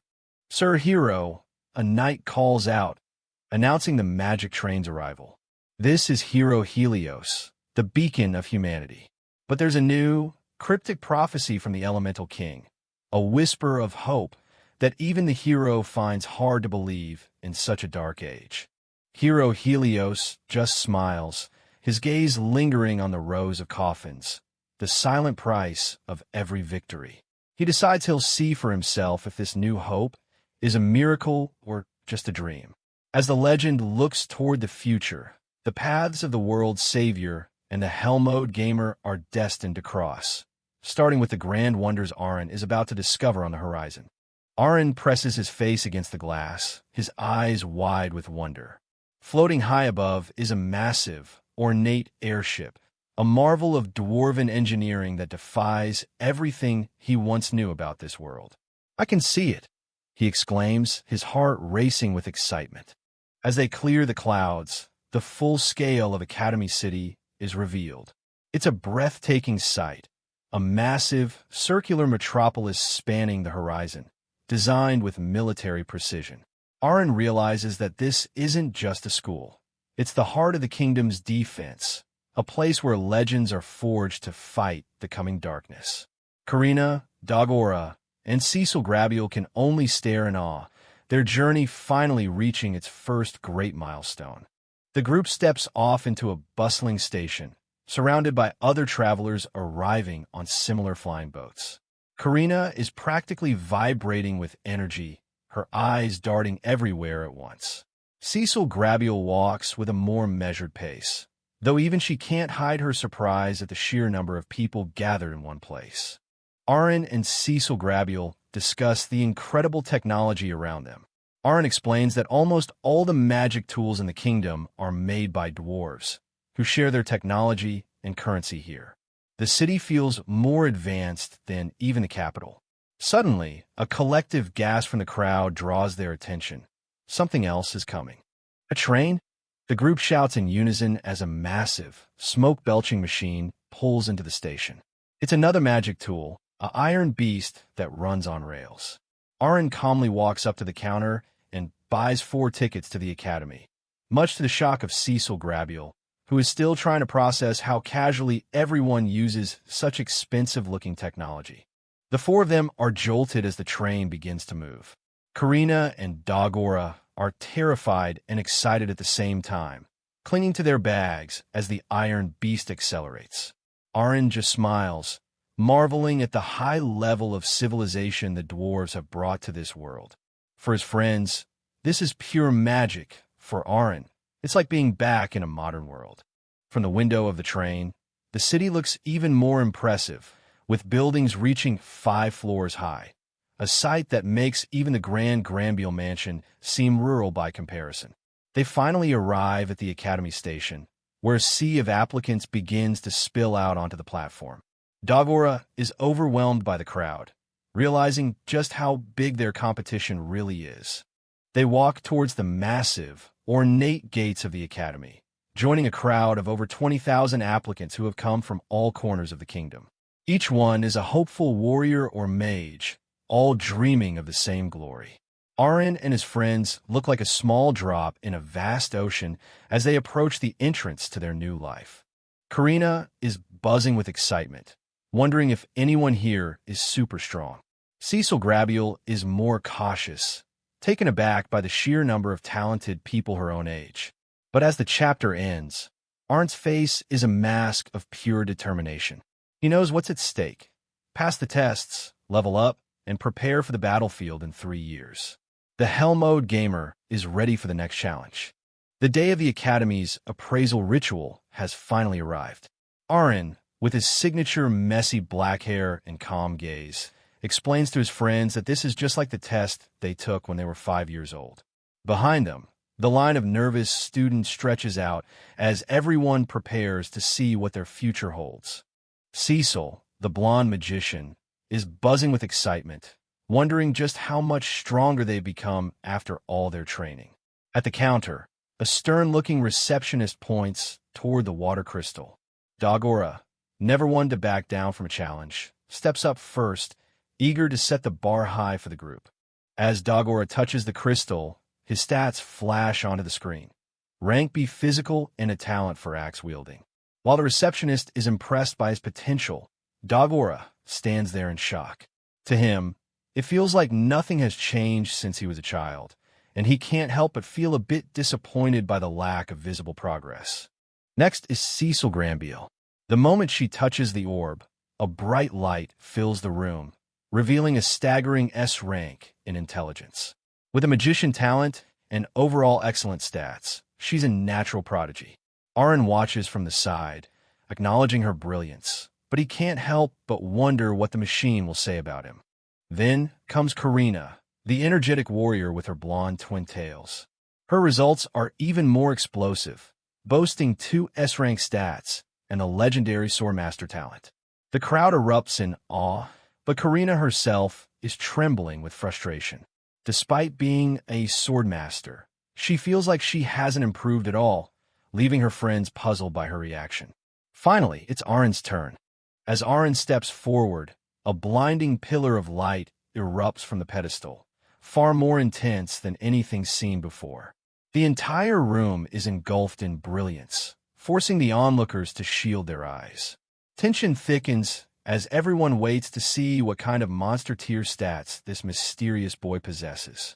But when the light fades, the results are baffling. The screen shows nothing, but he ranks across every single category. Physical, magic, speed, all bottom tier. His talent is listed as Summoner, but the abysmal stats leave the receptionist horrified and his friends completely speechless. It's a complete disaster on paper. The word fail hangs heavy in the air. Arin is sweating, realizing that the Hell Mode he chose has fixed his growth rate at the absolute lowest rank. Cecil is the first to snap, shouting that there's no way someone as capable as Arin could fail. But the crowd is already whispering, looking at the black-haired boy with pity and confusion. Despite the crushing results, Arin forces a smile, trying to comfort his friends. He tells them that even if they aren't in the same school, he'll still be there to protect them. The girls aren't buying it, though. They're frustrated and angry at the absurdity of the situation, refusing to accept that Aaron is being cast aside because of a faulty test. The commotion is interrupted by the arrival of two imposing figures. The receptionist stands up in shock, recognizing the academy's principal, a tall elf with an aura of absolute authority. Walking beside him is a younger man with pinkish hair and a confident stride, his presence alone commanding the room's attention. The principal speaks of a prophecy regarding an E-rank youth, his eyes fixed on Aaron. Cecil, desperate for a second opinion, asks the newcomer, Sir Helmios, if the inspection device could be faulty. Aaron is caught off guard, sensing an overwhelming power coming from the man standing before him. Aren't friends are stunned. Helmios isn't just anyone. He's the hero who carries the hope of all humanity. The hero leans in close to Aaron, his eyes narrowing as if he's looking right through him. He starts rattling off numbers that the machine missed: offensive power of 570, intelligence and magic over 1600. The room goes dead silent. Aaron is internally panicking. This flamboyant guy is just blabbing out his secret personal stats for everyone to hear. He realizes Helmios has a special skill that can see through the E-rank facade of Hell mode. It's a total invasion of privacy in Aaron's eyes, even if it's proving he isn't a failure. Helmios casually dismisses the appraisal machine as faulty and says he wants to see Aaron's summoner ability first. Aaron tries to introduce himself properly, but Helmios is already moving at his own pace. Before Aaron can even finish a sentence, Cecil is being pushed aside as the hero focuses entirely on the boy with the black book. With a sparkling aura and a grand pose, Helmios officially introduces himself. Karina and Dogora are starstruck, realizing they are standing in the presence of a living legend, the main character of their world. Aaron, however, remains unimpressed by the theatricality, his tactical mind already plotting a countermove. Aaron isn't going to let the hero have all the fun. He calmly suggests that if Helmios looked at all of his stats, then it's only fair that Helmios shows his own abilities using the appraisal machine. It's a bold move that catches the hero off guard, but with a grin, Helmios agrees. Aaron smirks. This is the perfect chance to gather intel on the world's strongest human. Helmios touches the crystal, and the board explodes with data. It's a sea of S ranks. Physical, magic, offense, defense. Everything is at the pinnacle of human potential. The crowd is in a frenzy, seeing the true power of a hero. Aaron studies the board intensely, noting that Helmios seems to favor physical attacks despite his high magic stats. It's data he'll surely use later. Now it's Aaron's turn to perform. He summons Korosuk, a small, adorable mouse with large eyes. The hero and the principal look on, slightly underwhelmed, while the girls find it cute. Aaron reflects that while Helmios can see his raw stats, he still can't see the hidden bonuses provided by his beast summoning and his grimoire. His secrets remain safe for now. After the demonstration, Aaron decides he's seen enough and starts to walk away. His friends are horrified by his casual attitude toward the hero, but Aaron simply states he did what was requested. He got the information he wanted. Now it's time to focus on the next step of his plan. Helmios watches him leave, a curious glint in his eyes. As Aaron walks through the academy gates, he reflects on the harsh reality of the entrance exam. 1 out of 3 usually fail. Helmios, still watching from afar, calls Aaron a nasty boy, clearly intrigued by the summoner's calculating nature. But for Aaron, the real test is only just beginning. Next comes the academic assessment. While his friends struggle with the grueling math, history, and language tests, Aaron breezes through them thanks to his past life's knowledge. The results are posted, and it's a sweep. Dogora gets a B, Cecil an A, Karina a C, and Aaron scores a perfect S. They've all officially become students of the academy. Celebration is in order, but Aaron is already thinking about logistics. Instead of staying in the cramped dorms, he proposes they rent a large house and live together as a team. Everyone agrees enthusiastically. But before they can settle in, Aaron insists they head to the Adventurers Guild to register for their certifications. Efficiency is the name of the game. At the guild, Aaron shocks the receptionist by trying to buy 100 gold coins worth of magic stones, roughly 10,000 of them. The guild can only fulfill a fraction of that order at once, but they inform him of a nearby dungeon where he can earn more. Aaron doesn't mind the wait. He's playing a long game, and he needs every resource he can get. Aaron reflects on his massive stockpile. After 3 years of grinding, he's accumulated a staggering 2 million magic stones. They're the lifeblood of his summoning powers, and he refuses to run low. With their E-rank adventurer certifications finally in hand, the names of Aaron, Cecil, and Dagora are officially listed. But to truly conquer the world's hell mode, they'll need more than just individual ranks. They need to become an official team. With their base secured and their cards ready, the group stands at the threshold of their first professional steps. Aaron turns his attention back to the guild's registration, knowing that every legendary party needs a name. He looks at Cecil, Karina, and Dagora, a mischievous glint in his eye as he prepares to unveil the title that will define their legacy, whether they like it or not. At the guild reception, the group prepares for the next step. The clerk asks if they'd like to register as a formal party. Aaron, always thinking several steps ahead, looks over at Cecil Granville. He asks if she has a good name in mind, but ultimately, the choice falls on him. After a moment of deep thought, he's ready to announce their identity to the world. Aaron proudly presents his choice, Game Junkies. The reaction is mixed, to say the least. Dagora, Karina, and Cecil Granville stare at the sign in utter confusion. To them, the term game means nothing, and Junkies doesn't sound particularly heroic. They're left wondering if their leader has finally lost his mind. With a bright, almost nostalgic smile, Aaron explains the philosophy. In his eyes, game junkies are those who bet everything to reach the top, true try-hard gamers. Internally, he reflects on his previous life where work kept him from reaching his full potential. Now, with an 8-star talent and a world to conquer, he's determined to live a majestic, top-tier life. Aaron isn't done with his questions for the guild clerk. He's focused, his mind already calculating the path ahead. His main goal is simple, yet daunting, to become the strongest. He's not here to just get by. He's here to dominate the leaderboard of this reality. With the paperwork done, the next priority is a base of operations. An old realtor shows them a magnificent house that meets all of Aaron's specific requirements. It's close to the dungeon for easy grinding, and even better, it's near the food court. At 10 gold coins a month, it's a steep price, but for a team aiming for the top, it's a necessary investment. Inside, the girls are ecstatic. Cecil and Karina find a large bathtub, a luxury they didn't expect.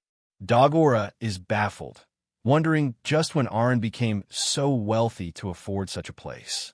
Aaron, however, is already in commander mode. He tells the team that now they have a base, they need to exchange crucial information. Training begins with transparency. The game junkies gather for a feast of chicken and burgers to celebrate their new home. But as they eat, Aaron's expression becomes serious. He warns them that in 3 years, the world as they know it will change. It's time for the group to learn the true scope of the war they are about to enter. Aaron reveals his ultimate ambition. He intends to defeat the Demon King and his entire army. He looks directly at Cecil, vowing to do it together with her. Dagora and Karina are stunned by the sheer scale of his ambition. Defeating the Demon King isn't just a quest. It's a world-altering destiny. Cecil, for her part, is completely flustered by Aaron's intense declaration. Karina doesn't hesitate. She's in. Her loyalty to Aaron is absolute. Aaron turns his attention to Dagora, acknowledging that the chances of surviving such a fight are slim, perhaps only 50-50. He tells Dagora to take his time and think it over slowly. There's no rush to commit to a suicide mission. But Dagora's pride as a warrior won't let him back down.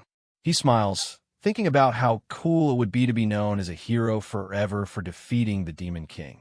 He's in. Just as the pact is made, Aaron's grimoire suddenly manifests, floating in the air with a glowing notification. The grimoire displays the official confirmation. Karina, Cecil Granville, and Dagora have all become teammates. The floating book startles the group, who aren't used to seeing Arin's powers manifest like a game interface. It's a literal party-joined notification in a world that doesn't understand the term. Arin explains that the Grimoire's ring is now linked to them, just like a summoned beast's. He wonders if this level of connection is a direct result of them officially forming a team. His friends are curious, but for Arin, this is a clear sign that the system is recognizing their bond and their progress. Strategy session continues. Arin outlines 3 crucial requirements for their success. They need full equipment, constant practice in dungeons, and most importantly, a teammate with a recovery talent. He emphasizes that while they have power, they lack the sustainability for long-term survival in high-level zones.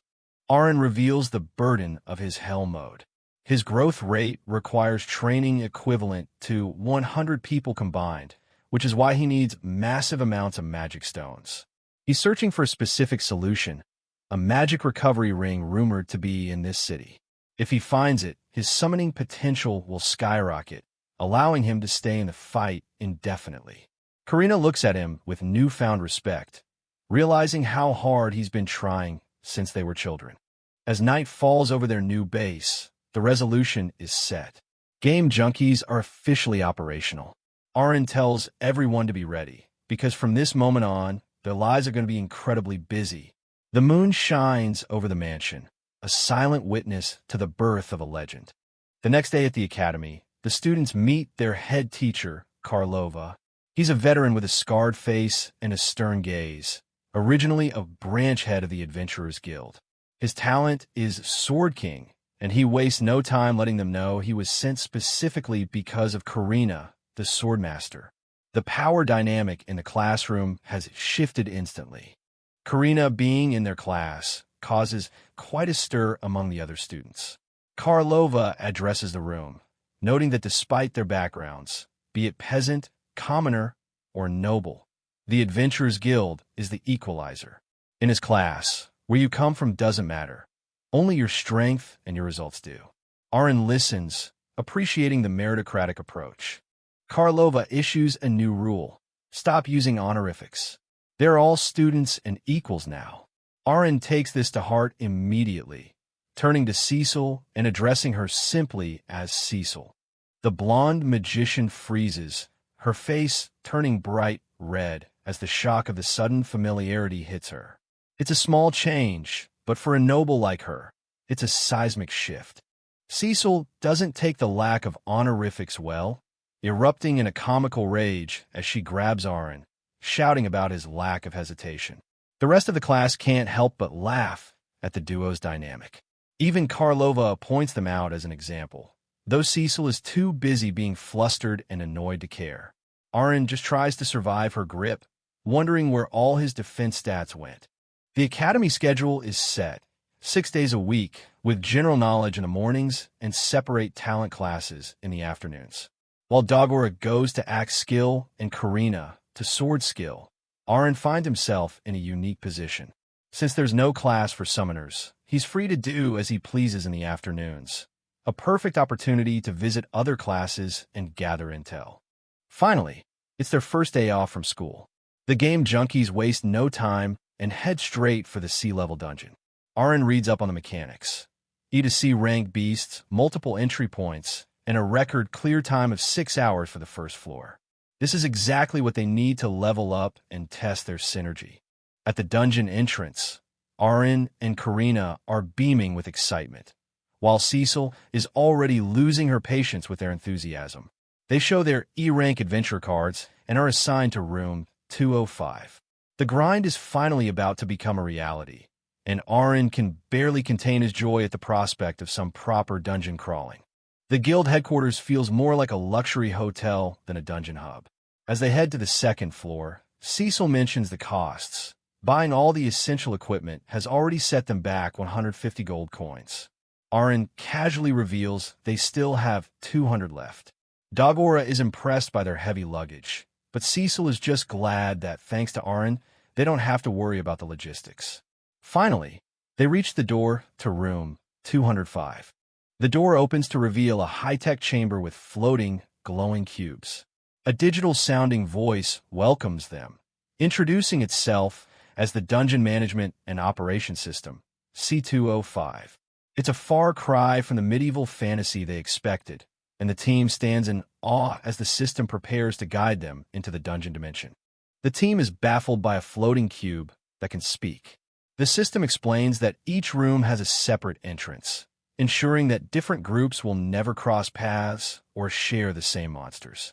Our eyes widen in realization. This isn't just a dungeon. It's like a private server. His gamer instincts are firing on all cylinders as he understands just how efficient their training is about to be. Aaron is practically vibrating with excitement. He realizes that having a private room means he can use his summoned beasts to their full potential without anyone outside the group finding out his secrets. It's the perfect setup for a try-hard gamer like him. Cecil, meanwhile, just stares at him, worried that the stress of the academy has finally broken his brain. With all questions answered, the floating cube system grants them access. The game junkies step through the portal and find themselves in a massive stone corridor. The sheer scale of the dungeon is breathtaking, and for a moment, they just stand there, soaking in the fact that they've finally begun their real training. The dungeon is oddly bright, despite the lack of torches or windows. As they walk, a flock of bird-like monsters is startled and flies away into the darkness. Dagora is on high alert, his axe ready, while Aaron keeps his grimoire open, constantly scanning the environment for any signs of trouble or opportunity.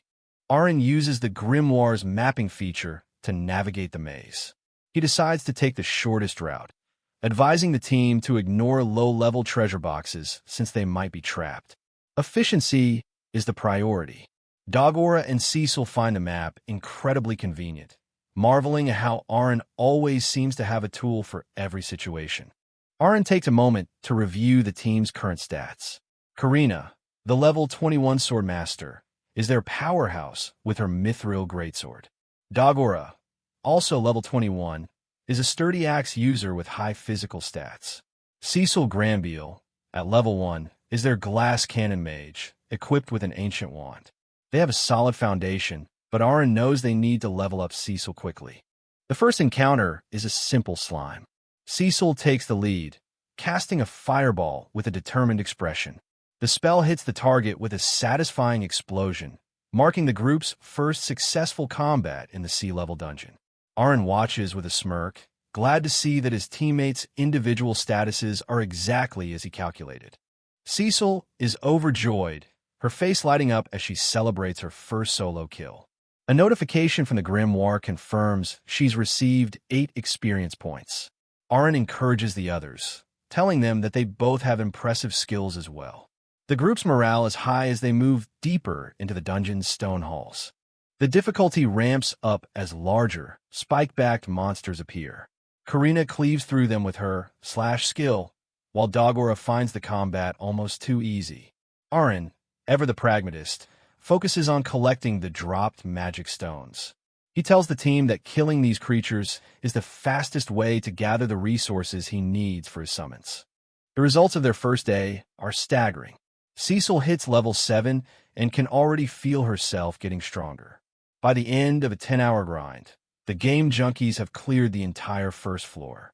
Aaron is pleased with the pace, but he's already thinking about a way to take advantage of the dungeon's convenience to maximize their growth. Aaron introduces a new strategy, auto-farming. He positions his summoned beasts, bears, spiders, and even a butterfly, throughout the dungeon to hunt while the group attends school. This way, they can earn around 200 magic stones and experience points every single day without even being there. It's a total game changer for their efficiency. By early April, the group has already reached the 6th floor. They encounter a significant threat, a C-rank boss flanked by 10 D-rank monsters. Cecil is worried they look dangerous, but Karina is just excited for a real challenge. Aaron sees this as the perfect opportunity to show off the true power of his summoner talent. Aaron prepares his counterattack. He's used up 35,000 D-rank magic stones to upgrade his power, and his enhancement skill has reached level 6. He spent 7,000 magic balls to boost his beasts, and now it's time to see just how strong they've become. He steps forward, the boss and its minions unaware of the overwhelming force about to hit them. Arin commands his level D bear summons to use their crunch skill. The bears, their stats boosted significantly by Arin's upgrades, tear through the enemy group in a chaotic blur of strength and power. The boss and its lackeys don't stand a chance against the sheer numbers and raw stats of the summoned beasts. The victory is absolute. Karina is so impressed, she gives one of the giant bears a hug, amazed that Arin can summon something so massive. A treasure chest manifests as a reward for clearing the floor.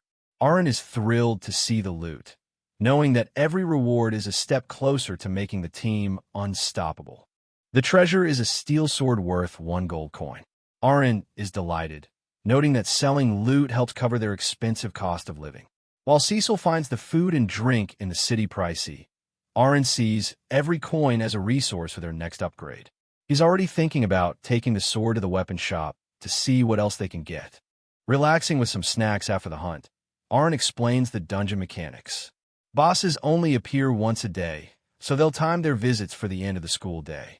Cecil is impressed by the dungeon's convenient teleport features, while Arin is just glad that everyone is getting comfortable with the grind. Training is becoming second nature to them. The group's chemistry is perfect. Karina's performance as a sword master is flawless, and Cecil is genuinely happy to see her level keep increasing. They're all enjoying the nonstop practice, but Arin knows they can't afford to get complacent. The world beyond the dungeon is starting to take notice of their progress. The peace is broken during class when Karlova makes a grim announcement. In 3 months, there will be a dungeon exploration test, and those who fail will be expelled. He warns them that 20 people died during the test last year. The classroom is filled with murmurs of dread, but Arin and his team remain stoic, their eyes fixed on the challenge ahead. Suddenly, Karina is swamped by other students desperate to join her team. They know she's a sword master and believe her talent is their only ticket to surviving the upcoming test. Karina is overwhelmed by the shouting and pleading, while Cecil looks on, equally confused by the sudden attention. They've become the hottest recruitment target in the school. The classroom is chaos as everyone tries to pitch their talents to Karina and Cecil. Arin watches the frenzy, noting that Karina really doesn't know how to turn down invitations. He decides it's time to take control. He tells the team to stand up, his mind already formulating the perfect recruitment pitch to find the one piece they're still missing. Arin stands at the front of the room and delivers a professional-grade recruitment ad. Dungeon clear PTLF at 1 cleric. He lists their current roster: Summoner, Sword Master, Axe, and Mage. He proudly announces that the 4 of them have already cleared 2 sea-level dungeons, and they are now in dire need of a support and recovery expert. The negotiation is open. The rest of the class is floored. Clearing 2 sea-level dungeons this early is unheard of. Arin sets his conditions. Any potential recruit must have faith in their teammates' abilities and be able to attend at least one of their 2 weekly expeditions. He's looking for commitment and synergy, not just raw power. Arin highlights the merits of joining: shared rewards and more loot for everyone due to the small party size. He promises they'll always hear out any concerns.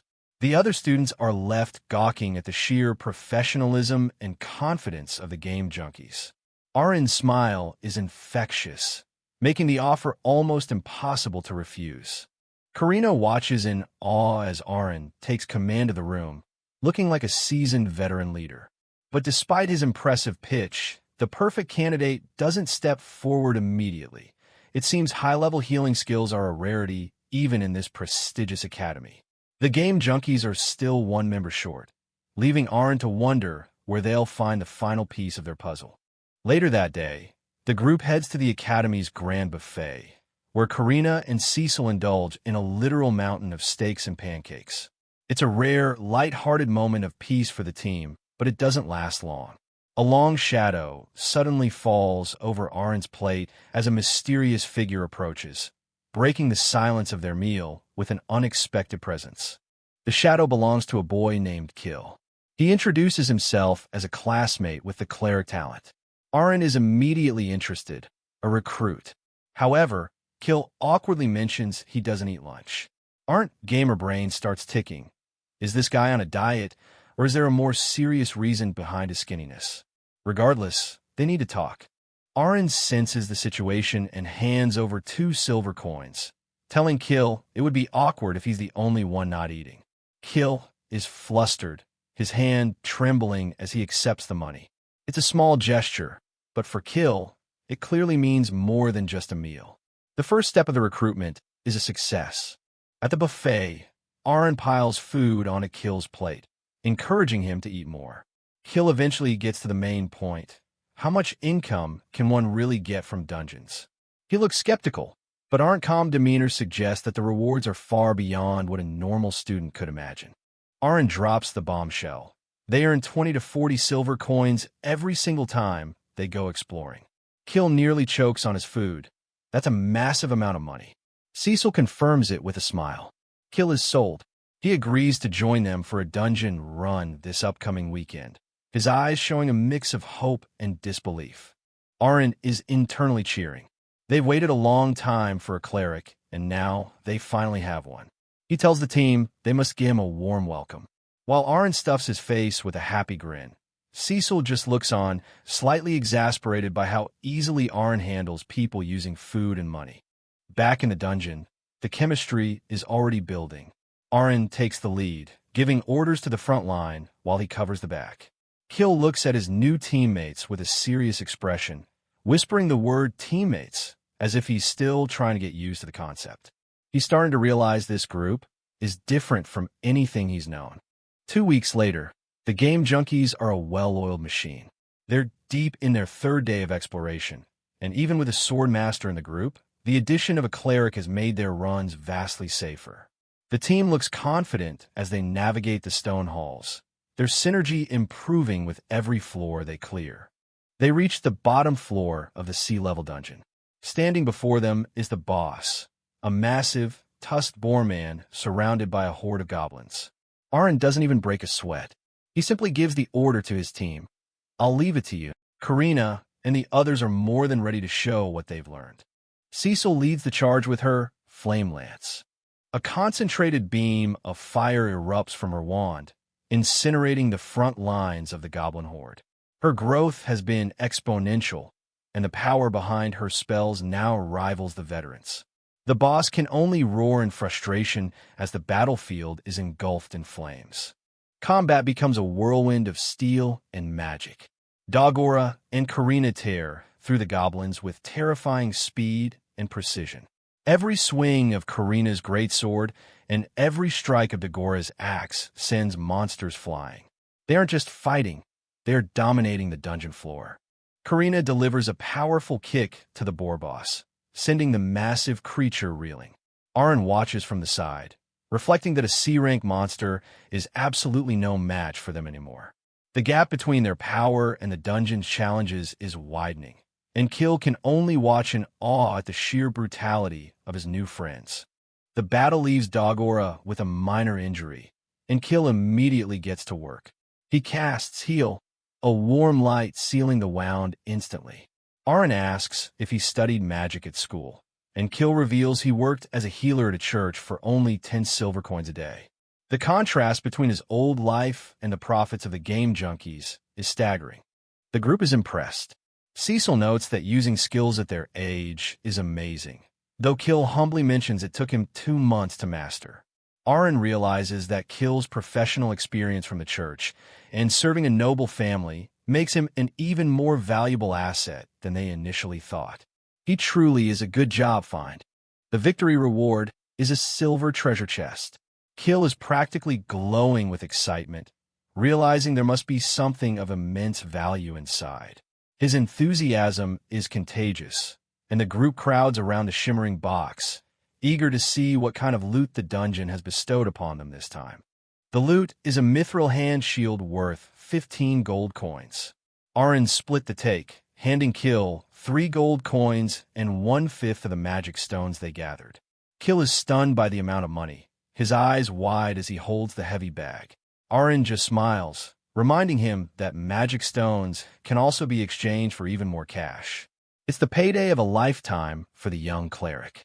Kill takes a deep breath and officially asks to join the group. Aaron accepts with a firm handshake, welcoming him to the Game Junkies. The rest of the team bursts into applause.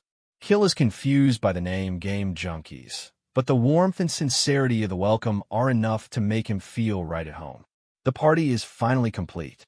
The grimoire updates instantly. Kill has become a teammate. Aaron is thrilled that he can now see Kill's status and track his progress. He immediately extends an invitation for Kill to move into their mansion base. He wants his team close together, fully focused on the road to becoming the strongest. But Kill politely refuses. He mentions that he already has his own house and prefers to stay there. Aaron is surprised but respects his choice. As Kill runs off into the distance, waving goodbye, Aaron realizes that their new cleric still has some secrets and a life of his own to manage. "See you tomorrow," he calls out, his mind already on the next grind. Later at the academy, Cecil and Karina discuss their new teammate. They conclude that, judging by his name, he's not a noble and has no obligation to go to the battlefield. Aaron remains silent, but internally, he knows that Kill's healing talent is absolutely essential for the upcoming war against the demon army. He needs Kill, whether the boy realizes it yet or not. Everyone agrees to try and get closer to him. Night at the Game Junkies mansion is never quiet. Dogora is running around half-naked, causing Karina and Cecil to shout at him to put a shirt on. Aaron just watches the chaos with a tired expression, telling everyone he's leaving some bears for protection, so they shouldn't worry. It's June, and the heat, both outside and within the group, is rising. In his private room, Aaron experiences a massive breakthrough. His fusion and summoning skills both reach level 6, and Tier 5 skills are finally unlocked. The grimoire glows with power as it reveals a new category, Awakening Skill. Aaron is ecstatic, his eyes wide as he realizes he's finally succeeded in reaching the next stage of his power. But what exactly is this awakening? Aaron tests his new Tier 5 summons. He brings out a diverse array of C-rank beasts. A 3-meter-tall scorpion, a powerful shark, a wild boar, a massive ostrich, and even a hulking golem made of rock. He reflects that after nearly 3 years of investment and magic stones, his new friends are finally ready. The scale of his summoning power is now truly immense. But the real shock comes from his spirit summon. A small, doll-like girl with long hair and a bow named Maria appears. To Aaron's absolute horror and amazement, she speaks. "Hello, Mr. Aaron," she says with a smug grin. Aaron is speechless. A summon that can actually communicate is something he never expected. Maria seems quite proud of her unique ability. Maria is far more than just a conversationalist. As a spirit type, she possesses her own mana and a unique ability to phase through solid walls. Aaron is thrilled by the tactical utility she brings. But the experimentation doesn't stop there. He calls forth his next new friend, a bug H-type named Denka. It looks like a simple grasshopper, but its swarm formation, awakening skill, is what truly piques the summoner's curiosity. The moment Aaron activates swarm formation, a terrifying, buzzing cloud of thousands of crickets and locusts erupts from the grimoire, filling the room in an instant. It's a display of sheer, overwhelming numbers that leaves Aaron both horrified and deeply impressed by his own lethal creation. He spends the rest of the night tirelessly testing his new Tier 5 arsenal, his nervous laughter echoing in the dark until the first rays of sunlight finally signal time to share his discoveries with the team. The sun rises over the mansion, and Aaron returns with a surprise. He introduces his newest comrade, Maria, to his stunned Cecil, Dogora, and Karina. While Maria politely bows and introduces herself, the group is absolutely floored, a summon that can actually talk. Karina is instantly smitten, giving a big thumbs up to the cute new addition. Art's face is beaming with pure joy. He's looking forward to using his new skills in the dungeon this weekend, his excitement almost tangible. Cecil can only sigh, looking at his childishly excited face, wondering just how much more fun their weekend training sessions are about to become. 2 days later, the academy is buzzing with energy. Today is a special event meant to raise student morale, and they are welcoming some legendary guests. Among them are Sylvia, the swordmaster from the Gamut Empire, the hero Helmios, and the towering figure of Doberg, a legendary swordmaster from the Radishu Kingdom. The air is thick with the presence of world-class power. The students are starstruck. Everyone is whispering about how tall and cool Mr. Doberg looks, and many are already planning to tell their families about this day. Aaron, however, is more focused on Helmios, noting that the hero guy is here again. The local fame of these warriors is clearly no joke. In the middle of the assembly, Karina suddenly stands up and raises her hand. She has a question for Mr. Doberg. How does she use her skills? The rest of the class is shocked by her boldness. The teachers realize that this is the new swordmaster student everyone has been talking about. Doberg is intrigued by Karina's determination. She explains that she wants to get stronger because her friend Aaron can already use his skills, and she doesn't want to be left behind. Helmio smiles, recognizing Aaron's name. Doberg calls Karina over, ready to see just what the young swordmaster is made of. The teacher is worried that Karina might be too strong-willed, but Doberg is already drawing his blade. He tells the other students to consult with Helmios and Sylvia while he handles this one. Aaron watches from the crowd, sensing that something intense is about to happen. Doberg's grip on his sword is casual, yet deadly. Doberg gives Karina a simple command. Come at me and be conscious of your skills. Karina doesn't hesitate for a second, shouting her compliance. The spar begins, and the difference in their presence is staggering. Doberg stands like an immovable mountain, waiting for the young girl to make her move. Aaron reviews Karina's stats in his grimoire.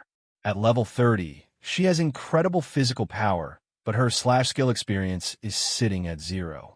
He wonders how she'll compare to someone like Doberg, who has been on the front lines for over 30 years. Cecil is visibly worried, questioning if Karina will even be okay in a real battle against a legend. The spar is brutal. Karina tries to use her skill, but she's met with a wall of steel. Doberg parries every strike effortlessly, constantly pushing her to focus. He shouts at her to keep trying, but Karina is struggling to even keep her footing. The gap in experience is being demonstrated with every clashing of their blades. Karina is sent tumbling across the floor, gasping for air. Doberg stands over her, asking if she's ready to give up yet, mockingly suggesting it might take her another year to use the skill. But Karina's eyes are burning with a fierce light. No, I'm fine, keep going, she shouts, forcing herself back on her feet. Her spirit is refusing to break. The spar continues into the night. Aaron watches from the shadows, his expression pained. He realizes Karina is in such a hurry to grow stronger because she sees him and Cecil advancing so quickly. She's pushing herself past her limits just to stay by his side. The sound of clashing blades echoes through the dark school grounds. Helmios suggests to the rest of the group that they should also have a friendly match, but Aaron is too drained and worried about Karina to even consider it. Dagora and Cecil are also on edge, watching their friend being battered for hours. The legendary warriors can only marvel at the young team's dedication. 8 hours have passed. Karina is on her knees, barely able to hold her sword. Doberg asks one last time if she's given up. Aaron is certain she's reached her limit, wondering if Doberg even intends to teach her at all. But deep down, Karina is thinking of Aaron and his big dream. She will never give up. With a final, desperate surge of will, Karina glares at Doberg. She knows Aaron has a dream that reaches beyond the horizon, and she's determined to be the strength he needs to achieve it. Her eyes are filled with tears and grit, a testament to her absolute devotion to her childhood friend. Doberg tells her to focus and charge for the last time. Karina lunges forward, her vision blurring from exhaustion. She puts every ounce of her remaining strength into her blade, focusing entirely on the feeling of the mana flowing through her. This is it, one final strike to prove her worth. Slash! A massive wave of power erupts from Karina's blade. The impact is so intense, it creates a blinding shockwave. Sylvia, Helmios, and the rest of the group watch in total awe. She finally did it. She awakened the Swordmaster's true power in a moment of absolute extremity. Doberg's face is hidden, but he feels the raw force of the strike. Karina falls to the ground, a tired but triumphant smile on her face. "I did it," she whispers before collapsing. Doberg puts away his sword, acknowledging her success. He tells her it was very good and warns her never to forget that feeling. The legendary warrior has officially recognized her as a peer. Sylvia scolds Doberg for being too harsh on a 12-year-old girl, but Doberg simply states that for someone like Karina, soft teaching would have been useless. Aaron and the others rush to her side, pouring a healing potion over her. Despite the brutal training, Karina still finds the strength to thank Doberg as he walks away. Her spirit is truly unbreakable. As the special guests prepare to leave, Helmios turns back to Aaron with a serious expression. He asks one final question. "So what is your dream?" Aaron gives him a calm, enigmatic smile. He tells the senior hero that he'll share his dream when he can completely trust him. The chapter ends with a wave and a promise of a destiny that is only just beginning to unfold. Inside the sea-level dungeon's 3rd floor, Aaron is bursting with excitement. It's exploration day, and he's ready to show his team the fruits of his latest summons. Aaron summons the Franz, giant sea-rank birds. Karina and the others can only stare in shock. They weren't expecting anything this huge. Speed is the name of the game. The team hops on their new mounts, racing through the dungeon floors at a pace they never thought possible. Combat is a breeze with this speed. Karina leaps into action, unleashing her new flying sword skill to slice through a monster in midair. Efficiency at its finest. As Maria collects magic stones, Aaron proudly declares that they aren't just a party anymore. They're the Beast Cavalry. Before the sun is even high in the sky, they've already conquered 2 floors and taken down the boss. Even the energetic Karina is impressed by how fast the Franz are. With the dungeon cleared, it's time to celebrate Kill officially joining the group. But Aaron notices something. Despite their growing income, Kill still skips lunch to save every penny. Aaron won't stand for it. He makes an incredible offer. He wants Kill's entire household to move into his mansion and work there, solving their financial struggles in one go. Kill is stunned. He can't understand how Aaron would go so far. But Aaron's answer is simple. They're a team, and he won't let his comrades suffer. Cecil and Karina quickly back him up.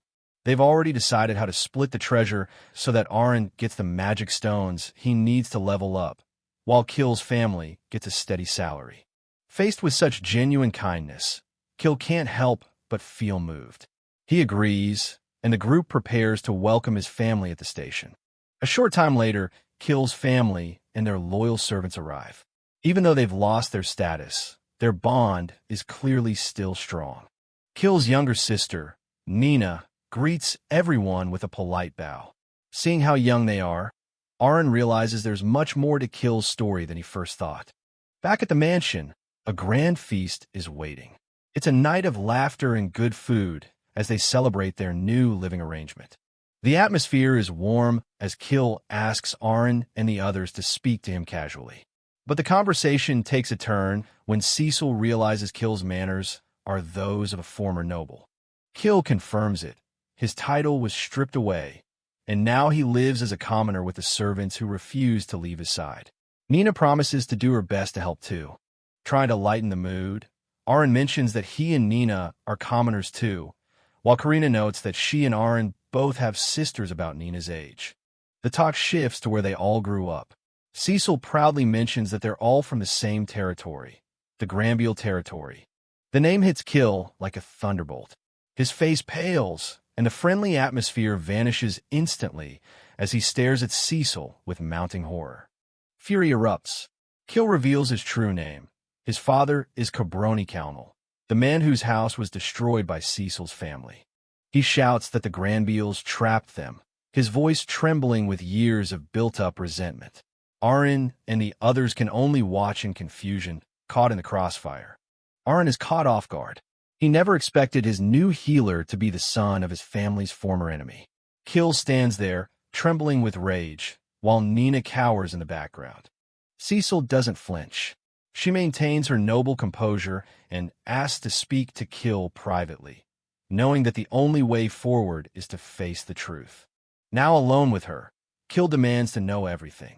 Cecil doesn't flinch as she reveals the dark reality.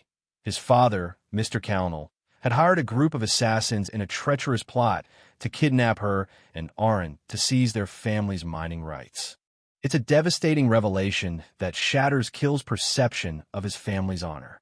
Cecil stands firm, explaining that the Cownell's ruin wasn't a malicious trap, but a just punishment handed down by the royal court for his father's crimes. Cecil doesn't hold back, her voice firm as she tells Kill that her father was the one who brought down his family. She's not ashamed of it, because the Cownells were the ones who started it by hiring assassins. Kill is stunned, the word assassins echoing in his mind as the reality of his father's actions begins to sink in. Kill can't believe it. His father was always a kind and caring man in his eyes. Arryn watches them closely, asking Kill what kind of person his father really was to him. Kill struggles to reconcile the image of the father he knew with the man Cecil is describing. He remembers how everything changed after his talent appraisal ceremony. When his rare healing talent was revealed, his father's expression changed, and the warmth he once knew seemed to vanish. Since then, Kill hasn't lived like a noble. He was sent away to live alone in another town with only a few servants. His father told him it was to prepare him for the academy, and, as a child, Kill was just happy to be serving his family's interests.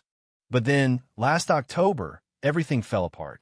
His parents went missing, his servants were fired, and he was evicted from his own home. It was then that a royal emissary came to him, telling him his family was ruined because of the Granbeels. The emissary told him that to resurrect his family name, he would have to fight magic beasts for 5 years. Hearing this, Cecil is overcome with guilt, apologizing for her family's role in his suffering. Kill, feeling he has no choice, tells them he'll leave the team. He's determined to restore his family name in 5 years. But he's also worried about finding a place for his family and Nina to return to in the meantime. The weight of his responsibility is clearly taking a toll on him. Arryn steps in, reminding Kill that they all have their own duties and goals. He asks Kill what he really wants to do, refusing to let him just walk away from the team they've built. Arryn tells Kill that his background doesn't matter to them. They have the same destination, and they need his talents as a healer to balance out the team. He warns Kill that trying to fulfill his duty alone will be incredibly dangerous. Cecil's voice wavers as she reveals a painful truth. Her own brother passed away while performing his duty. Arryn explains that they must stand together and become stronger if they hope to survive and eventually face the Demon Lord's army. Kill is still hesitant, admitting that he's only using the team for his own purposes of returning to nobility. He claims he has nothing to do with the Demon King. But Arryn doesn't mind, telling Kill it's okay to fight for his own reasons as long as they fight together. Karina and Dagora jump in to support him, calling him a good comrade and promising to help him return to his noble status. Kill is overwhelmed by their support, his eyes wide as he looks at his friends. Arryn smiles warmly at Kill, telling him there's no need to carry everything alone. Kill finally relents, agreeing to stay with the team. A new day begins, and Kill's family and servants introduce themselves, ready to start their new lives in Arryn's care. Arryn's talent for summoning spirits is a hit with Kill's family. Nina is delighted when Arryn summons Maria, who greets her with a warm welcome. The servants are impressed, realizing that Arryn is more than just an ordinary student. Arryn reflects on how much more exciting life has become now that they're all living together. But deep down, he still has doubts about the royal emissary's words and wonders if he can really be trusted. He resolves to do some research of his own to find out the truth. The next morning, Arryn prepares to head out for another day of adventuring. Nina is worried, but Kill reassures her that his teammates are strong and they'll be just fine. With a cheer, the party sets off for the B-level dungeon. Arryn hands out antidotes to Karina and Cecil, warning them that there will be many traps in this dungeon and they need to move carefully. He's always the strategist, thinking ahead to keep everyone safe. The scouting team returns with reports of the area ahead. They hop back on their fronds and head deeper into the B-level dungeon. The giant birds make quick work of the distance, their loud clucks echoing through the stone halls. It's time to see what this new challenge has in store for them. On the fourth floor, Kill spots a treasure chest and starts to rush towards it. But Cecil and Aaron are more cautious, warning him to watch out for traps or disguised monsters. It's a good thing they're there to keep him in check.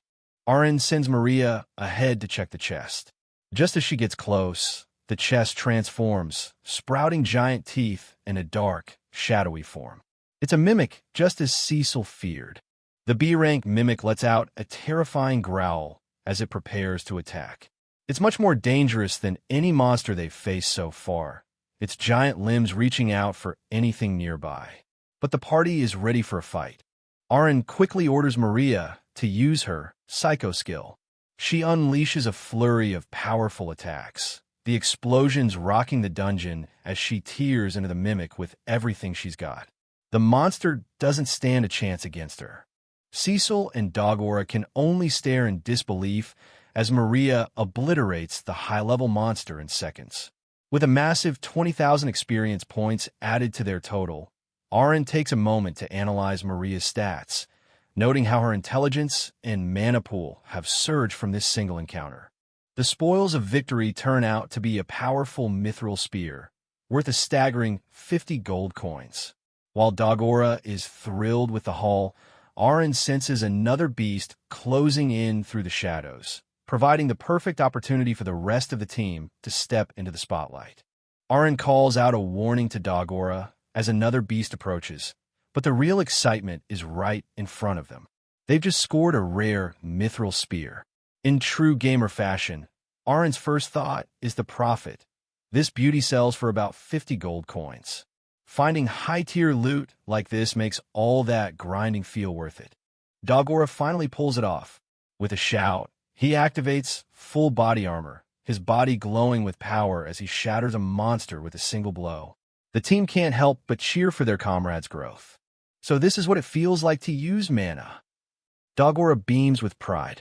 With his new skill, even this B-class dungeon is starting to look easy. He's finally feeling like a true warrior. July brings a new challenge for the game junkies.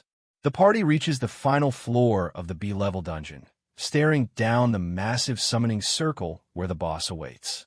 They've come a long way since the academy started. The ground shakes as the boss emerges. A B-rank huge boar, its tusks sharp and its eyes filled with primal rage. It's the ultimate test for their teamwork.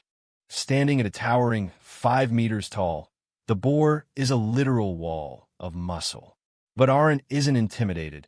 He's already analyzing its stats, reminding everyone to stay sharp and not get complacent. They can't afford to lose here.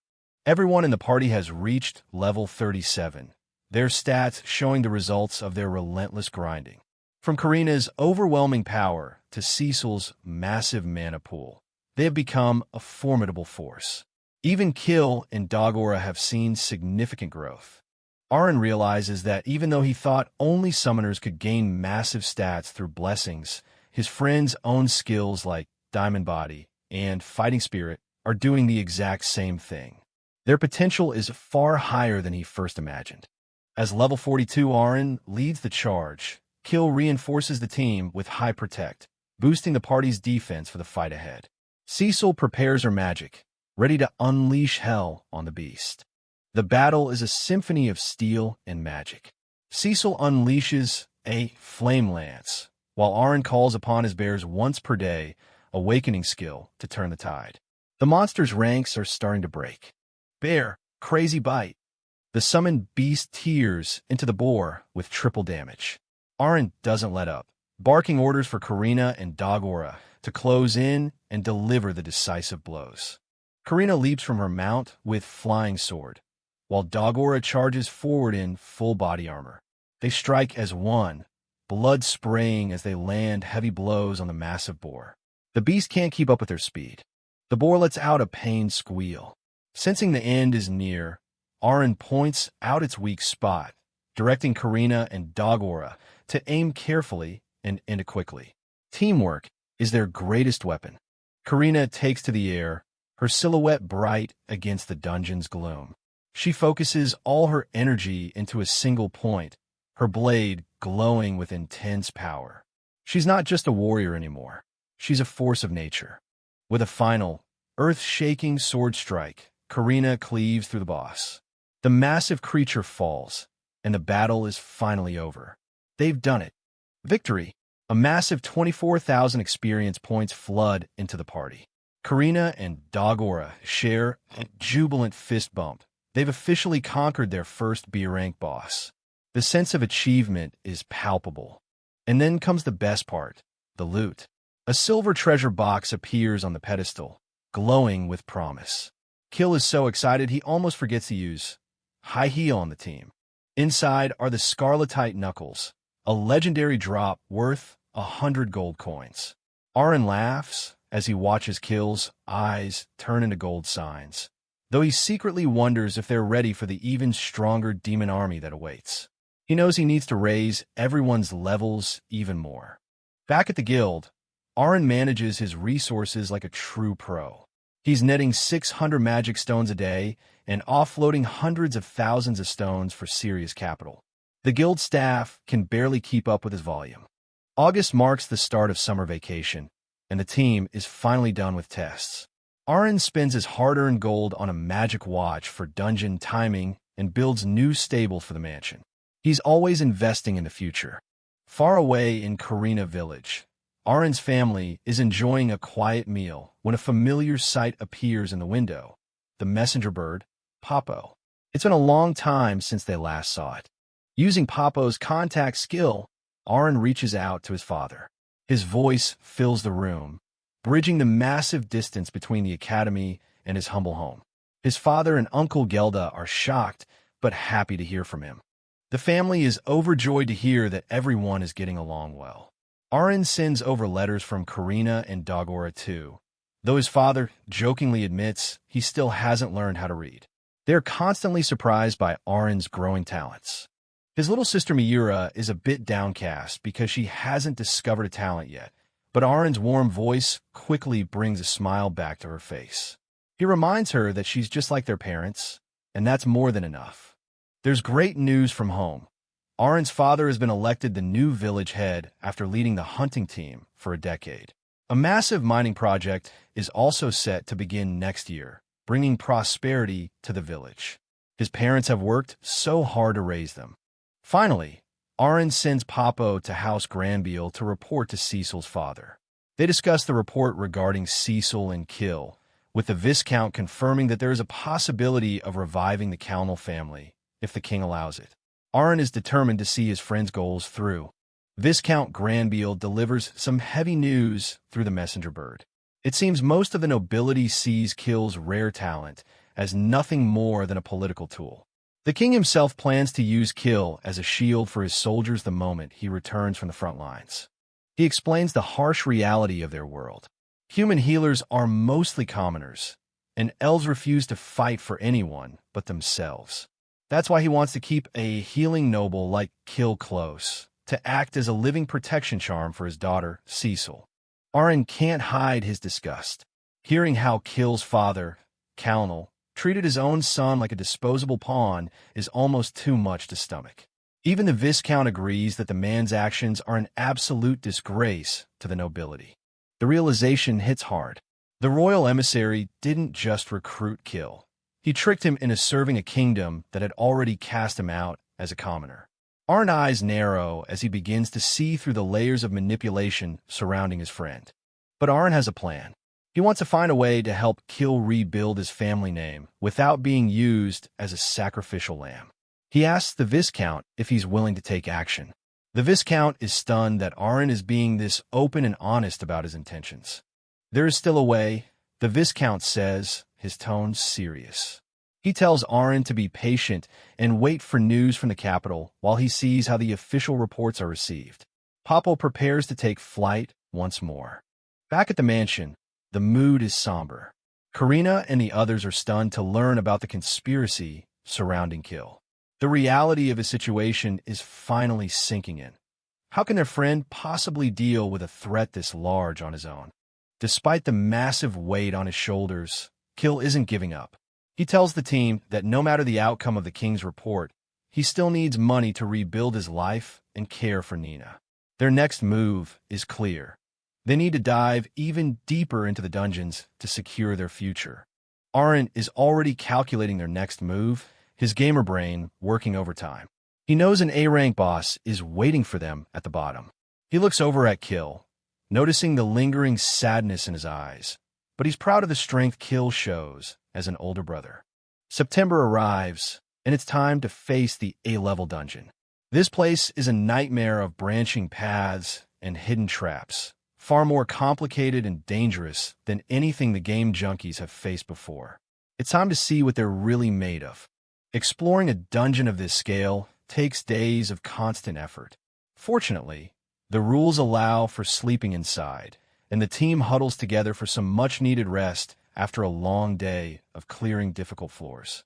Even heroes need a nap. Safety first. Aaron summons KBO and other beasts to stand guard while the party sleeps in peace. But as they venture deeper, the monsters get significantly tougher.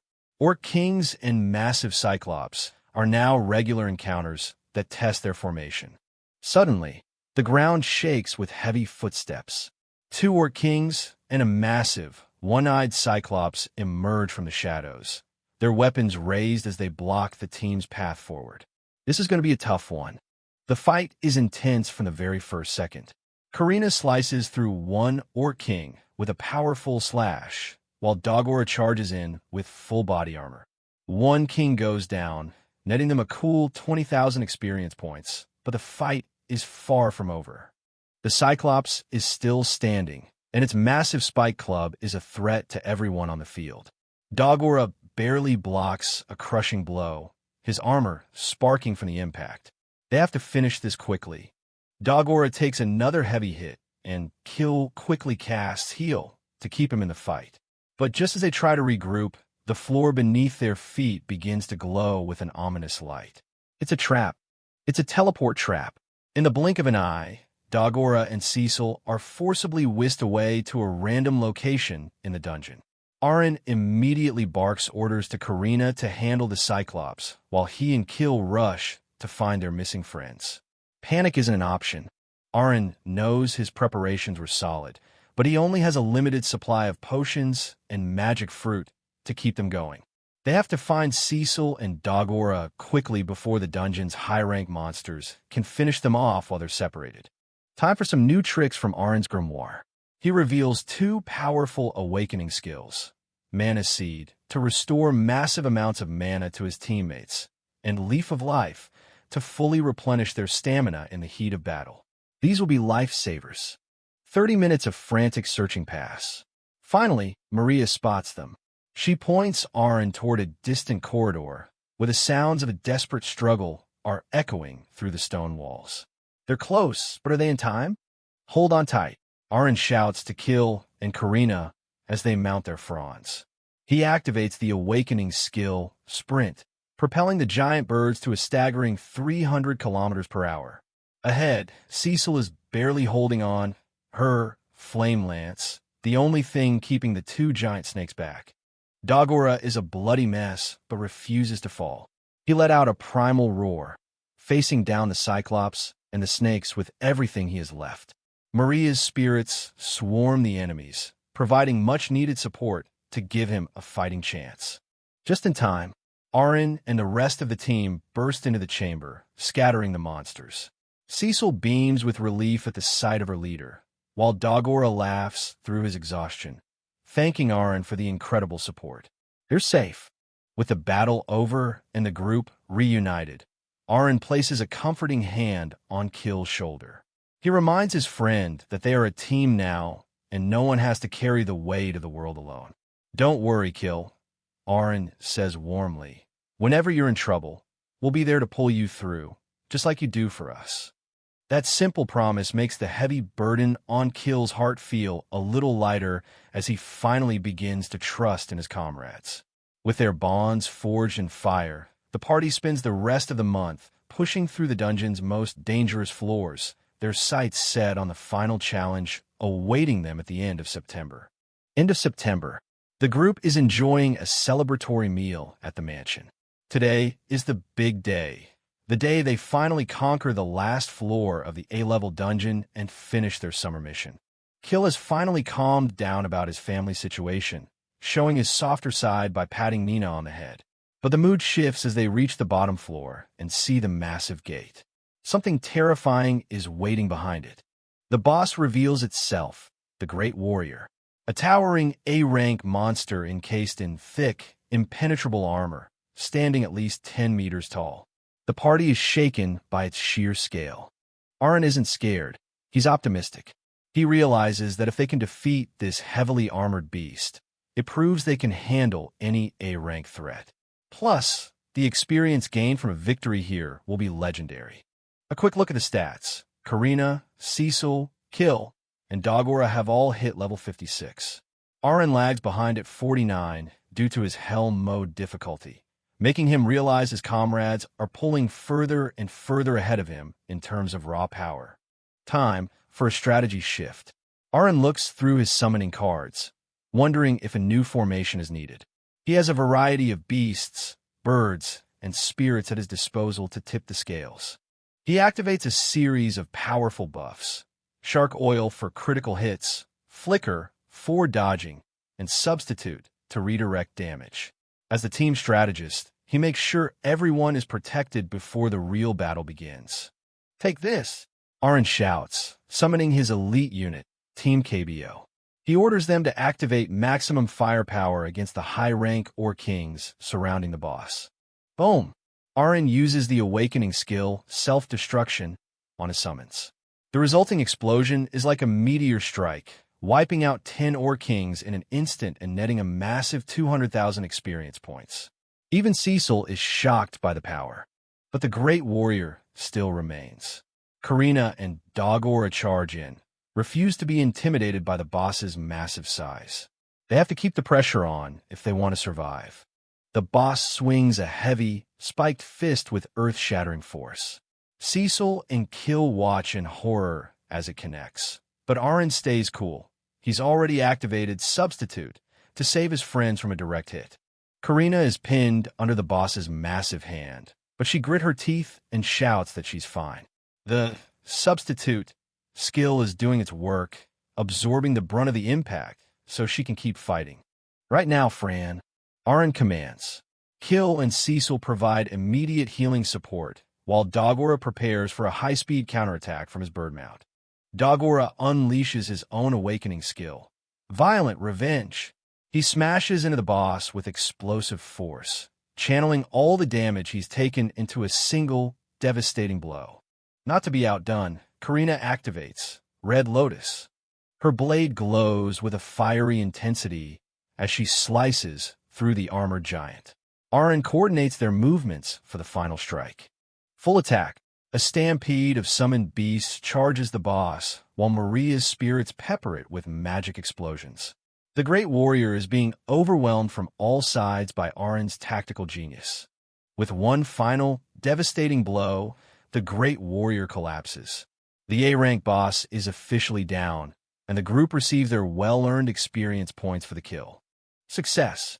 The team cheers, raising their weapons high in the air. They've finally completed the hardest difficulty level available to them, proving their strength once and for all. The treasure chest reveals its secrets: an enormous A-rank magic stone and the gorgeous scarletite axe. Dogora is speechless. It's the perfect upgrade from his old mithril weapon, and he thanks Aaron for getting him this far. As they prepare to leave, a mysterious card floats down from the dungeon's core, the A-level dungeon clearing certificate. It has a single, intricate mark on it, leaving the group curious about what comes next. They realize it's a stamp card. After obtaining 5 marks from clearing A-level dungeons, they'll be eligible to enter the legendary S-level dungeons. The summer of exciting adventures ends with a new, even bigger goal on the horizon. October arrived, and Alan, now 13 years old, returned to school after the summer vacation. But things were different now. his team's incredible feat of clearing a C-rank dungeon while only being E-rank had become the talk of the entire academy. Friends and classmates crowded around, thanking Alan for the advice that helped them succeed. The rumors were spreading like wildfire. While even third-year seniors like Arius were still struggling, Alan's party had already conquered an A-rank dungeon. The shock on the faces of the other students was priceless. Clearing an A-rank dungeon at their age was practically unheard of. Karina, always the eager warrior, was fired up and wanted to practice her sword skills even more after class. She practically begged Alan to join her, but he politely declined. Between managing his summons in the A-rank dungeon and trying to increase his combat power, he already had his hands full. His hell mode grind never truly stopped. Instead, Alan found himself practicing with Lifo Hamilton, a talented one-star swordsman. Meanwhile, Karina was busy being put through the ringer by the legendary Sword King teacher. Even for a genius like her, keeping up with a master was no easy feat. 3 hours of grueling training later, even the Sword King was impressed. He acknowledged that Karina truly was different, finally believing they had cleared that A-rank dungeon. But their session was cut short when the teacher delivered a sudden message. The principal himself wanted to meet both Alan and Karina immediately. For a moment, even Karina's confidence wavered. Had they done something wrong? As they walked through the grand corridors of the academy, Alan's mind was racing. He'd only met the principal once during the entrance exam. Karina, on the other hand, was already looking ahead, confidently declaring that they would conquer an S-rank dungeon before they even graduated. Her ambition was as boundless as ever. The teacher shared some historical context, noting that in the last few decades, no one had managed to complete an S-rank dungeon. If Alan and Karina pulled it off, they'd literally be writing their names into the history books. It was a daunting goal, but for Alan, it was just another challenge to optimize. They arrived at a building with truly unique Elven-style architecture. Waiting inside was the principal, a man with a presence as ancient as the building itself. He welcomed them warmly, inviting them to sit and talk. Karina couldn't hide her curiosity. Was the principal actually an elf? The principal confirmed her suspicion with a calm smile. Despite his youthful appearance, he revealed he was actually 1,000 years old and had been running the academy for over 4 decades. His long, elegant hair and the mark on his forehead spoke of a power and wisdom far beyond human understanding.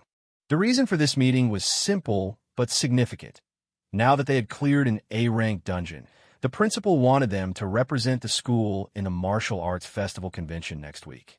Karina's eyes practically sparkled at the mention of a festival, her competitive spirit instantly igniting. Alan, however, was more hesitant. He had never even heard of this festival, which was usually only announced to second-year students. The principal explained it was a high-profile tournament with only 16 elite participants, attended by many distinguished guests, including the king of Radishu himself.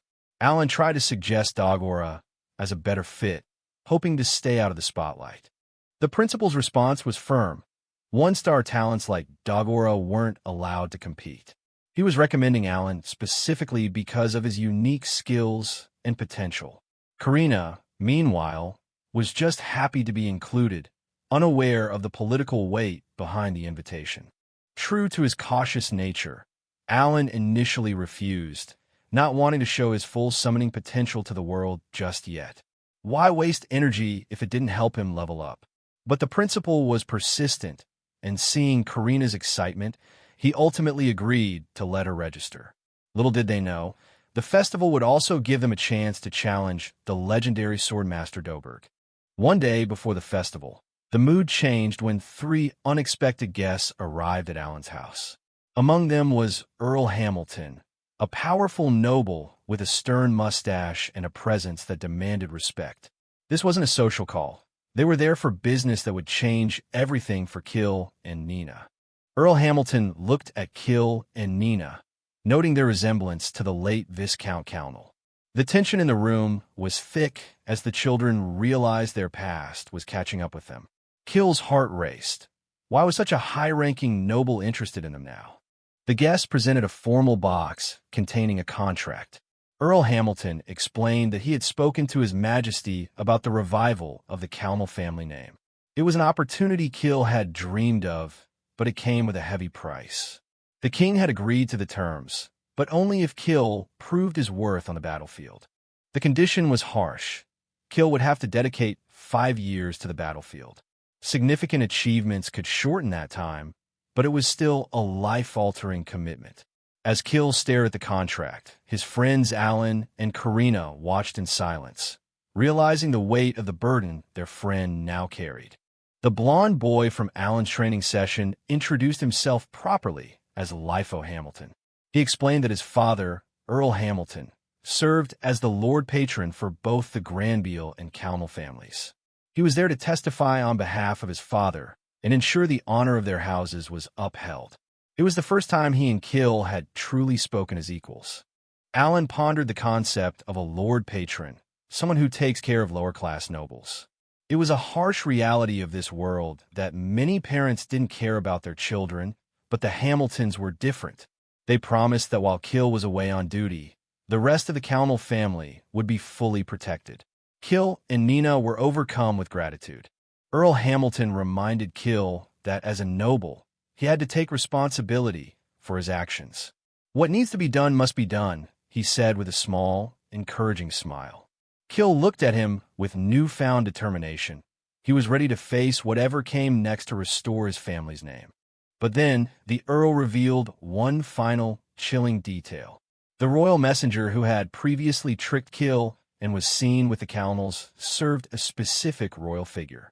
They had never revealed their orders, but the connection was clear. A shadow began to loom over the room as the pieces of the puzzle fell into place. The mastermind behind it all was none other than Crown Prince Inbal von Radishew, the current king's grandson and expected successor. He was the one who had tricked Kill and orchestrated Nina's kidnapping. The realization hit the group like a physical blow. Their enemy wasn't just some common criminal. It was the future king of the realm. The current king was old and would likely cede the throne within 5 years. No one could predict what Prince Inbal would do once he held absolute power. Despite the danger, Kill's resolve didn't waver. He was more determined than ever to finish what he needed to do before the new king could tear his family apart again.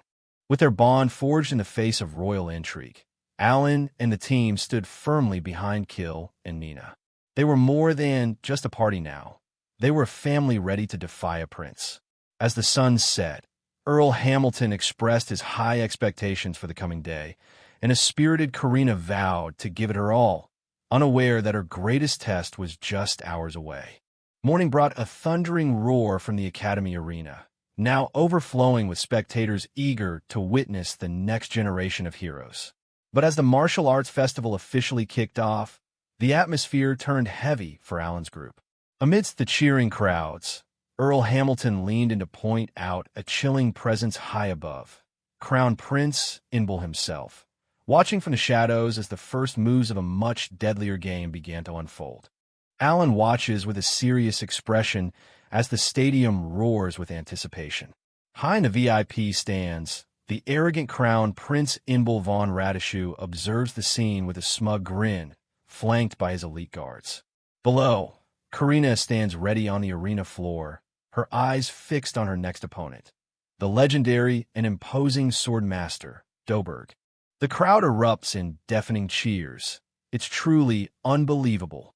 Karina, a mere first-year student, has defeated the third-year participants to become the champion of the student tournament.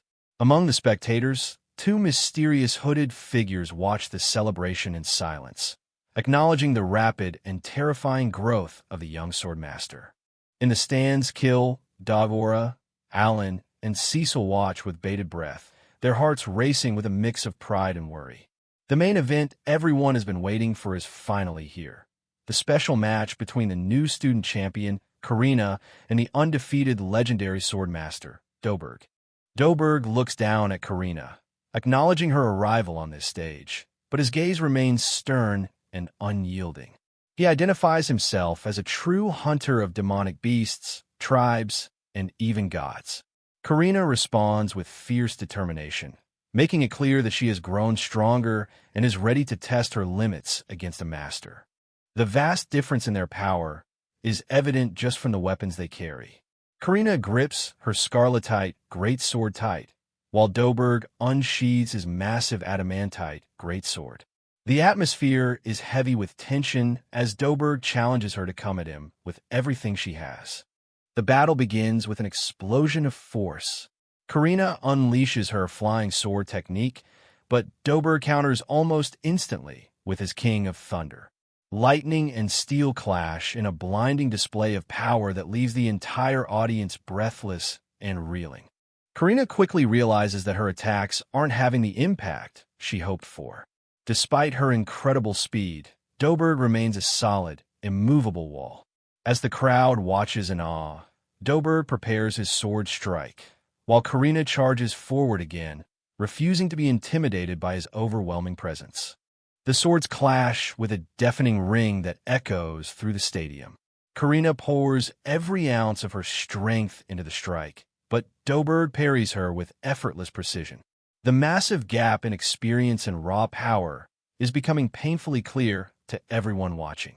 With a single, powerful counter, Doberg sends Karina flying backward. "Is this all you've got?" he taunts, his voice booming across the arena floor. Karina grunts in pain, her body battered as she struggles to keep her footing against the weight of the Swordmaster's strength. Alan and the team cry out in alarm as Karina is pushed to her absolute limit by Doberg's relentless assault. But even as she coughs and struggles on the ground, her spirit is far from broken. Doberg looms over her like a titan, demanding to know if she's ready to give up, but her answer is a defiant, desperate scream. Not yet. In a final, desperate clash of wills, Karina ignites her Red Lotus technique, meeting Doberg's Thunder Sword head-on. The entire arena is swallowed by a violent storm of fire and lightning as the two warriors push themselves to the brink of their power. The explosion clears to reveal a tragic sight for the team. Karina's friends watch in horror as she is struck down, her uniform stained with blood. Even as she collapses to her knees, she mutters that she still wants to fight, her eyes losing focus as she finally slips into unconsciousness from the sheer exhaustion and damage. The announcement rings out through the silent stadium. The champion Karina has fallen, and Doberg remains undefeated. Standing tall, he acknowledges that she only became this strong because of her teammates. In the VIP box, Viscount Granville and Earl Hamilton look on with mixed emotions, seeing that Doberg is still in top form. Karina is rushed to the public health station, her injuries severe. Alan doesn't waste a single second, rushing to her side while a nun prepares to help. He activates his awakening skill, Grass of Life, a powerful area of effect healing card that restores 1,000 HP to the entire team, surrounding them with a soothing, life-giving glow. As she wakes up, Karina's physical wounds are gone, but the emotional pain is still raw. Tears stream down her face as she sobs, heartbroken by the fact that she couldn't land even a single hit on Doberg. She did her absolute best, but the sting of such a total defeat is more than her warrior's pride can bear. The team gathers around her bed to offer comfort and support. Alan gently reminds her that she's already proven herself to be much stronger than before. Cecil and the others offer encouraging smiles, and Alan confidently promises her that by next year, she will definitely be able to defeat Doberg easily. Karina looks up, her spirit slowly starting to recover. Watching from a distance, Viscount Granville and Earl Hamilton reflect on the sheer intensity of the tournament. Doberg himself claps in genuine respect, noting that it's been 10 years since he's seen such a beautiful and spirited battle between two competitors on this stage. The moment of rest is suddenly interrupted by the arrival of Crown Prince Inbal von Radishew. Flanked by his elite guards, he calls out to the Viscount with a dangerous and arrogant glint in his eyes. The mood in the room shifts instantly from relief to a cold, underlying tension. Inbal's tone is dripping with condescension as he asks the Viscount if he wants to talk. He feigns a desire to reward the lord of a land that produces such exceptional champions, but his predatory body language and smug expression hint at a far more sinister motive behind his words. Inside the room, Inbul dismissively orders his guards to wait outside, claiming they are already there for protection. He makes himself at home, arrogantly telling the Viscount to sit down. Alan watches silently from the side, carefully maintaining his role as a humble servant to avoid drawing any unwanted attention from the prince. Inbul continues his power play, acting as if he is the master of the house. When the Viscount hesitates, Inbul mockingly urges him to just sit down already. Alan steps forward to help, playing the part of a dutiful servant perfectly while secretly observing and analyzing every subtle movement of the Shao quiet prince. Alan realizes that while Cecil and the others trust the Knights Captain, he needs to find out exactly what Inbul is plotting. He keeps a close eye on the prince, noting his successful entry into their space as he settles into the couch with an air of absolute authority. Inbul launches into his verbal assault, mockingly referencing the Granville incident and the destruction of the Calmal family. He notes how well the territory is developing with its new sword master and the return of mithril mining, but his words are laced with venomous intent. The Viscount tries to object to his harsh phrasing, but Inbul just smiles dismissively. The true reason for Inbul's visit is finally laid bare. It's a death sentence wrapped in royal decree.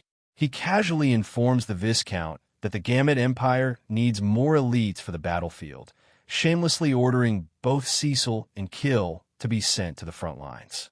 The Viscount's face drains of color as he realizes the impossible position he's been put in, desperately pleading with the prince to reconsider the cruel demand. Just as the prince's pressure becomes unbearable, Alan speaks up, his calm voice cutting through Inbul's arrogance as he identifies himself as the party's captain. Inbul turns a cold, mocking gaze toward the boy he sees as a mere servant, sneering at his talk of protection. Though Alan remains outwardly unfazed, the atmosphere in the room turns suffocatingly tense as the weight of the royal threat begins to sink in. Viscount Granville is cornered, his face dripping with cold sweat under the prince's mocking gaze.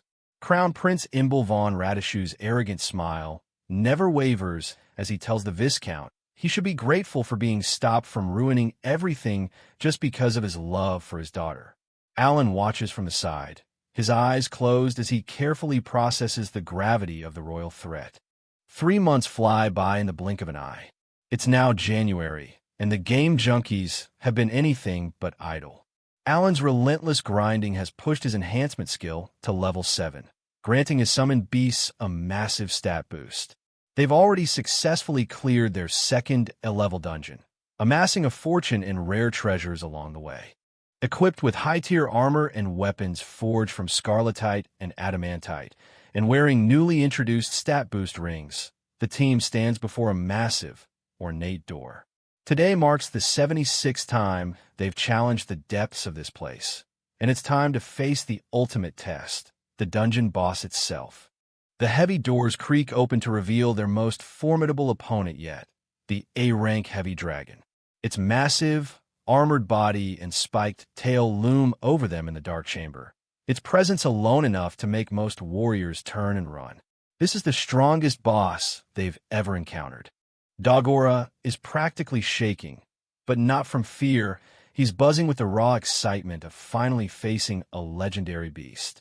Karina stands firm beside him, her eyes locked onto the dragon. They know that dragons usually stand alone because they don't need help to kill, but that doesn't intimidate them one bit. Alan takes a final moment to optimize his deck. His summons are ready: scorpions, boars, birds, stones, and spirits. At level 51, his stats are impressive for any other adventurer, but in hell mode, he knows every single point counts. He grips his scarletite sword, ready to lead his team into battle. The rest of the team has reached level 58, their stats bolstered by their high-tier equipment. Karina with her scarletite great sword, Cecil with her light magic wand, and Dagora with his scarletite axe. They're a well-oiled machine now, each member a powerhouse in their own right, ready for Alan's strategic commands. I'll take the first shot, Alan shouts, coordinating the opening move. He directs Cecil to prepare her preemptive magic while he unleashes a Mateo copy attack, raining down projectiles to catch the dragon off guard and test its initial reactions. Be careful with its breath attack, he warns the others. Alan doesn't give the dragon a second to breathe, calling out his KBO bomb rain. A swarm of stone summons, known as KBOs, rain down from above and detonate against the dragon's thick scales with explosive force, filling the chamber with fire and debris. But then, a voice echoes through the arena, chilling the team to the bone. Well, you're challenging me with only 5 people. The dragon's eye narrows, glowing with a malevolent, sentient intelligence. This isn't just a monster. It's a beast capable of speech and calculation. The ignorant must be punished. Die in my fire, the dragon growls, its voice heavy with ancient power. Cecil is stunned. She didn't expect a dungeon boss to have such high intellect. Alan remains focused, ordering his KBOs to charge as the dragon begins to gather heat in its massive maw. The stone summons continue their suicide runs, detonating against the dragon's hide in another KBO bomb rain. The explosions are violent, but the dragon seems more annoyed than truly damaged, its glowing eyes fixed on the game junkies as it prepares to retaliate. Fran, sprint, Alan commands. The team mounts their giant bird summons to gain much-needed mobility in a massive chamber. The dragon roars in frustration, its speech interrupted as the group weaves through the air, their initial assault having successfully drawn the monster's full, angry attention. Dagora and Karina strike from above, their weapons clashing against the dragon's armored hide. Alan watches carefully from the back of his Fran, noting the beast's movements. Even with their coordinated attacks, the dragon's sheer size and defense make it a mountain that's incredibly difficult to move. Karina lands a powerful sword strike, but she grunts in frustration as her blade practically bounces off the beast. Alan's mind races, wondering if the dragon's skin is simply that hard or if it possesses a physical resistance property they haven't encountered before. Every attack seems useless so far. It's about to fire. Alan screams. The dragon's mouth begins to glow with an intense, white-hot light as it mocks them as weaklings. Alan acts quickly, calling for his shielded Teku summons to form a defensive line in front of the team. The dragon unleashes a massive beam of fire. The heat is so intense that the air itself seems to shimmer and crackle. Cecil cries out the names of her friends as the torrent of white-hot energy washes over the entire front line of the battlefield. The breath attack is a literal wall of destruction that covers half the arena in a split second. It's a terrifying reminder of why dragons are considered the kings of monsters, their elemental power far exceeding that of any regular beast. One of the Teku summons activates its awakening skill, self-sacrifice. Its defense triples as it takes the full brunt of the damage meant for everyone else. Strange tricks. The dragon mutters, clearly surprised that its signature attack didn't immediately incinerate its challengers. Alan and Dagora huff in relief, glad the shield held. Maria, Alan calls out, coordinating his spirit summon support. Seeing a brief opening, Cecil doesn't hesitate, chanting Flame Lance as she fires a concentrated bolt of fire back at the beast. If they can keep defending against its breath, they still have a fighting chance. But the dragon isn't finished. It begins to charge another attack, and Alan notices something alarming. It's taking longer to charge this time. He realizes the monster is pouring even more energy into this next blast. Danger! Everyone step back, he roars at the top of his lungs.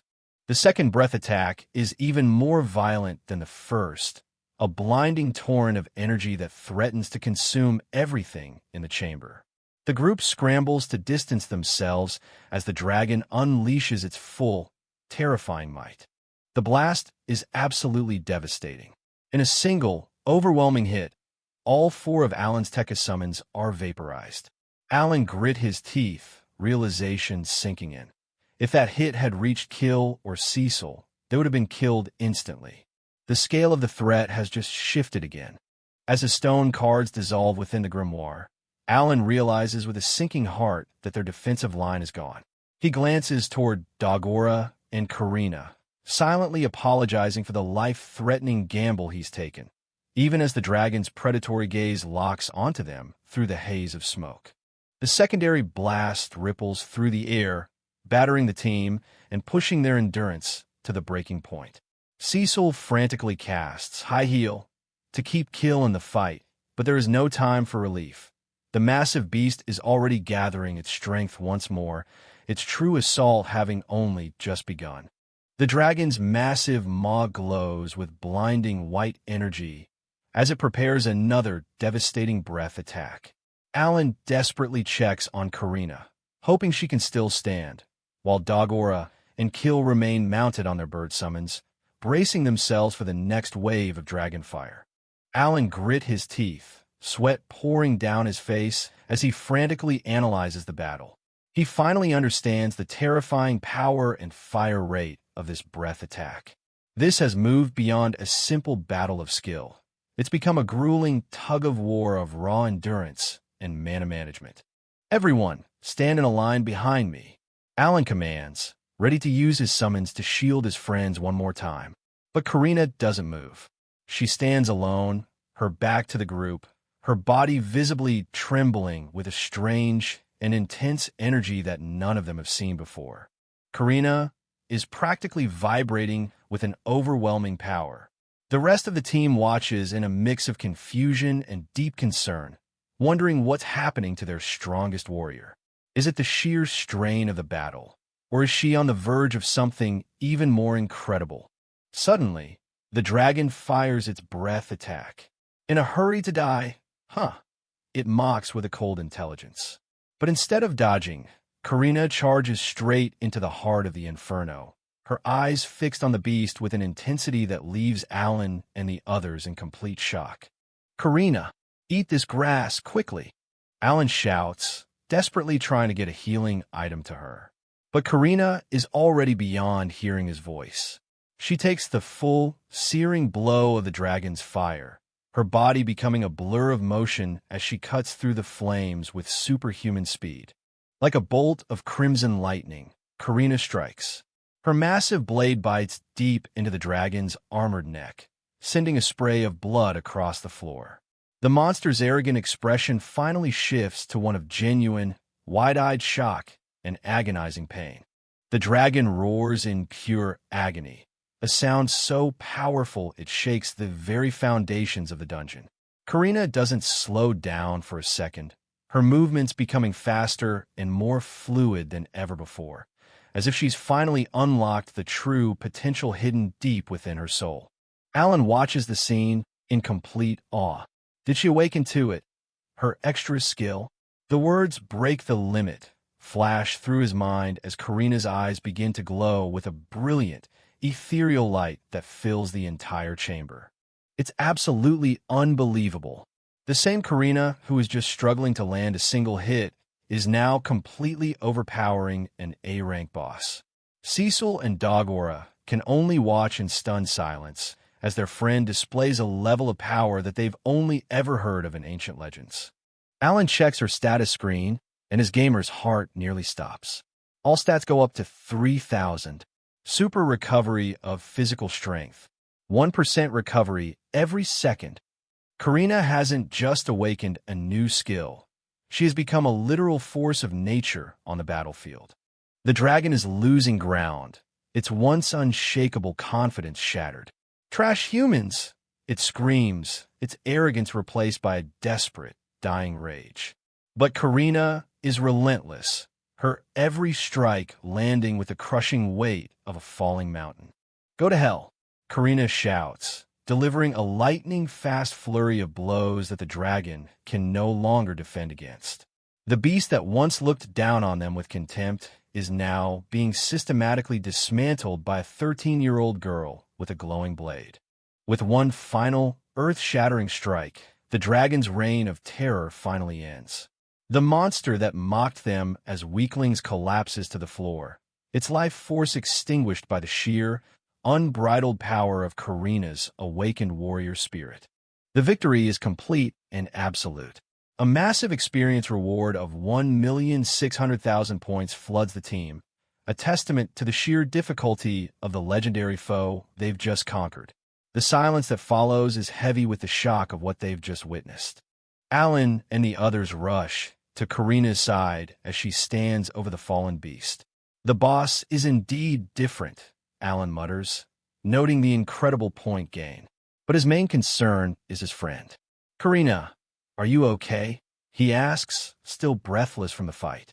Karina turns around to face them with a bright, triumphant smile and a playful peace sign. "Hey, I beat the dragon," she cheers, looking as if she hadn't just walked through dragon fire. The heavy tension finally breaks as the team breathes a collective sigh of relief. But their true reward is still waiting. "Look, that golden chest!" Dagora shouts excitedly, pointing to an ornate chest that has appeared in the center of the chamber. It's their first time seeing such high-tier loot, and even Alan's gamer instincts are tingling with anticipation. Karina is already wondering how she used her skill all of a sudden. Karina excitedly shows off their prize, his stamina recovery ring. Alan's gamer heart thumps with excitement. Though he's a bit disappointed, it's not the magic healing ring he's been searching for. Still, in a world where endurance is key, it's a valuable and rare find. Karina is just happy they all have extra skills now, except for Alan. As they prepare to leave, the team is already looking toward their next challenge. They've defeated the dragon, and even though Alan feels a bit sad about the loot, they still have plenty of hope for the future. Cecil listens as the boys talk about their next big target. Cecil brings up a legendary rumor that has piqued her interest. "Maybe we could defeat the white dragon next?" she suggests. The mention of the legendary creature rumored to be hidden in the Grabial territory with a 1,000 gold coin reward makes even Dagora's jaw drop in surprise. "No, we can't take it down yet," Alan says firmly, surprising everyone. Karina and Dagora are excited to try, but Alan's gamer brain is already thinking 10 steps ahead. He explains that Karina only won by accidentally awakening her skill, and they need to be more prepared before facing a legend. Alan explains his cunning strategic plan. If they defeat the white dragon now, the royal family will likely seize the territory and never hand it back to Kill. His plan is to wait until Kill is established as a lord, then secure the land for good. Cecil can't help but feel a chill from Alan's horrible and calculated smile. Time to keep plowing the dungeon during spring break. 3 months later, the game junkies have become a truly legendary force within the academy. They've already successfully cleared their 3rd A-rank dungeon, their coordination and power reaching levels that even the most elite seniors struggle to match. The grind never stops for Alan's team. Karina cheers as she levels up once again. But for Alan, the notification is bittersweet. Everyone, except me, has reached the level limit. At just 13 years old, his friends have already hit the world's level 60 cap, while he is still grinding his way through the impossibly slow hell mode. The notification is final. Karina, Cecil, Kill, and Dagora have all hit the level 60 cap of this world. Their stats are legendary for their age, but for Dagora, the realization is chilling. If they can't level up anymore, how will they ever get strong enough to face the Demon King? Alan, still at level 51 due to his hell mode grind, remains focused. "We still have a lot of work to do," he says, his mind already calculating the next phase of their training. A sense of emptiness settles over the team. After months of nonstop growth, hitting a wall feels like a defeat. They discuss their options. They've only found 1 gold chest so far, so they need to hunt for more support rings and powerful equipment. More importantly, they need to master the extra skills they've recently awakened. The path to power has shifted from raw levels to technical mastery and gear. Alan's gamer instincts are tingling. He remembers games with thresholds to break level limits and suspects this world might have something similar. With only 2 years left until they're drafted for war, he needs to find a way to push his team beyond the limits that even legends like the hero and Swordmaster Doberg haven't surpassed. The challenge is immense, but Alan isn't backing down. April arrives, marking the end of spring break and the start of their second year at the academy. A stern new teacher stands before the class, announcing that while the original members remain, they will be welcoming outstanding new transfer students into their ranks. The atmosphere is thick with curiosity. Who could possibly be talented enough to join their prestigious year? The teacher introduces 3 students from kingdoms in the northwest and northeast, areas far beyond the usual reach of the academy. The classroom erupts in whispers as the newcomers step forward. Among them is a girl with distinctive long ears, a rare sight that immediately captures everyone's attention. My name is Sapphirone, from the Kingdom of Elves, Rosenheim. The girl introduces herself with a graceful bow. Just call me Sophie. Her presence is ethereal, and her kind smile instantly charms the entire class. It's not every day you meet an elven princess in the middle of a human academy. Next is her guardian, a stern elf named Falmel. The teacher reveals that Sophie is actually next in line to be the Queen of Rosenheim, causing a wave of shock to ripple through the students. A queen? They gasp, their eyes wide as they take in her flawless skin and elegant features. Even though the principal is an elf, seeing a royal elf student is on a completely different level. Sophie's gaze lingers on Alan, her eyes wide with a strange intensity. Is my black hair that weird? Alan wonders, feeling a bit self-conscious under the princess's stare. Behind him, Cecil watches the interaction with a curious and perhaps slightly protective expression. While the class is focused on the elves, an energetic young girl raises her hand high. Alan can't help but notice that Falmel looks a lot older than 13, but his attention is quickly drawn to the final transfer student who is ready to take the spotlight. Next is my turn, she shouts with a bright grin. My name is Maruru from the Wookiees Kingdom. I'm 13 years old, too, and I'm a dwarf, she announces, her tan skin and steampunk-style goggles giving her a distinct look. She's full of life and eager to make friends, a stark contrast to the regal and composed elves standing beside her. The girls in the class instantly fall for Maruru's tomboyish charm, calling her so cute.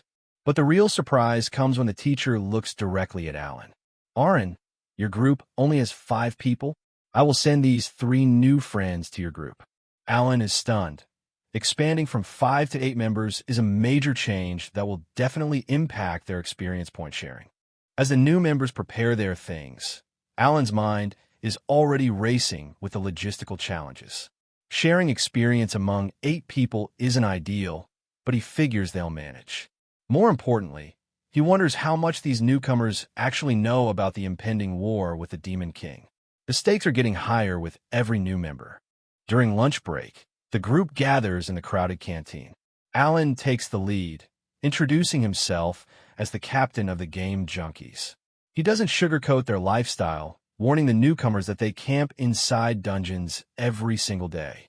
Do you still want to join? He asks, his gaze steady.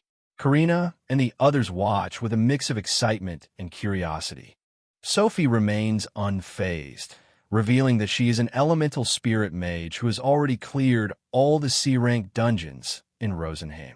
She's confident she'll be a help, and she introduces Falmel as a talented archer. Maruru then adds that her talent is called Magic Statue, a term Alan has never heard of. It seems their new team members are as unique as they are talented. Cecil and Dogora are skeptical. Is Magic Statue similar to Alan's summoning ability? Maruru's expression turns serious as she admits she has some personal problems and might not be able to help with her talent right away. Alan tries to keep the peace, telling everyone they'll understand more in time. Despite the mysteries, there's a growing sense of unity at the table. The conversation shifts to the dark reality of the war. Sophie, Falmel, and Maruru confirm that they are fully aware of the threat posed by the Demon King. But I still want to be stronger, Maruru declares, her eyes burning with determination. We have to get stronger this second year, no matter what. Their shared goal of survival and strength bonds the expanded team together. Karina and the original members are thrilled to have such dedicated new allies. Do not worry. We are strong. Let's try harder together. Karina cheers, her enthusiasm contagious. The 3 newcomers agree to stay with the group, and Sophie even asks if she can bring her servant along. It's settled. The game junkies are now an 8-person force to be reckoned with. Later that evening, Alan is summoned to a private meeting with the principal. "It's an honor that you took the initiative to meet me, Principal," Alan says respectfully. The ancient elf stands before him, his presence as imposing as ever. There's an unspoken weight to this meeting that Alan can't quite place yet. The principal reveals that while he is also a high elf, Sophie's position is far more complex and important than his own. He's deeply worried about the princess's safety at the academy. "Not only is Falmel tasked to protect her, but now you are too," he says, looking Alan in the eye. "Please keep an eye on her for me, Aaron." Alan simply nods. He's used to taking on heavy responsibilities. 4 days later, the new living arrangements are in full swing. Luckily, Alan had rented a massive place to accommodate their growing numbers. The house is filled with life as elves, dwarves, and humans gather for a grand feast. Alan apologizes in advance for the crowded living situation, but Sophie just laughs it off, happy to be part of such a lively group. The table is overflowing with delicious food, and the original team dives in with their usual hunger. "Yum!" Karina cheers, stuffing her face. But Alan notices the newcomers are sitting in silent prayer before their meal. He watches with interest, realizing that even mealtime is different now with such diverse backgrounds. "Let's eat before it gets cold," he says warmly to Cecil. Sophie explains their customs to a curious Alan. Elves are a deeply religious race, and they always privately thank the ones who bestowed elemental spirit magic upon them. "Are you praying to the elemental king?" Alan asks. Sophie smiles, confirming that her people's magic is intimately tied to their faith. Sophie elaborates on the elven hierarchy of spirits, from basic spirits to kings and gods. They pray for the elemental spirit king, Razan, to ascend to godhood, believing their magic grows stronger through sincere prayer. Cecil turns to Maruru, asking if dwarves have similar customs. "Maruru, don't you pray?" she asks, curious about the dwarf girl's culture. Maruru chimes in, explaining that while dwarves don't pray as frequently as elves, they hold deep reverence for Degragny, the dungeon master and sovereign of the underground. "He doesn't demand constant prayer," she says with a giggle, though the title Dungeon Master immediately captures Alan's attention. To a gamer like him, a deity who oversees the very places they spend their lives grinding is someone worth knowing more about. Maruru goes on to describe the incredible legacy of her god, credited with the invention of countless magical marvels. She excitedly shows them diagrams of dwarven technology, from airships and trains to intricate magical lamps, all based on Degragny's designs. Alan and Cecil are stunned. They knew dwarves were skilled, but this level of mechanical sophistication is far beyond their expectations.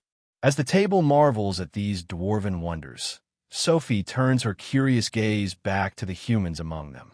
Curious about their customs, Sophie asks if Aaron worships anyone. Cecil speaks up, explaining that humans worship the creator god Elmia and that praying in the church is vital for developing their healing magic.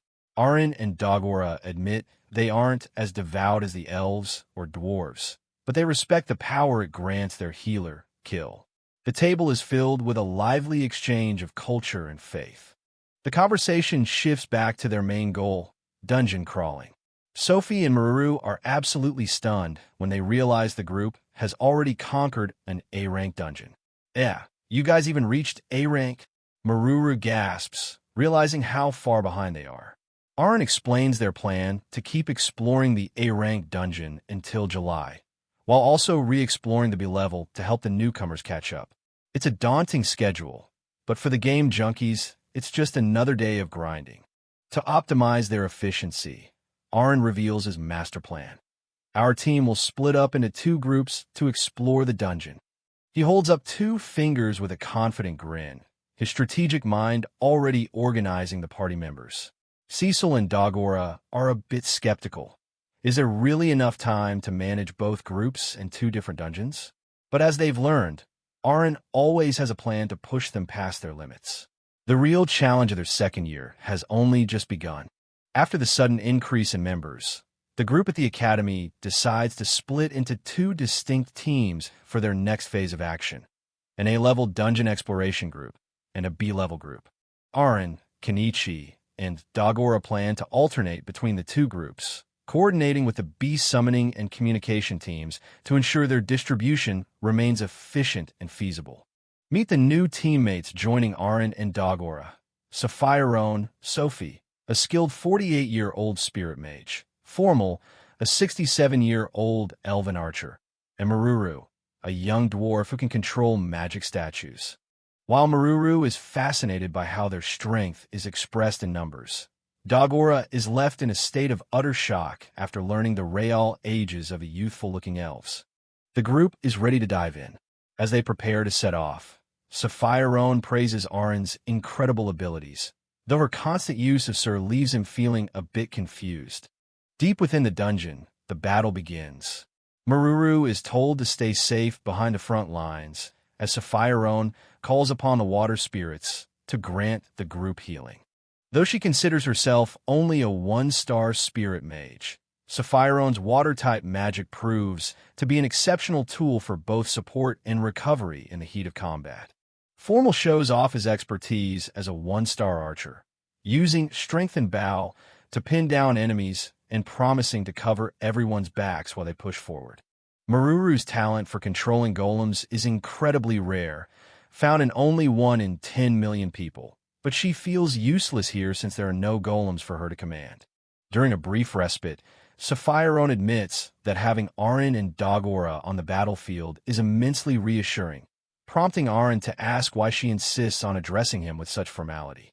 Sapphire reveals that she sees him as the boy from a famous prophecy made by Elemental King Razan, who usually never speaks to anyone, but woke up long enough to deliver a specific forecast. 10 years ago, the king spoke of a black-haired boy with minimal talents born under the Zhongying Empire, a description that matches Aaron perfectly. The prophecy continues, stating that this boy will dance in a sky filled with light and eventually dispel the darkness that plagues this world. While Sapphire is convinced of the truth, Aaron is more focused on his goal to defeat the Demon King, though the mention of dispelling darkness sounds a bit vague to him. Suddenly, things begin to make sense for Aaron. He finally understands why the school's principal and the hero Helmios have allowed him so much freedom since he arrived at the academy. By mid-April, summer break arrives, and Aaron returns to his home in the Grabial territory, introducing his summoned beast, Maria, to his startled father and the other villagers. The villagers are in awe of the massive summoned beasts, but Arn's father is more concerned about the sheer amount of baggage his son has dragged home with him. That baggage turns out to be a massive haul of premium equipment: scarletite spears, mithril armor, and hundreds of gold coins to help the village thrive. While the village celebrates their new gear, Arn's father is slightly overwhelmed, questioning if his son's finances are really all right after spending so much. Aaron leaves Maria to help the villagers during the giant boar hunting season, promising her that she can eat as much as she wants if they catch one. Fast forward to the end of July. Back at the academy, the group faces a formidable dark entity, and Sapphire tells everyone to step back so she can unleash her extra skill. She performs a great spirit manifestation, summoning Nomu, the great spirit of the earth, who has been contracted to lend his power to the group. Nomu strikes with overwhelming force, crushing the enemy beneath a barrage of massive earth and stones. The monster is crushed in an instant. The sheer scale of Sapphire's once-a-day summon leaves the entire team stunned, showcasing a level of power that is simply in a league of its own. As Sapphire beams with pride at her successful manifestation, the battle comes to a quiet end, but the overwhelming display leaves those without such powers feeling more than just a little bit left behind. As the battle ends, those who can't use extra skills are left in a state of deep jealousy. Dagora and Aaron, Kenichi, can't help but feel envious, while Formal explains with a stern look that he always saves his power just in case Princess Sapphire, Sophie, is in danger. With summer vacation set to begin tomorrow, the principal calls a meeting, and a familiar face greets the group. It's Helmios, the pink-haired hero, much to the surprise of Aaron and a beaming Karina. Helmios has a direct proposal. He wants to recommend both Aaron and Karina for the Academy's martial arts conference this coming October. While Karina enthusiastically agrees, Aaron gives a flat and unexpected refusal.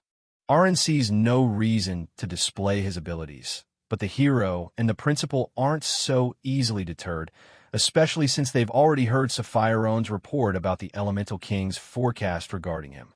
The principal speaks plainly, explaining that they all want to know more about summoner abilities, believing there is a high possibility that Aaron is the one destined to defeat the Demon King. Aaron notices the shift in the principal's tone. He's no longer hiding the gravity of the war against the Demon King. Still, Aaron worries that revealing his identity at a public conference would only paint a target on his back for the demon army, making participation feel pointless. Seeing the stalemate, Helmios pulls out a small object with a smirk and lets it slip through his fingers with a casual oops, catching everyone's attention. The hero accidentally drops a rare magic healing ring right on the table. The sight leaves Karina gasping in shock and Aaron's eyes widening. This is exactly the kind of item he's been searching for. Helmios explains with a playful tone that the ring was a gift from the Elemental King for saving the elves. He watches Aaron's reaction closely, knowing he's just dangled the perfect bait. When Aaron asks for advice, Helmios drops some crucial information. Mana regeneration rings can't be found in dungeons, not even S-rank ones. He keeps the source of such items a closely guarded secret. The hero continues his lecture, noting that while S-rank dungeons might hold orichalcum weapons, they won't yield magical recovery items. He directly advises Aaron against going there for such things. The warning gets grim as Helmios points out that even with a party of 8 from game junkies, lives would surely be lost in an S-rank dungeon. Aaron and Saphirone listen with visible apprehension. Finally, the hero lays out the terms. The tournament's runner-up gets to fight Swordmaster Doberg, while the champion faces Helmios himself. If Aaron can win, the hero promises to give him the ring, an item that restores 1% mana every second. It's an incredible prize that Aaron desperately wants. Aaron weighs his priorities. Getting the magic healing ring is essential, but so is questioning the Elemental King. He realizes the hero understands his needs all too well. With a determined smile, Aaron withdraws his refusal and officially agrees to join the conference. His change of heart leaves Karina glowing with excitement, while the principal and Sophie watch on. Helmios confirms that item usage will be permitted in combat, much to Aaron's relief. With only 2 months until October, the hero encourages them to prepare well for their upcoming clash. The atmosphere between Aaron and Helmios turns electric. Aaron boldly warns the hero not to regret it, vowing to crush him in front of the royal family and take that ring for himself. As Aaron and Karina walk away, they discuss the upcoming tournament and the chance to compete against the hope of mankind. Karina is more than ready for the challenge. Back at their base, Saphirone and the others think the tournament is a great chance for Aaron to show his worth. However, Kill and Cecil Granville are surprised by how quickly things escalated with the hero. Aaron drops another bombshell on his friends. He plans to practice alone for the entire next month. Kill is taken aback, questioning how Aaron expects to defeat the strongest hero solo. Aaron explains his logic. To become strong enough in just 2 months, he needs new summoned beasts and massive experience. But to fuel those summons, he needs far more magic stones than he can find in local guilds or dungeons. Saphirone agrees that a summoner's mana needs are truly vast. His plan is ambitious. Travel across the Radishu Kingdom to big cities and buy up all the magic stones and high-quality items he can find. Dagora and Maruru are impressed by the scale of his preparation. Aaron doesn't leave his friends hanging. He assigns them to clear the 5th A-level dungeon and leaves a group of summons to support them. While they continue their Elven City explorations, Aaron will be moving toward the conditions needed to enter S-level dungeons. Before they head their separate ways, Arin urges Karina to use the coming months to master her extra skills for the high-stakes Congress. Inspired by his resolve, Karina clenches her fist, vowing to match his growth and one day stand equal to the hero. The competitive fire between them burns brighter than ever as the group finally parts ways for the summer break. With a final wave, Arin bids his friends farewell, ready to set off on a solo journey of grinding and strategy that will push his summoner abilities to a whole new level. Arin, Kenichi, spent his summer vacation tirelessly traveling from one guild to another across the country.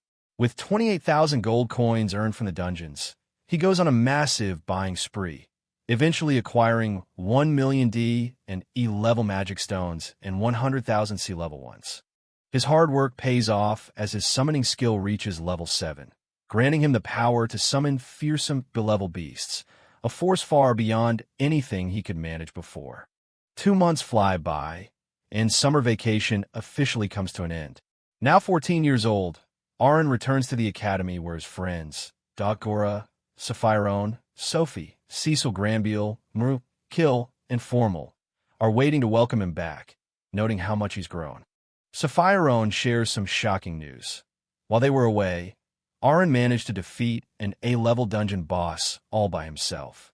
The revelation leaves the group in awe, realizing just how much stronger he's become during his solo training. Meanwhile, the second school year brings new subjects to their schedule. One of those new subjects is the Demon King history, a somber topic that signals the reality of the world beyond the academy walls. The teacher discusses a history often kept secret, detailing the fierce battles between the Demon King and the hero Helmios in the northern continent.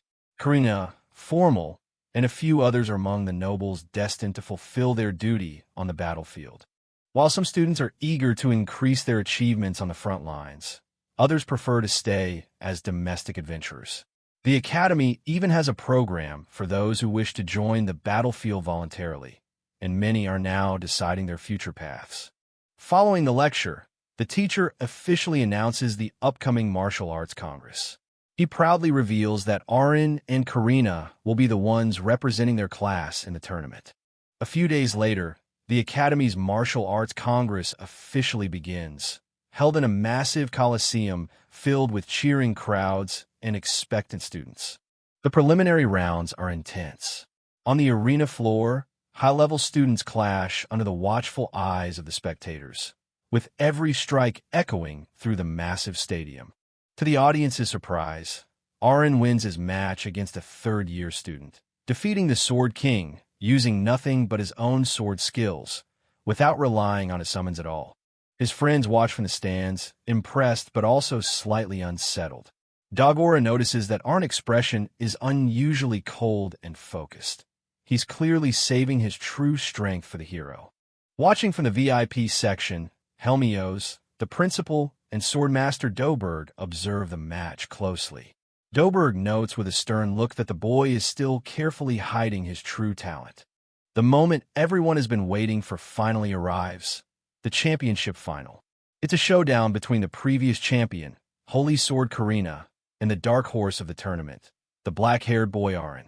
The announcer introduces the two finalists, both members of the famous guild Game Junkies, which has already achieved the incredible feat of clearing all 5 A-level dungeons. The crowd erupts as the two face each other. Standing face-to-face in the arena, Karina challenges Arin to use his summons, but he refuses, promising to fight her with everything he has using just his sword, rekindling a rivalry that spans 6 years of practice battles.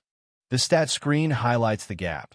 Karina at level 60 with her Holy Sword and Limit Break, while Arin stands at level 55, boosted by powerful speed and offense rings.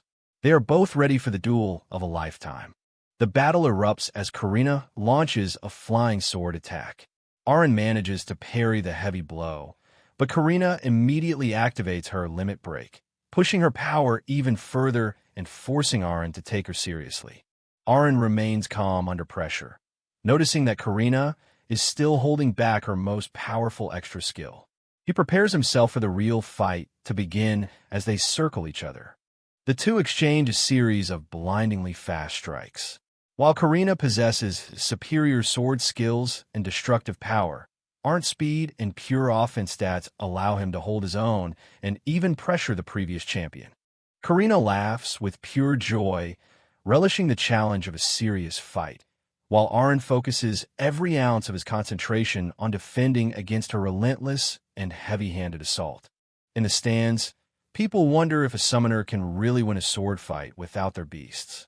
Karina taunts Arn to summon them, confident she could take them down instantly with her overwhelming holy sword.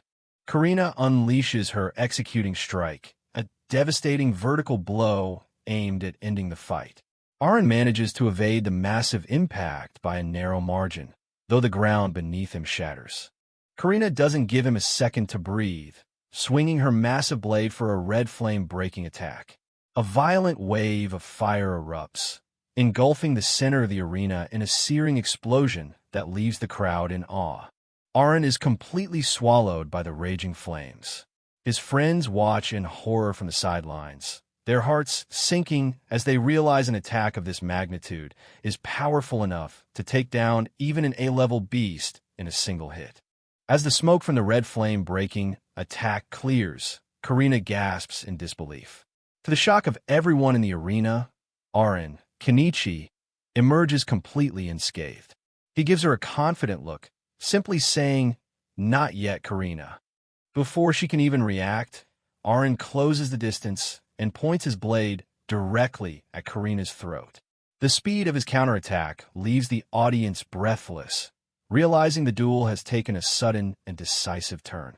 Arn reminds her that while the battle isn't over, the outcome is now clear. Karina, seeing the determination in his eyes, lowers her greatsword and finally admits defeat with a heavy sigh. "I lost," she whispers. The announcer's voice booms across the stadium, declaring Summoner Arn the official winner of the Congress. The crowd erupts into a mix of cheers and confused whispers, shocked that a summoner managed to defeat the famous Holy Sword in a pure duel of blades. Watching from the sidelines, Dagora, Sapphirone, Sophie, Maru, and Cecil Granville are equally bewildered. They debate whether Arn used a hidden protection skill, as Cecil mentions seeing a brief flash of something shielding him during that final explosion. Despite her disappointment, Arn approaches Karina to offer a healing potion.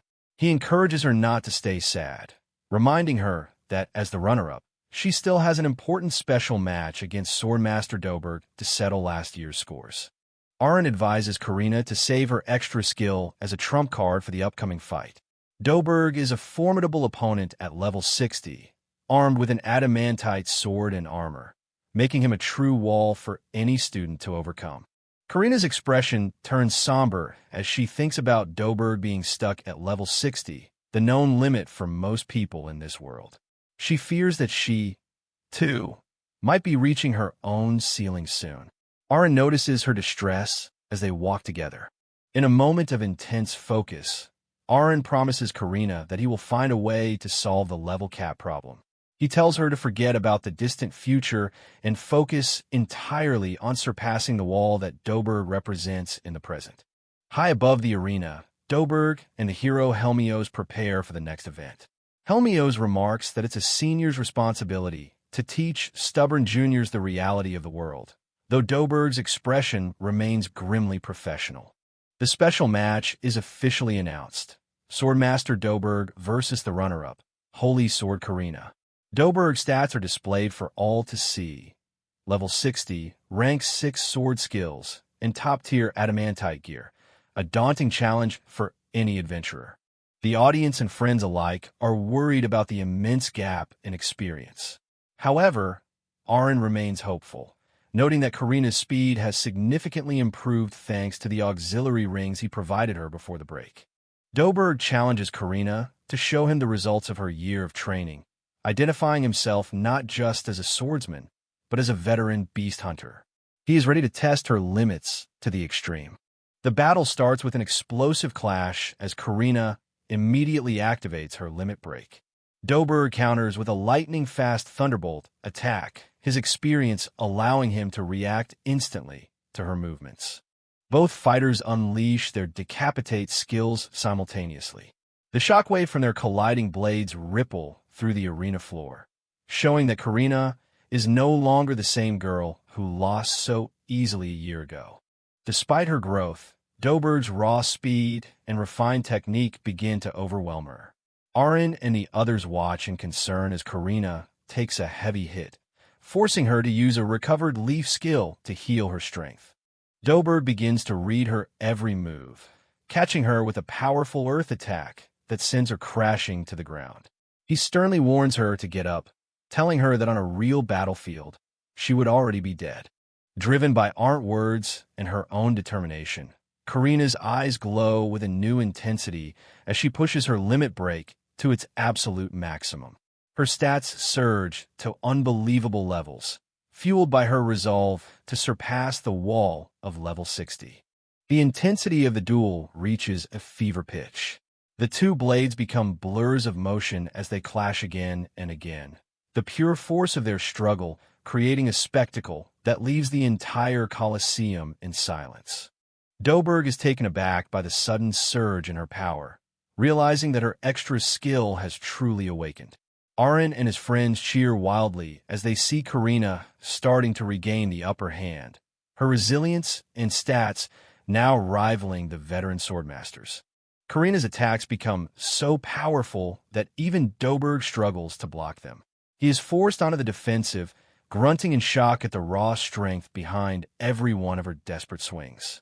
With a final, earth-shattering effort, Karina delivers a massive horizontal strike. Doberg lets out a scream as the sheer force of the blow finally breaks through his guard, sending his massive blade flying. The arena falls into a stunned silence as Doberg is sent tumbling across the stone floor.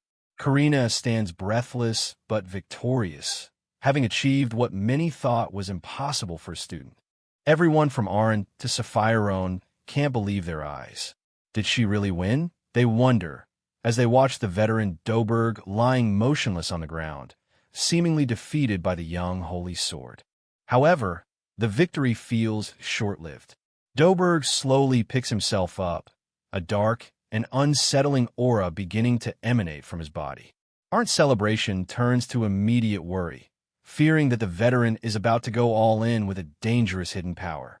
The special match between Doberg and Karina takes a terrifying turn as the Swordmaster loses control of his own power. Shouting guard break, he delivers a devastating overhead strike that crushes Karina's defense with overwhelming force. Karina's heavy blade is shattered into pieces, leaving her defenseless and the audience in a state of absolute shock. Doberg stands over the dazed girl, his expression mask-like and unsettlingly aggressive. Before the worst can happen, Helmios the hero leaps into the arena, blocking Doberg's follow-up strike with ease. He sternly questions if the Swordmaster has completely forgotten himself and was actually trying to kill his young student. Helmios points out that Doberg's own skill had taken control of his mind. Regaining his senses, the Swordmaster kneels and officially admits his defeat, much to the confusion of a shaken Karina. The announcer declares Karina the winner of the special match, and Helmios even offers his own blade as an apology for her broken sword. The crowd erupts into applause, recognizing the incredible feat the young girl has achieved. In the stands, onlookers discuss the match with reverence, realizing they've just witnessed a 13-year-old student drive a legendary swordmaster to his absolute limits. Karina's talent is now the talk of the entire academy. Aaron, Kenichi, checks on Karina immediately after the duel. While she only suffered minor flesh wounds, she seems emotionally drained and dazed by how the fight concluded, leaving her friends deeply concerned for her state of mind. Helmios thanks Aaron for looking out for Karina, though his playful tone never wavers.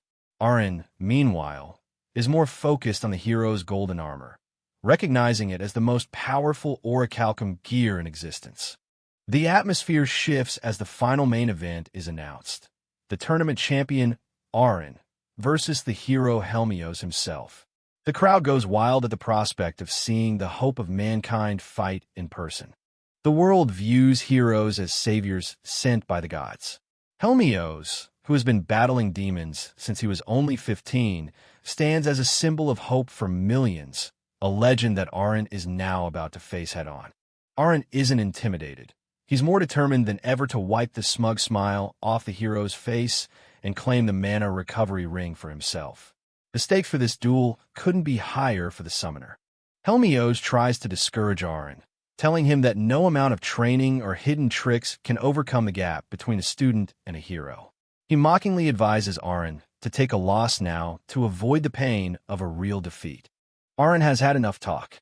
He believes that if he can just push his level a little further, all his hard work in this hell mode world will finally bear fruit. He signals for the duel to begin. Their friends, Dagora, Sapphirone, Sophie, Maruru, Kill, and Cecil Granbeal watch from the sidelines with bated breath. Helmios takes his stance, urging Aren to show him the full extent of his resolve. The match explodes into action. Helmios moves with a burst of speed that leaves Aren completely blindsided, forcing him to react with every ounce of his concentration just to survive the opening move. In a feat that leaves the stadium gasping, Aren manages to deflect the hero's powerful attack. The sheer force of the impact sends vibrations through the arena floor, showing the raw power Helmios possesses. Aren realizes that, even without using skills, Helmios is incredibly strong. A single misstep would have resulted in his death. Meanwhile, the spectators are amazed that a mere student could block the hero's strike. Helmios uses his assessing ability to read Arnt's stats and skills, noting the wide range of summoning and sword abilities the boy has collected. He is curious why Aren hasn't used his extra skill yet since they met. Helmios mocks Arnt's struggle, telling him he's already figured out his movements from watching Karina's fight. He encourages Aren to summon his next move as he continues to apply relentless pressure without even trying. Growing tired of the hero's condescension, Aren decides it's finally time to use a new skill. As Helmios continues to toy with him, Aren pulls out his grimoire and prepares to unveil his latest and most powerful summoning. "Show up, Dora!" Aren shouts, manifesting a massive dragon right in the middle of the arena. The sheer scale and presence of the mythical beast leave Helmios completely frozen in shock. While Helmios is distracted by the sudden appearance of the dragon, Aren takes his chance. The hero is forced into a defensive position as he realizes he may have gravely underestimated the boy's potential. With a wide grin, Aren lands a solid hit on the hero. The crowd erupts into a mixture of fear and excitement as the Colosseum echoes with the sound of a dragon's presence. Aren confidently declares that it's finally his turn to control the pace of the battle. Alan stands confidently with his newly summoned dragon, Dora. A status window reveals the creature's immense power, and the dragon itself roars that it will show no mercy to its master's enemy. The crowd is a mix of shock and excitement. Alan's classmates can't believe he called back his dragon, with Dagora noting that Alan seems eerily calm while experimenting on the nation's hero. As panic starts to spread through the audience, an official announcement is made. The voice of the headmaster declares that the boy is a summoner and that the special match will continue as planned. Back in the arena, Alan narrowly dodges a strike from his opponent. He notes that the hero hasn't used any of his special skills yet, and decides it's time to force him to get serious. Alan shouts to his dragon, Dora, ordering it to unleash its awakened skill. The dragon responds instantly, fire gathering in its mouth as the hero looks on, slightly surprised. In an instant, Dora unleashes its ultimate attack, the Fire of Rage. A colossal stream of fire erupts from its mouth, blazing across the stadium. The fiery blast sends the hero flying backwards, much to the horror of his fans in the crowd. Alan, however, simply stands and watches the result of his command, his expression unreadable. But the hero, Helmios, recovers quickly in midair. He lets out a small cough, admitting that the dragon's attack actually hurt. Alan and his friends can only stare in amazement. They're completely blown away by the fact that the hero can actually fly. Just when they thought they couldn't be more surprised, Helmios begins to use healing magic on himself. Observing this, Alan realizes he can now roughly grasp the full extent of the hero's status. A detailed status window appears for Helmios. At level 60 and with skills like flying and healing, it's clear the hero's power is on an entirely different dimension. Helmios taunts Alan from the air, boasting that he's faster than the dragon and can no longer be hit. Meanwhile, Alan analyzes the new data, deducing the hero's skills and planning his next move. With a smirk, Alan chants "Come on," and summons a new group of monsters.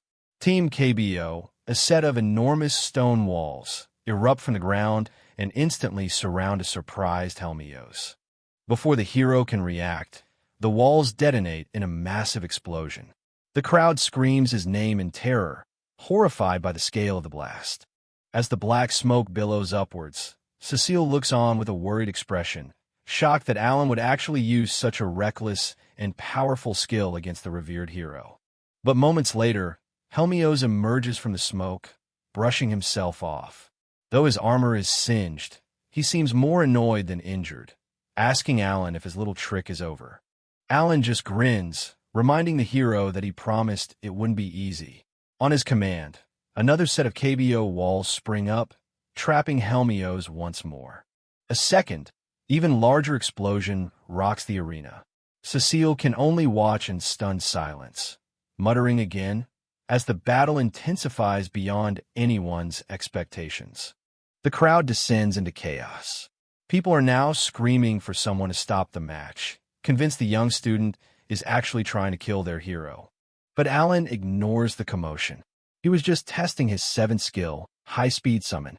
A satisfied smile creeps onto his face as he confirms it works perfectly, opening up a whole new level of strategy. As Alan reads from his grimoire, he explains the power of his new skill. What used to take 10 seconds to summon a single creature can now be done in less than 1, allowing him to assemble, strengthen, and awaken an entire team almost instantly. He knows it still depends on his own power, but this new ability lets him call upon all 70 of his summoned beasts in an instant. The strategic advantage of summoning creatures before his opponent can even notice is a complete game-changer. A confident smile spreads across Alan's face. This skill is exactly what he needs to survive in Hell mode.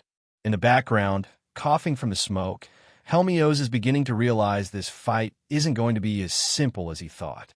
The smoke finally clears, revealing that the hero, Helmios, has taken to the sky. He hovers high above the arena, preparing for an aerial assault while Alan and his dragon look up in anticipation. Helmios dives down with incredible speed, but instead of attacking Alan directly, he crashes into the arena floor, shattering the remaining stone monoliths with a single, powerful blow. Thinking fast, Alan calls out for a new summon, Kararin, activating its awakened skill. Helmios, having just cleared the field, looks up, confused by the unfamiliar name. From a summoning card emerges Kararin, a massive 3-headed hound with terrifying stats. Alan gives a simple, brutal command: tear him apart. Without hesitation, both of Alan's high-level summons, the dragon Doradora and the hound Kararin, lunge at Helmios in a coordinated pincer attack. Helmios, however, seems completely unfazed. He lets out a casual laugh, remarking that with another huge beast on the field, it now feels like he's fighting an entire army. The hero dodges gracefully and counters with a sword strike against the hound, but he's shocked when his blade phases right through the creature, drawing no blood. While the hero is distracted, Alan seizes the opportunity. He commands Doradora to spit fire, forcing Helmios to quickly evade the blast. Helmios deftly maneuvers his blade, seemingly deflecting the attack, but not without consequence as his opponent lets out a cry of pain.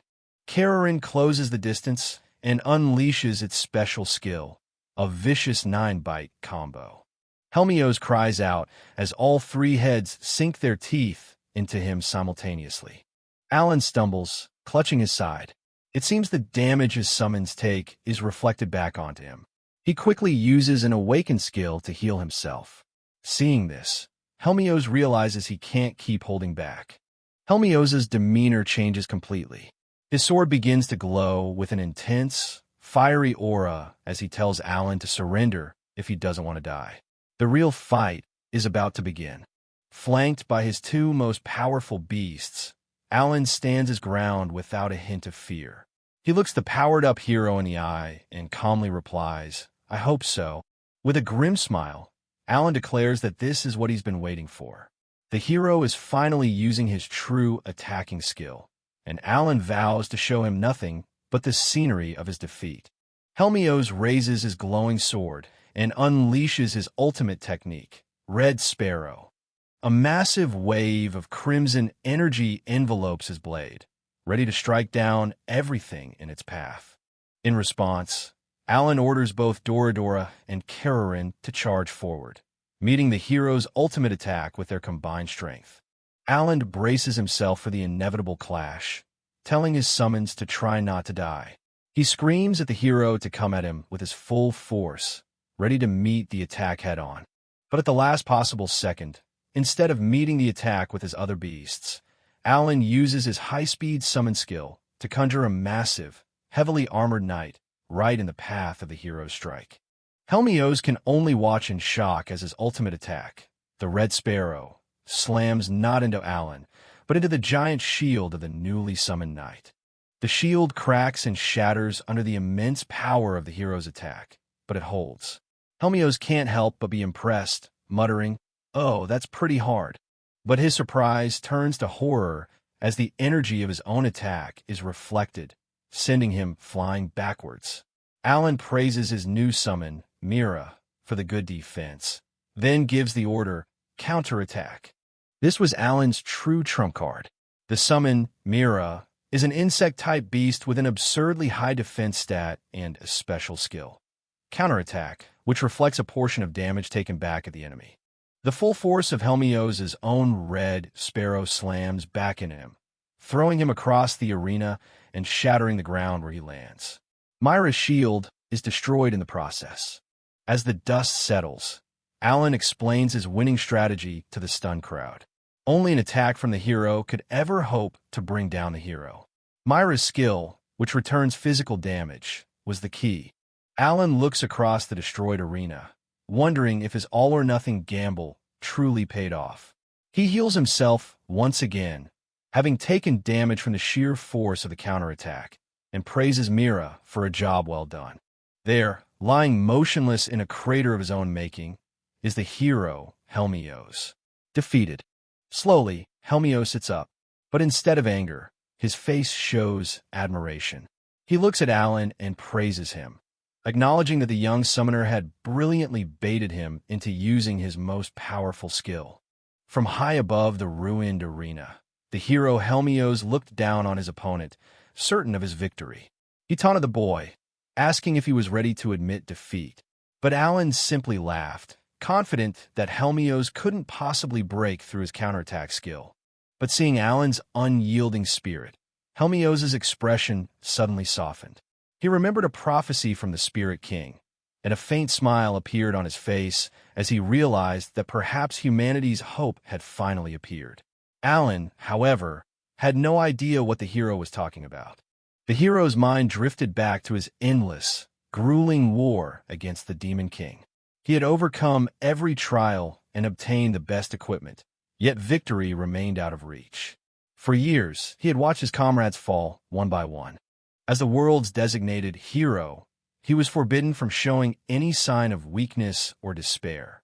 But deep down, he knew that the fragile hope everyone clung to was built upon a mountain of sacrifices.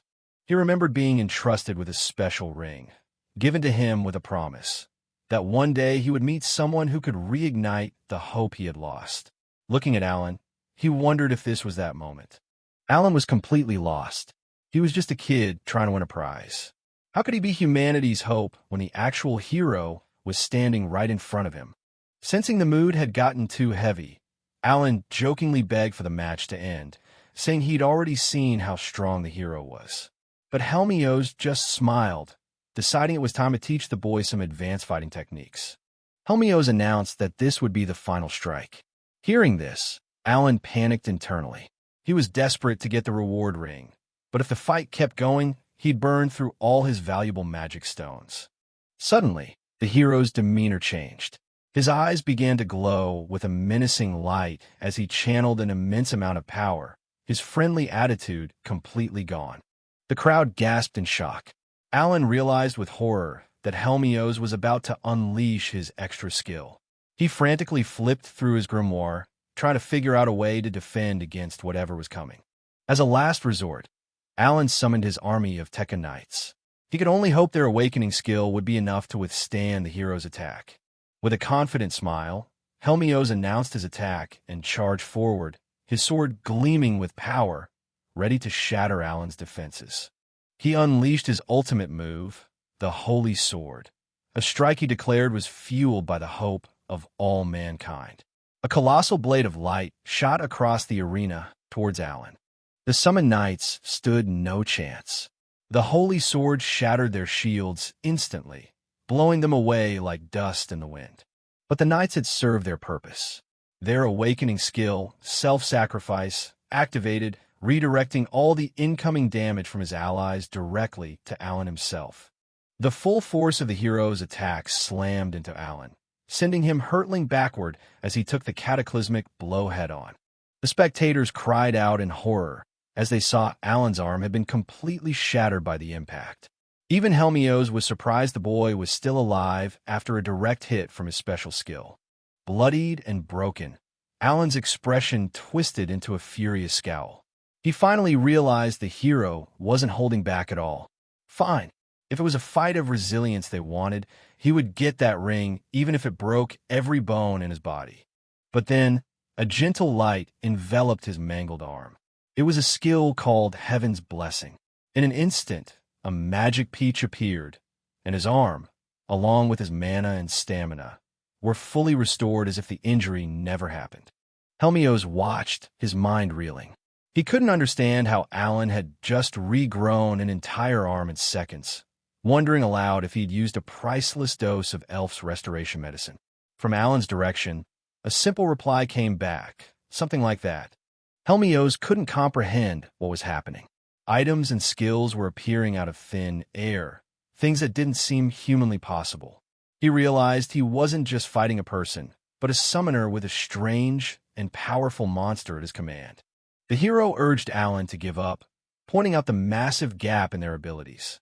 But Alan just gave him a crazed grin. For a gamer like him, the stronger the enemy, the greater the rewards. He declared he would never back down and that they should fight to the death. Helmios warned him that such a path could lead to despair before he ever saw victory.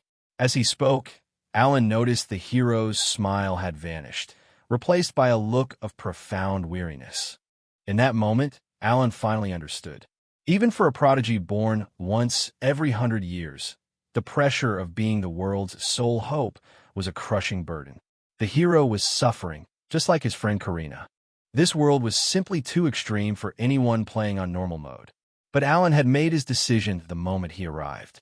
He was playing on Helm mode, and when all hope is lost, the only thing to do is stand up and push through. With newfound conviction, Alan declared that if they were faced with hopelessness, then they just had to overcome it. Hearing this, the hero was stunned into silence, wondering if such a thing was even possible. Completely bewildered by Alan's spirit, Helmios finally asked him who he really was. Alan pondered for a moment. He thought about how the Demon King calls himself the King of the End, and an idea began to form. Drawing himself up, Alan dramatically announced his new title, Alan, Summoner of the Beginning. A moment later, he sheepishly admitted to a confused Helmios that he had just made it up. But to his absolute shock, Helmios didn't question it. Instead, he simply tossed the priceless ring to Alan, who couldn't believe he was being given the reward just like that. Helmios explained that the Elemental King himself had instructed him to give the ring to the Summoner of the Beginning. Alan was utterly dumbfounded. All this time, all he had to do to get the magical healing ring was cook up a cool-sounding nickname. Alan, covered in injuries, expresses his concern for the hero, Helmios. He questions if it's really okay for Helmios to give away such a powerful item, warning that he could die without it. But Helmios just grins, holding up another identical ring. He reassures Alan that it's fine since he has a spare, praising the Elemental King's generosity. Eager to keep going, Helmios suggests they continue their fight. But Alan, looking completely worn out, cuts him off with a pained expression. To everyone's surprise, Alan declares that he will forfeit the match. He claims he's exhausted and sees no way to win against a true hero. The crowd erupts in confusion at the sudden forfeit. Helmios, on the other hand, bursts into laughter, seemingly understanding Alan's pragmatic decision. The announcer's voice declares the end of the battle, with hero Helmios as the winner. From the sidelines, a girl with pigtails rushes towards the destroyed arena, calling out Alan's name. Down in the arena, Alan is immediately surrounded by his friends and classmates, who flock to him now that the intense duel is over. Two of the students comment on how Alan performed much better than they had anticipated.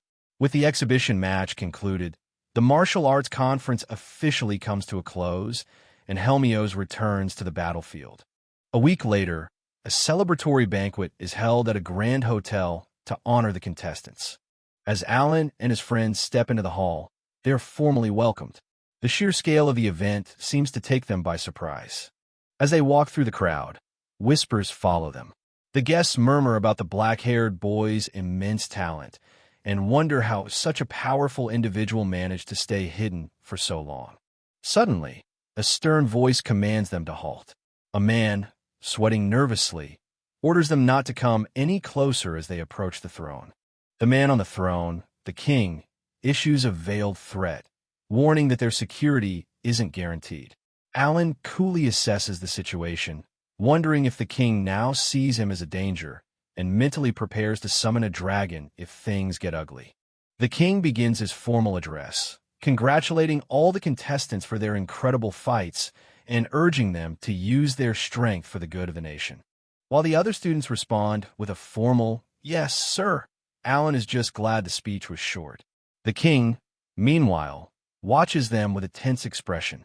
The king then approaches Alan directly, singling him out. He praises the battle against Helmios, calling it the most eye-opening duel in the Academy's history.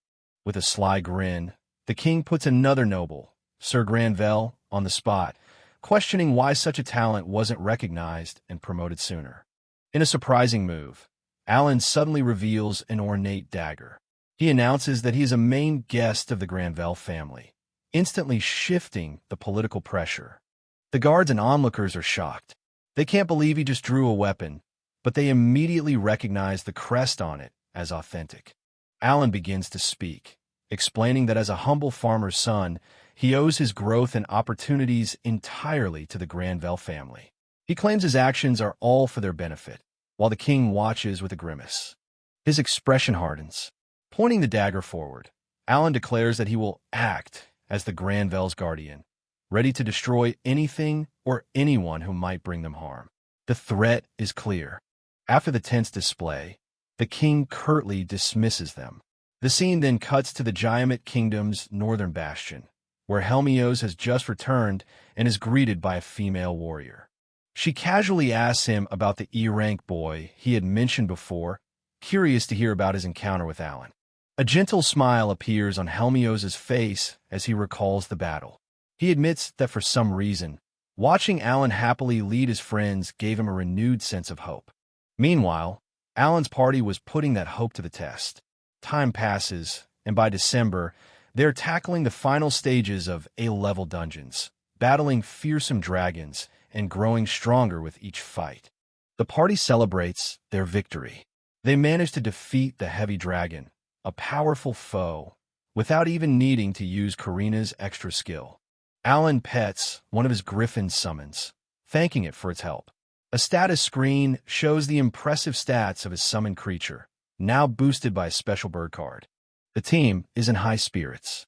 With their new B-grade summons, clearing A-level dungeons has become a breeze, and one of the girls is excited to see her level go up again. The group discusses their progress. While his friends are leveling up steadily, Alan notes that because he's in hell mode, his own progression is much slower.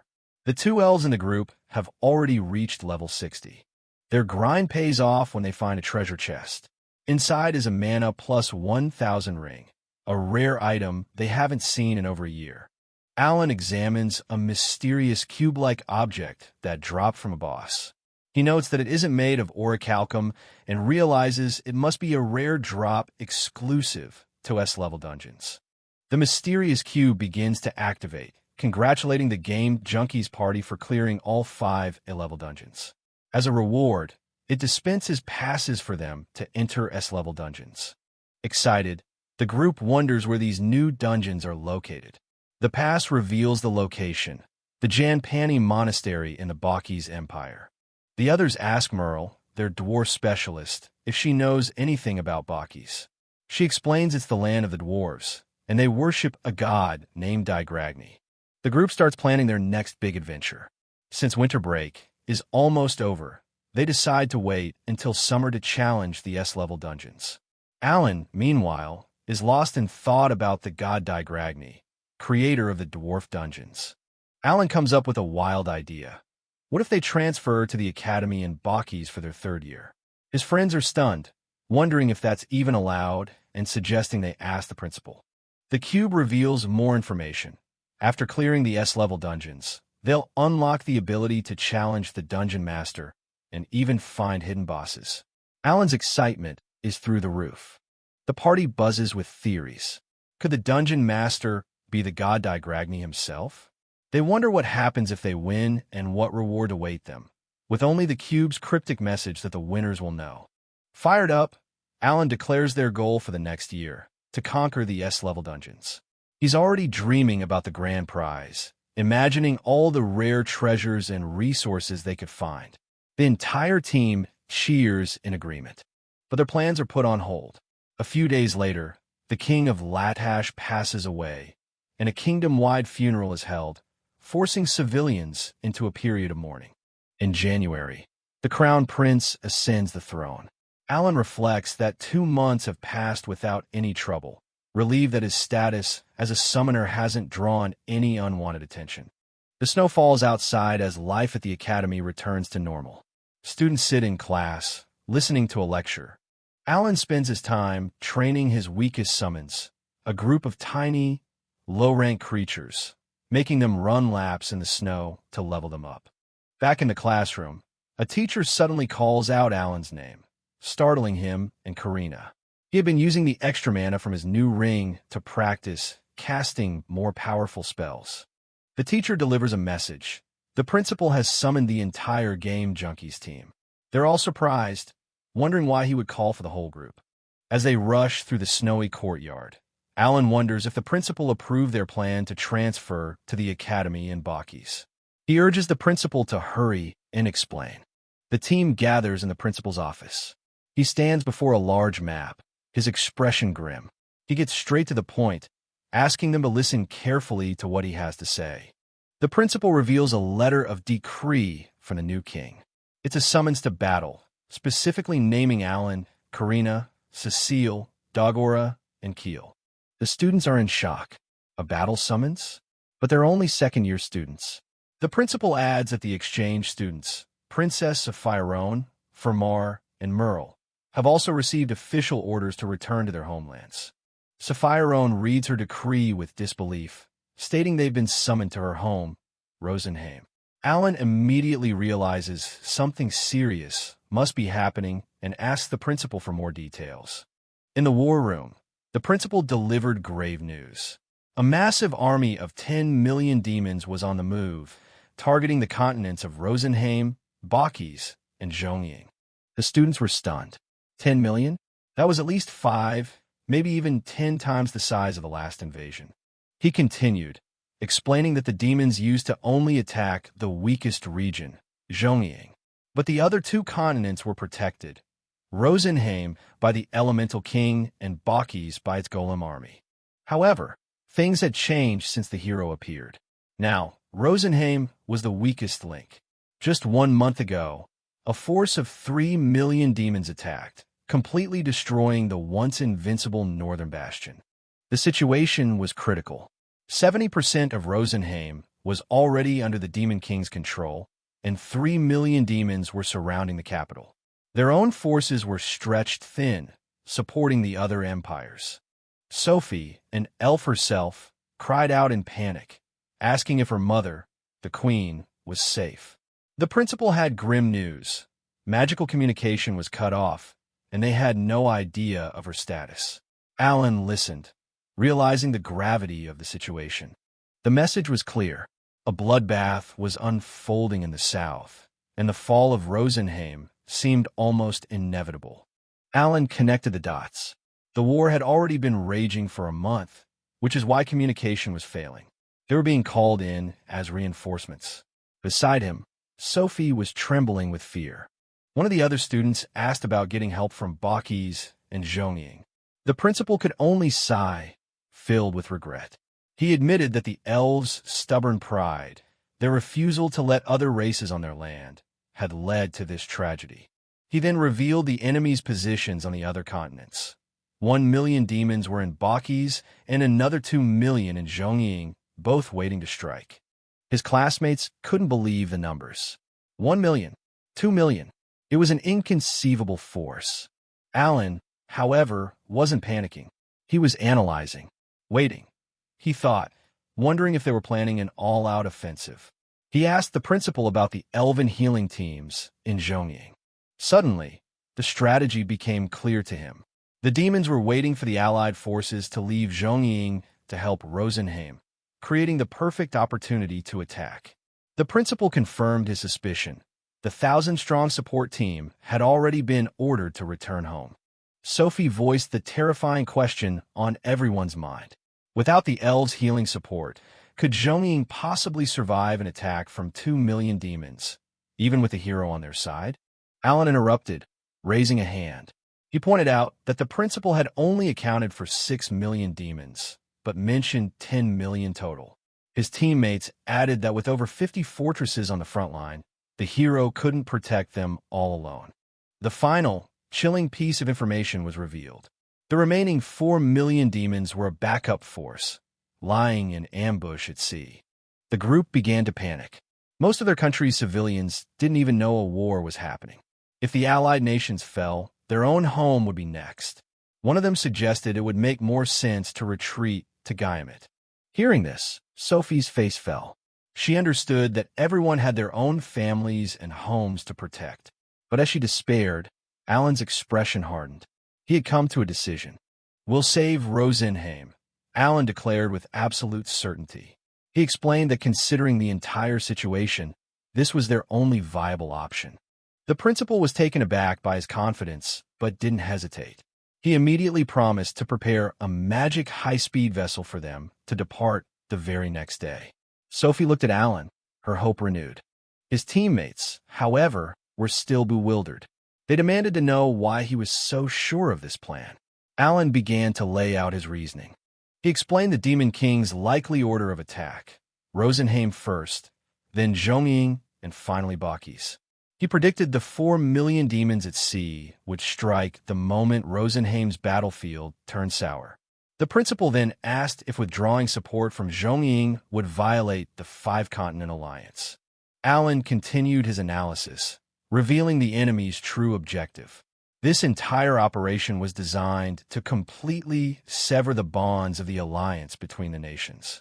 Because of that, Alan announced, now is not the time to care whether we are humans, elves, or dwarves. He declared that they had to focus all their efforts on saving Rosenheim, which in turn would help protect their own nation, Ladash. The others were still sweating, daunted by the reality of their mission. Just 7 of them against 3 million demons? It seemed impossible, but Alan calmly assured them, "We have reasons to stay positive." One of the girls spoke up, reminding everyone that the hero himself had confirmed it. Alan was the chosen one from the Elemental King's prophecy, the one carrying humanity's hope. But the rest of the team was still overwhelmed. Everything was happening too fast. Their weapons and gear weren't ready, and the expectations placed upon them were growing heavier by the second. Alan, however, cut through their anxiety with a confident smile. He reminded them that they simply had to do what was necessary, because their ultimate goal was to defeat the Demon King. His confidence was infectious, shaking his teammates out of their stupor as they began to agree with him. Fired up, Another teammate declared their new mission. They would save Sophie's mother and their other friends' homeland. They would save everyone. Sophie was left completely speechless by their unwavering loyalty. Tears streamed down her face as she thanked them, overwhelmed with gratitude. The two elven officials bowed deeply, pleading for the students to lend them their strength. Merle, a girl with dark skin and goggles, apologized to Sophie. She explained that she had already been summoned back to her own homeland of Bakis, but she promised to do her best there. One of the boys worried about how the Zhongying continent would manage without elven support. Just then, while looking through his book, Alan's eyes lit up. He had an idea. He revealed his plan to send a massive number of recovery leaves to Zhongying, holding up a shimmering, clover-like herb as an example. Alan explained that a single leaf could restore the strength of 1,000 soldiers at once. The others were shocked. If used well, it could revitalize an entire army, making it far more powerful than any healing charm. The principal wondered if this was another of Alan's summoner abilities. But then Alan dropped the real bombshell. He was going to send 600,000 of these herbs to the front line. The number left them speechless. Sophie, recognizing the item, clarified that the elf's recovery leaf was a special product from her homeland, Rosenheim. Alan grinned, explaining that this massive aid shipment would serve as Rosenheim's special gift, an apology for withdrawing their support troops from Zhongying so abruptly. Sophie's eyes widened as she grasped his clever political strategy. With this gesture, the alliance would be forced to prioritize saving Rosenheim. After that, they would send aid to the other continents, completely foiling the Demon King's plan to divide them. His teammate was amazed by the brilliant plan, but Alan remained cautious, noting that they would still have to adapt based on what the enemy did next. Alan then turned to Merle, offering her 1,000 recovery leaves for her own mission. Knowing that controlling high-grade golems required a lot of mana, he also gave her 1,000 mana seeds. Merle was overjoyed, promising to take good care of them. He promised Merle that once they defeated the Demon King, they would keep their promise to visit her in Bakis in April and explore the S-level dungeons together. Moved to tears, Merle accepted, promising to wait for them and show them her improved golem-controlling abilities next time they met. As the meeting concluded, the homeroom teacher complimented Alan, surprised by his strategic mind. Alan simply thanked him, attributing his growth to the freedom the academy had given him. The principal placed his hand on Alan's shoulder, entrusting him with the mission to save both the Queen and Rosenheim. The teacher then approached another student, the team's vanguard. He expressed his reluctance to send them into such a deadly battle, but admitted that all he could do now was pray for a miracle. Finally, he addressed the entire group, telling them that their skills had already surpassed those of second-year students, and that some among them were even stronger than him now. These would be his last words to them before they departed. With grave expressions, both the teacher and the principal gave their final command. The battlefield is not a dungeon. Survive and return. The team stood united in the falling snow, ready for the war ahead. With confidence, Alan replied, "Yes, sir." As snow falls, the students reflect on their time at the academy. After 2 years, their school life is over, and are set to leave for Bossis in April. The group hardens their resolve, determined to fight so that the war doesn't reach their schoolmates. Alan announces they'll leave the next day, assuring them he's already packed their belongings in his grimoire and sent them home. Cecile is stunned by the sudden talk of the battlefield. The boy tries to explain it's a mission to revive his family, but she looks at him in panic, telling him he's the only thing that matters to her. He gives her a gentle hug, praying for her safety. She hands a letter to a butler, asking him to keep it safe, which catches Alan's attention. She explains with a somber look that the letter is for her father, in case she doesn't make it back. Another student remarks that their friend Mihai did the same before he left for the battlefield. Alan turns to his friends and apologizes, admitting that they were given this dangerous decree only because the new king holds a grudge against him. But his friends immediately shout him down, telling him not to be sorry. They remind him that everyone wants to defeat the Demon King, and they know he's always looking out for their safety. The next day, on the outskirts of the Academy City, Alan briefs one of his summons. The doll-like spirit, with incredibly high stats, confirms her mission: gather intel on the demon army and eliminate any they encounter. Elsewhere, Alan gives orders to his other summons. He tells a massive dragon and a group of beastkin maids to incinerate their targets, but warns them to avoid being seen by any civilians. Meanwhile, the rest of the party stands ready. Cecile announces their own preparations are complete, standing before a high-speed magic vessel designed for transporting people and goods. Aboard the flying vessel, the elf princess, Sapphire gratefully addresses her attendants. She promises them that as soon as they arrive in Rosenheim, they can all go find their families. Her human companions ask about Rosenheim, wondering if they'll even be allowed in. Sapphire looks concerned, advising them to disguise themselves just in case. With a sad expression, she describes her homeland as a land blessed by spirits, a beautiful and prosperous place that has long been closed off from the outside world. A place of peace. One of the boys points to a location on the map, suggesting the seaport of Nest as the safest place for their families to take refuge.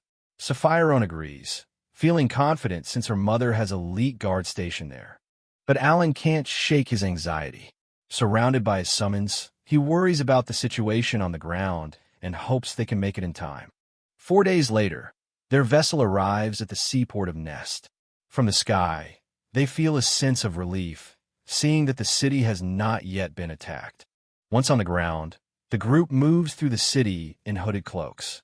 Their attempt at stealth is short-lived, as a guard immediately recognizes Princess Sapphire.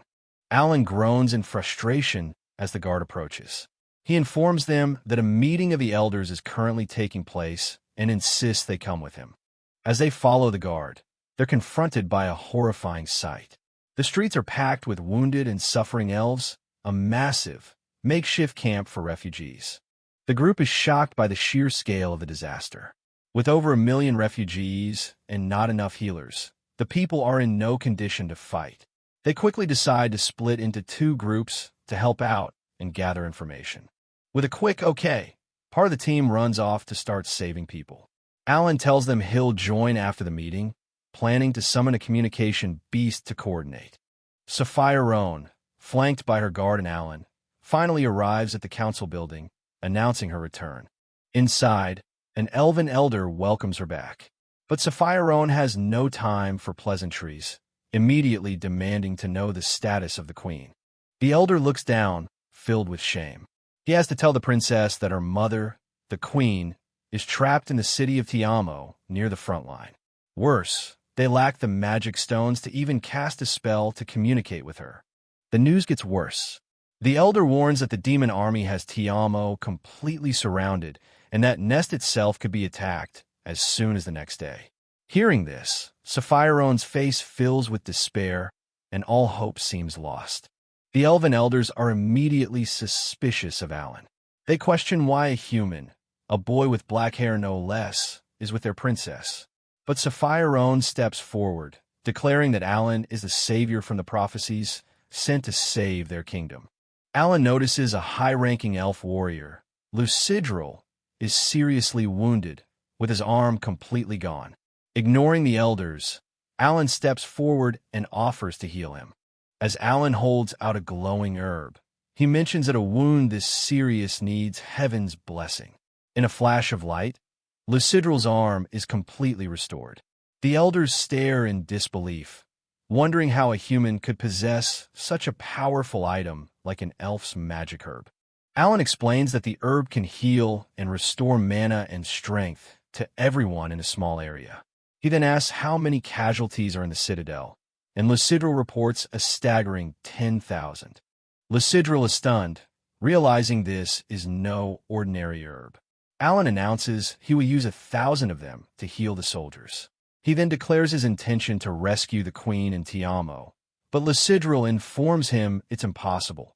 They've run out of magic stones for the vessel, and a trip by horse would take a month. Alan isn't concerned about the travel time. He tells his 2 summons, who have just appeared from his grimoire, that he's leaving a substitute to handle things here while he's gone. The doll-like spirit explains to the shocked elves that she and the bird are beasts summoned by Alan. The bird on her shoulder will allow them to communicate with Alan even when he is far away, solving their communication problem instantly. With a plan now in motion, Sapphire makes a decision. She declares that she's going with Alan and orders the remaining elves to follow his commands. Without wasting a moment, they head out. But instead of leaving, Sapphire returns to the courtyard where the refugees are gathered. The people are stunned, asking why their princess would come back at such a dangerous time. The refugees cry out in despair, saying they have no home, food, or weapons left. But Sapphire shouts back, telling them not to give up. Their survival, she says, is proof that hope has not yet abandoned their country. Her words are met with a heart-wrenching scream. A woman collapses, crying that she watched monsters devour her husband and child. She wails, asking how there can possibly be any hope left. Sapphire trembles, her resolve shaken by the woman's grief. Still, she forces herself to stand tall, insisting that even so, they can't give up on the lives of their people. Alan steps in, telling Sapphire they're out of time. As his party members arrive, he pulls out several cards and shouts, "Come out, Glyph!" Sapphire flinches as massive, shadowy wings suddenly appear before her, shocking the gathered elves. Now soaring above the city on the back of giant griffin-like creatures, Sapphire calls out to her people. She yells for them not to lose hope and to believe in the blessings of their elemental king, for she has returned to save Rosenheim. Inspired by the sight of their princess, the elven commander's spirit is reignited. Believing they can still fight, he orders all commanders to gather and have their soldiers take their posts. High in the sky, Alan summons use their awakening skill, Skyhawk. Their flight speed is instantly enhanced, gaining triple the power for 1 hour. They streak across the night sky. With this incredible speed, Alan calculates that they can cover the 1,000-kilometer distance in a single night. Just 2 hours later, they spot their destination in the distance, Tiamo's citadel. As they near the besieged city, Alan commands another of his summons, a large owl, to use its own awakening skill. Below them, the demon army has set up camp, surrounding the citadel with powerful-looking mages and trolls. The owl's skill, White Knight, activates, granting Alan perfect vision in the darkness within a 100-kilometer radius. He confirms that while the citadel is surrounded, the battle has paused. They still have time. As they land within the citadel walls, the guards are shocked.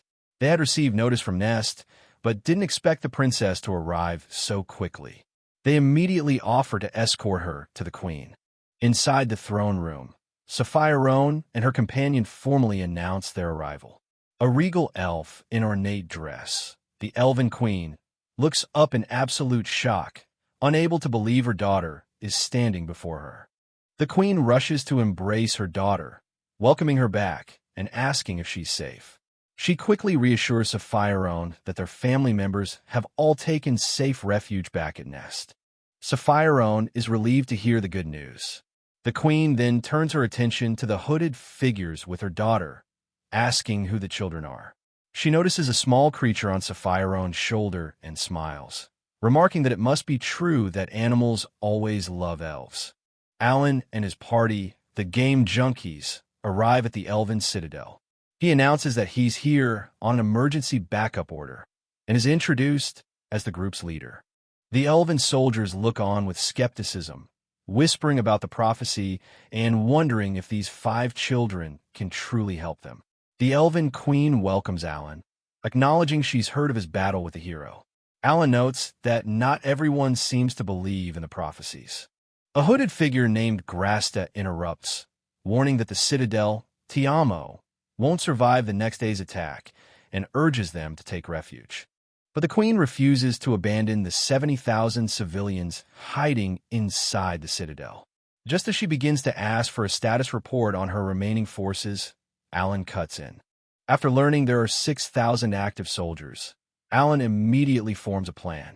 He presents a healing item, declaring they will break the enemy blockade and heal the elves. He's not here to hide. He came to fight.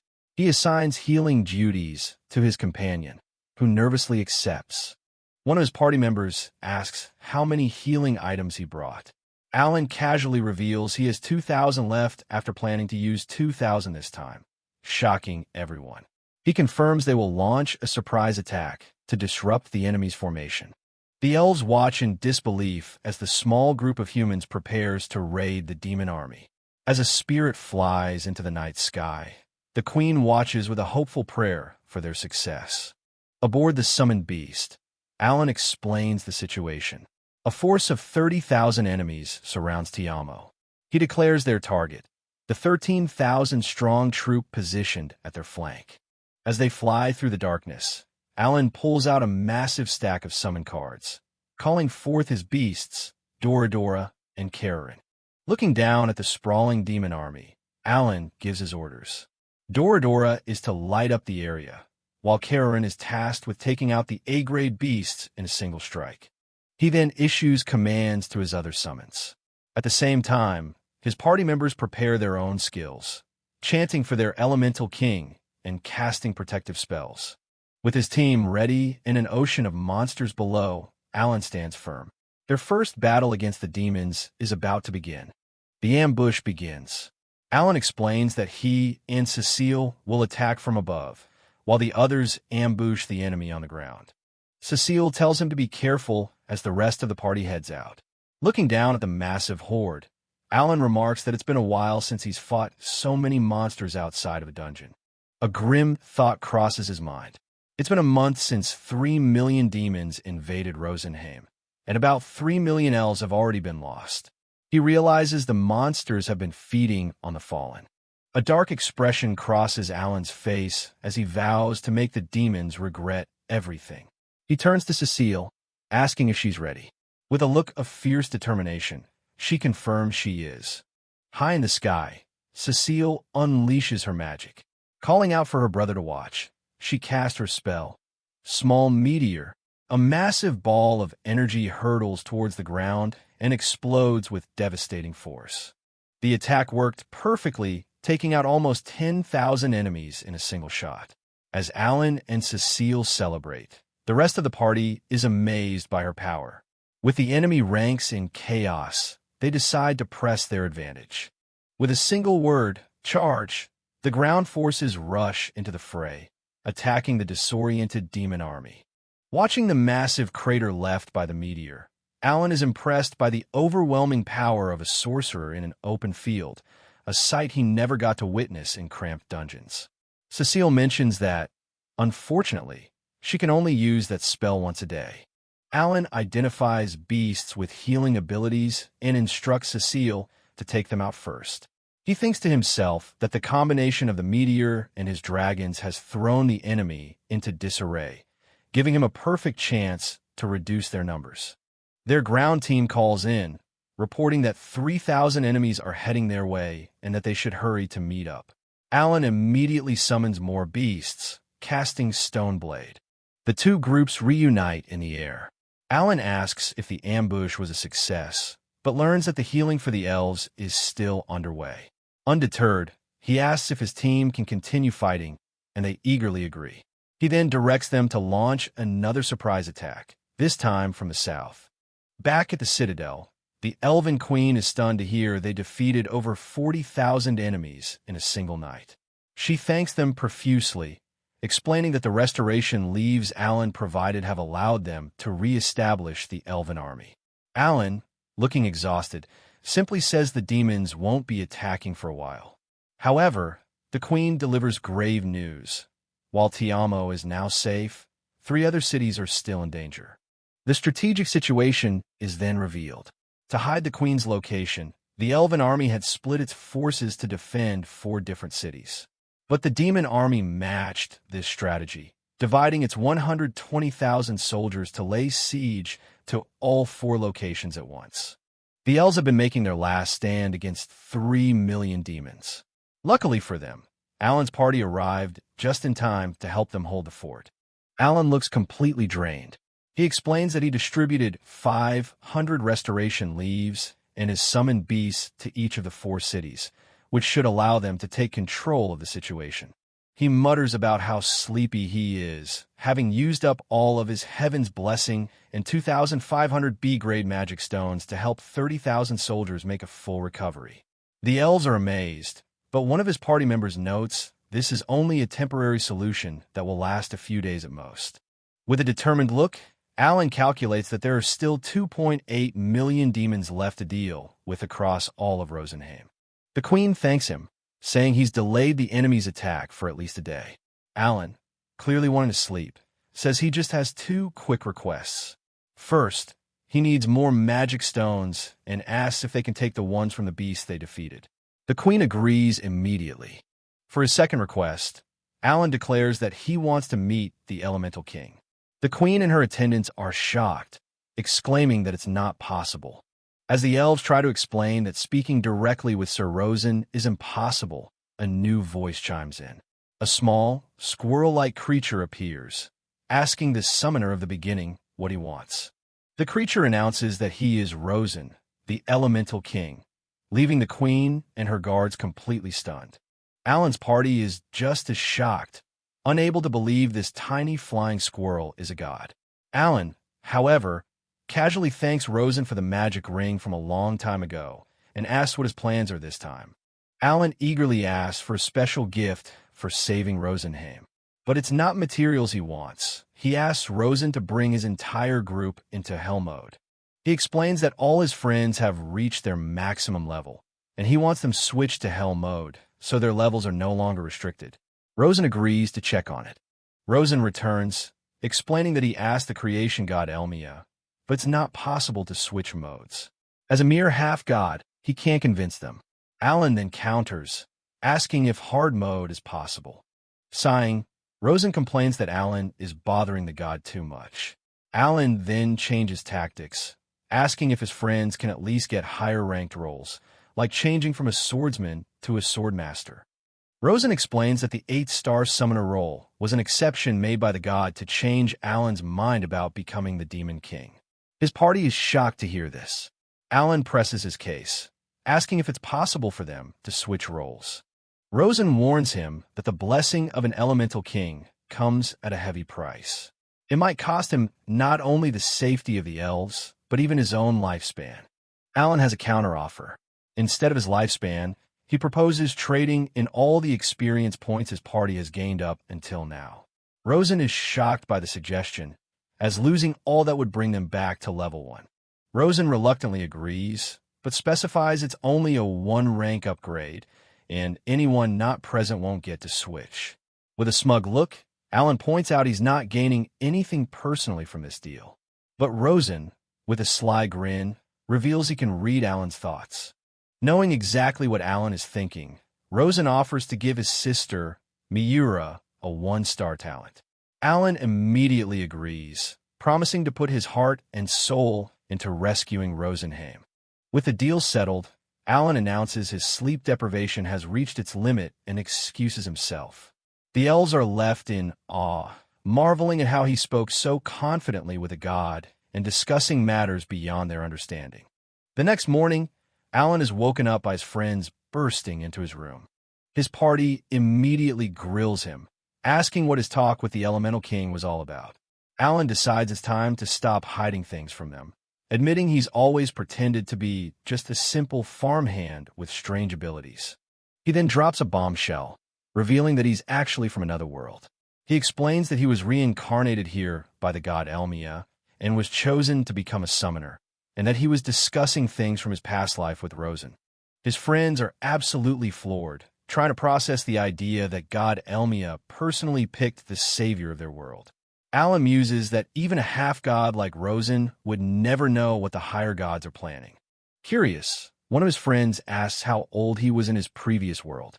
Alan casually replies, 35. The group is horrified, realizing that when they were 5, they were playing with a 35-year-old uncle. Alan quickly tells them not to call him an uncle. Alan explains he's only telling them this secret because they're teammates, as not even his parents know. He then changes the subject, excitedly bringing up the rank up, explaining that every time they max out their levels, the god will allow them to ascend to an even better role. While his friends are still trying to understand, Alan excitedly tells them to prepare for battle. They have to complete the Ascension quest that the Elemental King promised them. They now have the blessings of the Elemental King on their side. The demon army launches a full-scale assault on the citadel. The elven soldiers stand ready, chanting that they must protect the queen. A massive dragon unleashes its fiery breath, crashing against the fortress walls. But this time, the elves are empowered. A volley of arrows pierces the dragon, and a powerful spell finishes it off in an instant. The soldiers are shocked at their newfound strength, realizing it's the blessing of the Elemental King. Their commander rallies them to fight. Alan sees that the elven army has received the blessing. Checking his grimoire, he calculates that he has already deployed dozens of summons to various locations and can still summon 37 more. He and his party decide to join the fray. He pulls out his trump card, a B-rank bug summon named Alapon, and throws out dozens of cards at once. Alapon immediately uses its awakening skill, Oviposition, instantly creating an entire army of ants with stats half as strong as its own. With his newly summoned army ready, Alan orders Alapon to show the demons what it's got. The ant army lets out a synchronized battle cry, unleashing a massive volley of formic acid. The demons are caught completely off guard as the acid rains down, reducing their defense and their ability to counterattack. Alan grimaces as he thinks about his rapidly dwindling supply of B-grade magic stones. He realizes he has to make sure to collect more stones from the defeated monsters while they fight. With a clear strategy in mind, Alan commands his ant army to surround the enemy on all sides, leaving no room for escape. He readies his own sword, preparing to join the battle himself. The rest of the party charges in as well. One of the members uses her limit break ability, a powerful aura surrounding her. His friends unleash their own powerful attacks, a spiral cyclone and an explosive slash, cutting through the demon ranks with ease. Suddenly, Sapphireone, the princess of the elves, joins the battle. She declares that anyone who taints Rosenheim will burn to ashes as she summons her great element, a massive creature of living flame. Inspired by the princess's bravery, the elven commander rallies his troops. He reminds them that the giant insects and dragons are their allies and orders them to attack without fear. Watching from the walls, Alan notes the elves' great morale. He observes that there are no S-grade monsters present, and if they keep this up, victory is certain. Alan smirks, thinking about his true trump card. With just one Alapon, he can breed an army of 3,000 antlings over the next 30 days, steadily gaining experience from their battles. The tide of the battle has turned. From the west gate, the elven soldiers watch in disbelief as the demon beasts begin to flee to the north. They wonder if a miracle has just happened. The fortress erupts in cheers. We won. Long live the elven army. All hail the queen. But the victory came at a great cost. Though all 4 defensive battles were won, over 3,000 soldiers were lost. An elf cries over the body of a fallen comrade. A hooded figure approaches the grieving soldier. As the soldier looks up in confusion, a brilliant light emanates from the fallen elf's body. The hooded figure uses a powerful skill, Grace Energy, and the fallen soldier's wounds begin to heal. The grieving elf looks on, whispering, "Father," as life returns to his comrade. As the revived elf breaks down in tears of relief, the hooded figure expresses his own relief that the skill worked. His companion remarks on how amazing the ability is. A panel explains that Grace Energy can revive a person who just died, but its success rate depends on intelligence, and it has a 1-day cooldown. The hooded figure looks out at the field of fallen soldiers, lamenting that despite his power, he can only revive one person. The outcome of this hard-won battle is then brought before the queen. In the throne room, the report concludes, about 10,000 demons were defeated, with 7,000 of them taken down at the south gate alone. The queen is overjoyed, calling the news wonderful. The Elven Council discusses the victory, noting that summoned beasts aided them at the west gate. One of the queen's advisors, Gatruga, insists that she must now return to the safety of Nest City. But the queen refuses, standing by her decision to remain. Another elf scolds Gertrude for being too straightforward with the queen, but he insists it's not his intention. Alan's party watches, with one member noting it's the first time she's seen an elf be so direct. It's revealed that Gertrude is the strongest man in Rosenheim and the only spirit mage ever chosen as the queen's guardsman. Alan observes that Gertrude didn't join the battle to avoid revealing the queen's location, and that he can't see any spirits surrounding him. An elven soldier reports that, as promised, they are collecting magic stones from the 7,000 monster corpses. They've already gathered the first 3,000. Alan is pleased to hear they collected up to 7,000 stones, noting that the recovering armies will soon be back on the front lines. The queen remarks how much the situation has improved in just 2 days and asks if Alan has enough Heaven's blessing left. He assures her that he is preparing more. Alan explains the logistics. Every 500 B-grade magic stones can create 100 Heaven's blessing. Since the Citadel used 400 of them today, he'll need a steady supply of stones to replenish them. Gertrude is taken aback by the request. Alan's party members note that he's putting profit on the table for negotiation. Suddenly, Alan gets intel from his summons outside the Citadel. The demon army has retreated from all 4 bastions and is regrouping up north. The elves are shocked by the unexpected news. Alan immediately proposes a new plan. His team will chase after the enemy to scout them, while the elves call for reinforcements. Their main goal is to reclaim the capital. His team is stunned to hear him declare a shift from defense to an all-out counterattack to destroy the remaining 250,000 demons. The queen and her advisors are speechless, trying to process the sheer audacity of his plan. The next day, they begin their pursuit of the demon army. They take down a fleet of 3,000 demons and collect more magic stones. 3 days after leaving the Citadel, they continue flying north, wondering if the enemy is seeking cover in a nearby bastion. As they approach a massive fortress, Alan suddenly stops. He's realized the enemy's true intention. His teammates agree that they can't take on this force alone and decide to return to the city for now. Back at the Citadel, Alan gives his report. He saw 1 million enemies, all heading towards Tiamo. The queen and her court are horrified by the news. Alan lays out the enemy's strategy. They plan to retreat from all 4 bastions, regroup in the north with a support fleet, and then launch an all-out attack on Tiamo. He estimates it will take them 2 days to arrive. The queen realizes they may have figured out her location. Gertrude curses, enraged by the thought of a 1 million-strong army.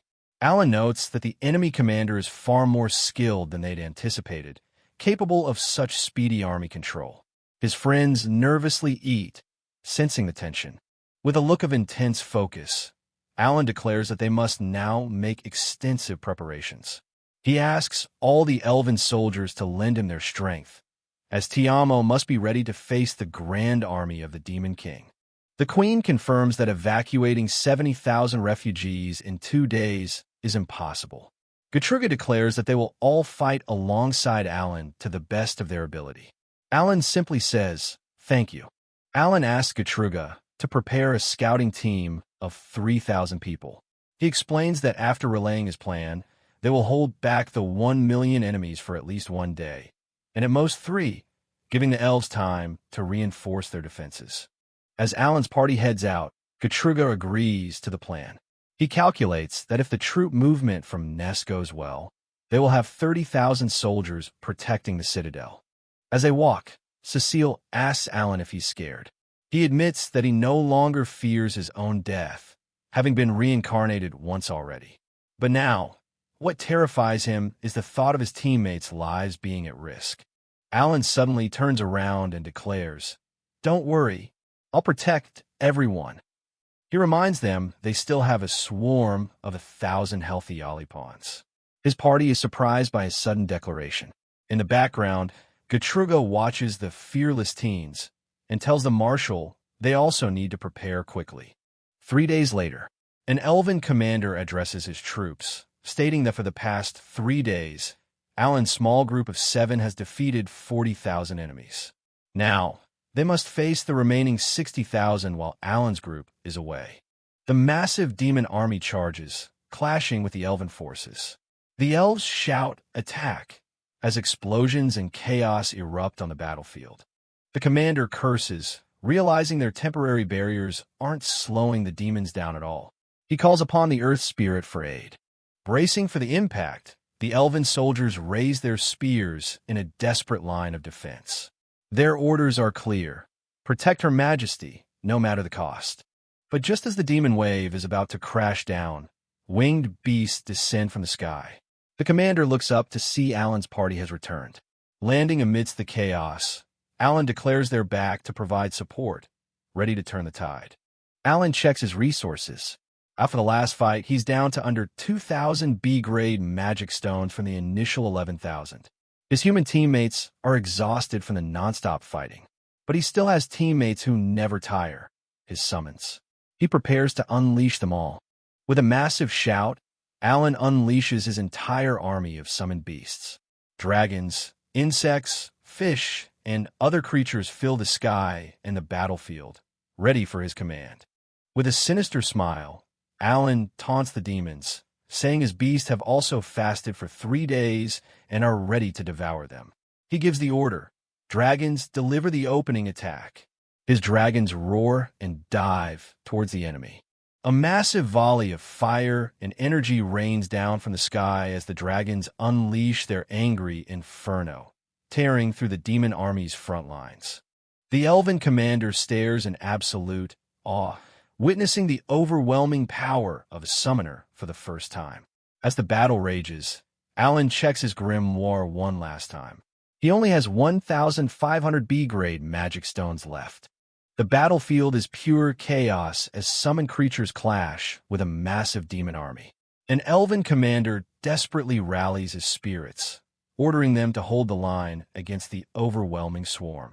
An elven officer orders his troops to use their extra skills, and they immediately comply, unleashing a powerful attack that blasts through the demon ranks. But even with their efforts, Alan watches in horror as the endless demon horde continues its advance. He realizes with a sinking feeling that his magic stones are draining fast, calculating that he only has about 30 minutes before he's completely out of power. Suddenly, a powerful blow sends Kurenai flying, and one of the commanders screams her name, frantically calling for a healer. Kurenai, however, gets back on her feet, insisting she can still fight. Watching from afar, Alan grows worried, realizing his plan of assigning the toughest enemies to his friends is taking a heavy toll on them. He wonders if they can hold out. Meanwhile, a lone scout runs frantically through the chaos. Following a map, he makes his way to the north gate, where a guard is waiting for him. The scout hands over his heavy cargo. The guard instructs him to pour the contents into a large basin, revealing a massive pile of magic stones. This was Alan's real plan all along. As his friends fought on the front lines, a fleet of 3,000 scouts collected magic stones from the fallen demons. Watching his reserves get refilled, a grin spreads across Alan's face. With 300,000 stones now at his disposal, he orders the counterattack to begin. With his mana restored, Alan unleashes his trump card, summoning an entire army of dragon spirits.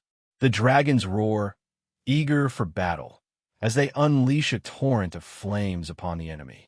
The flames of rage attack sweeps across the battlefield, a wave of destruction that incinerates everything in its path. The cost is high, but the result is undeniable. Notifications of defeated enemies and massive experience gains begin to flood Alan's vision as the dragons continue their relentless assault. Alan yells, pushing his summons to keep up the attack and completely destroy the demon army with their flames. His friends watch in awe at the sheer power of the dragon summons. Even the stoic elven soldiers are stunned, realizing that the tide of the battle is finally turning and the demon army is being pushed back. Looking over the fiery battlefield, Alan can only think about the incredible power that he and his human companions now wield. A few hours later, the battlefield is littered with the corpses of fallen demons. The constant barrage was successful, and the demon army has been forced to retreat from the citadel. Though he used 200,000 magic stones, the victory brings immense relief to the elves. They celebrate, singing praises and thanking their saviors for not abandoning them. After the intense fight, Alan and his friends take a well-deserved break, laughing and enjoying a hot bath. Nothing feels better after a long, hard battle. Later, Alan addresses the elven commanders. He tells them that despite letting 200,000 demons escape, they still eliminated 800,000 enemies, and everyone should be proud. The commanders, however, still seem anxious about their new allies. The elven queen, with tears in her eyes, formally thanks Alan for saving their homeland. She declares him their savior, just as their legends had predicted.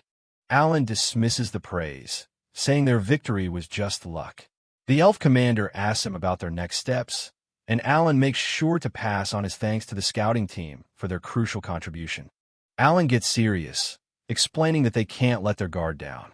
He reveals there are still 1.7 million demons left, with 400,000 waiting on another continent, likely planning to join forces for a massive, combined assault.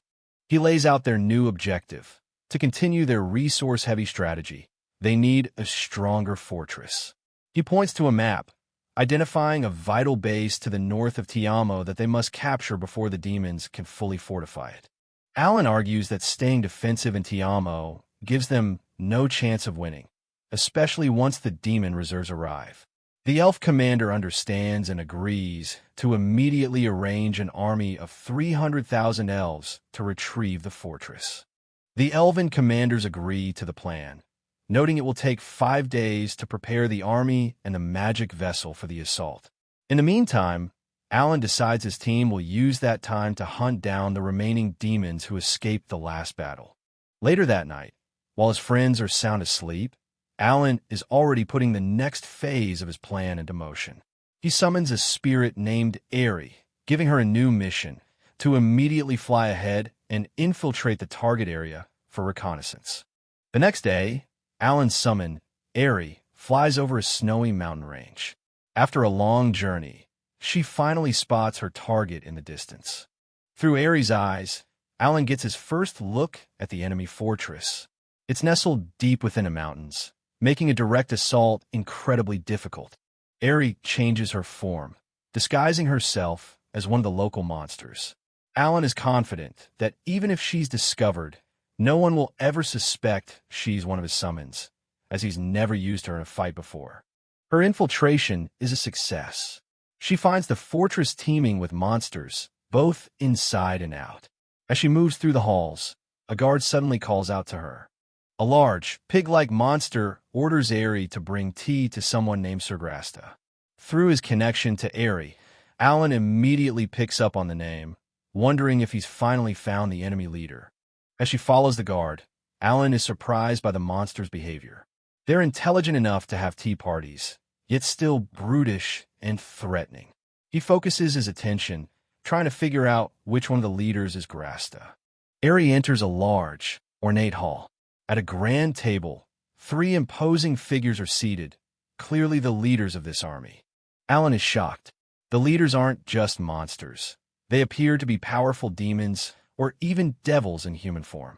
He kicks himself for not gathering more information on them beforehand, as even the Academy had no data on such creatures. As Eri serves the tea, one of the leaders, a massive demon with large horns, slams his fist on the table. It's Grasta, and he's furious, demanding to know how they could have possibly lost the last battle.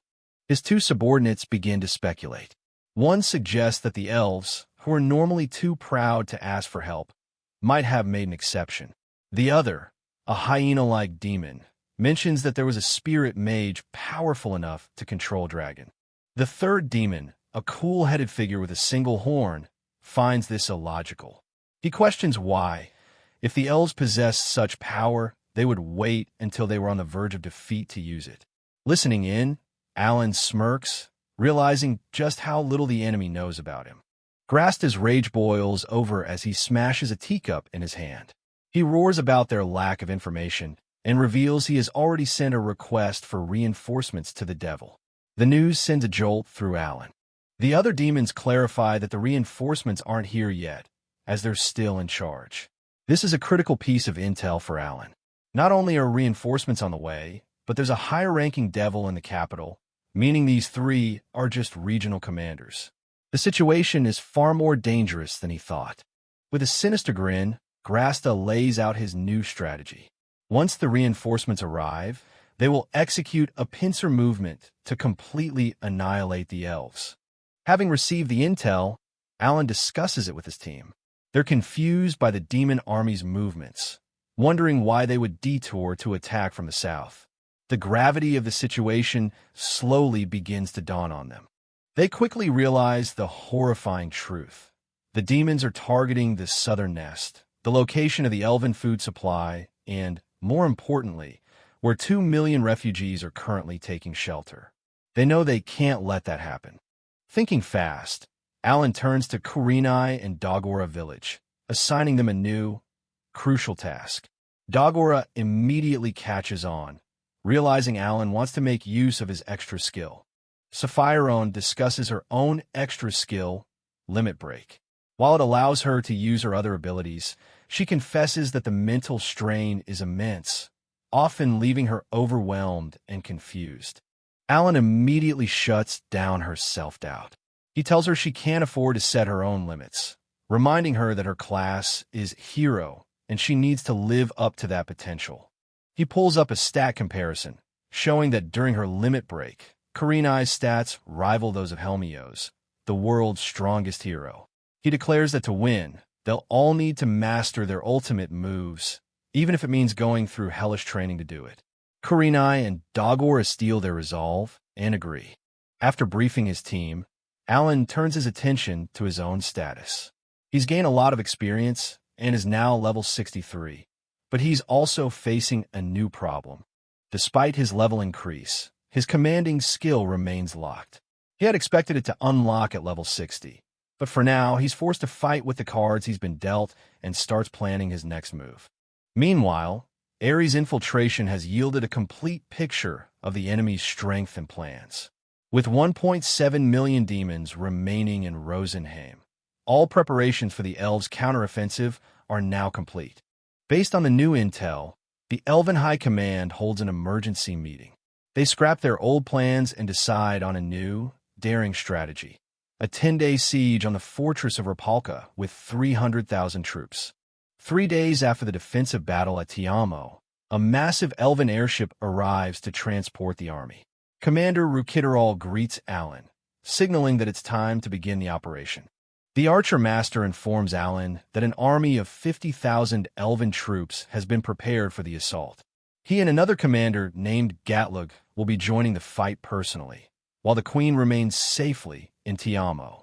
With a determined look, the commander clenches his fist. He remembers the demon who took his arm in a previous battle and vows that this time, he will be the one to defeat him. The elven commander acknowledges their strength, hoping they prepared for A-rank monsters. Alan coolly replies that they should leave the demons to his team, the Game Junkies. With the plan set, the fleet of airships and flying mounts takes to the sky. In the air, Alan decides to test the Archermaster's skills. He points out a tiny eyeball bat monster in the distance and tells him to take it down. The archer fires a single arrow, effortlessly sniping the target from a full kilometer away. Alan pulls up the archer's stats, revealing his name is Falmel. He's a level 60 master with incredible attack power, boosted by 2 powerful rings.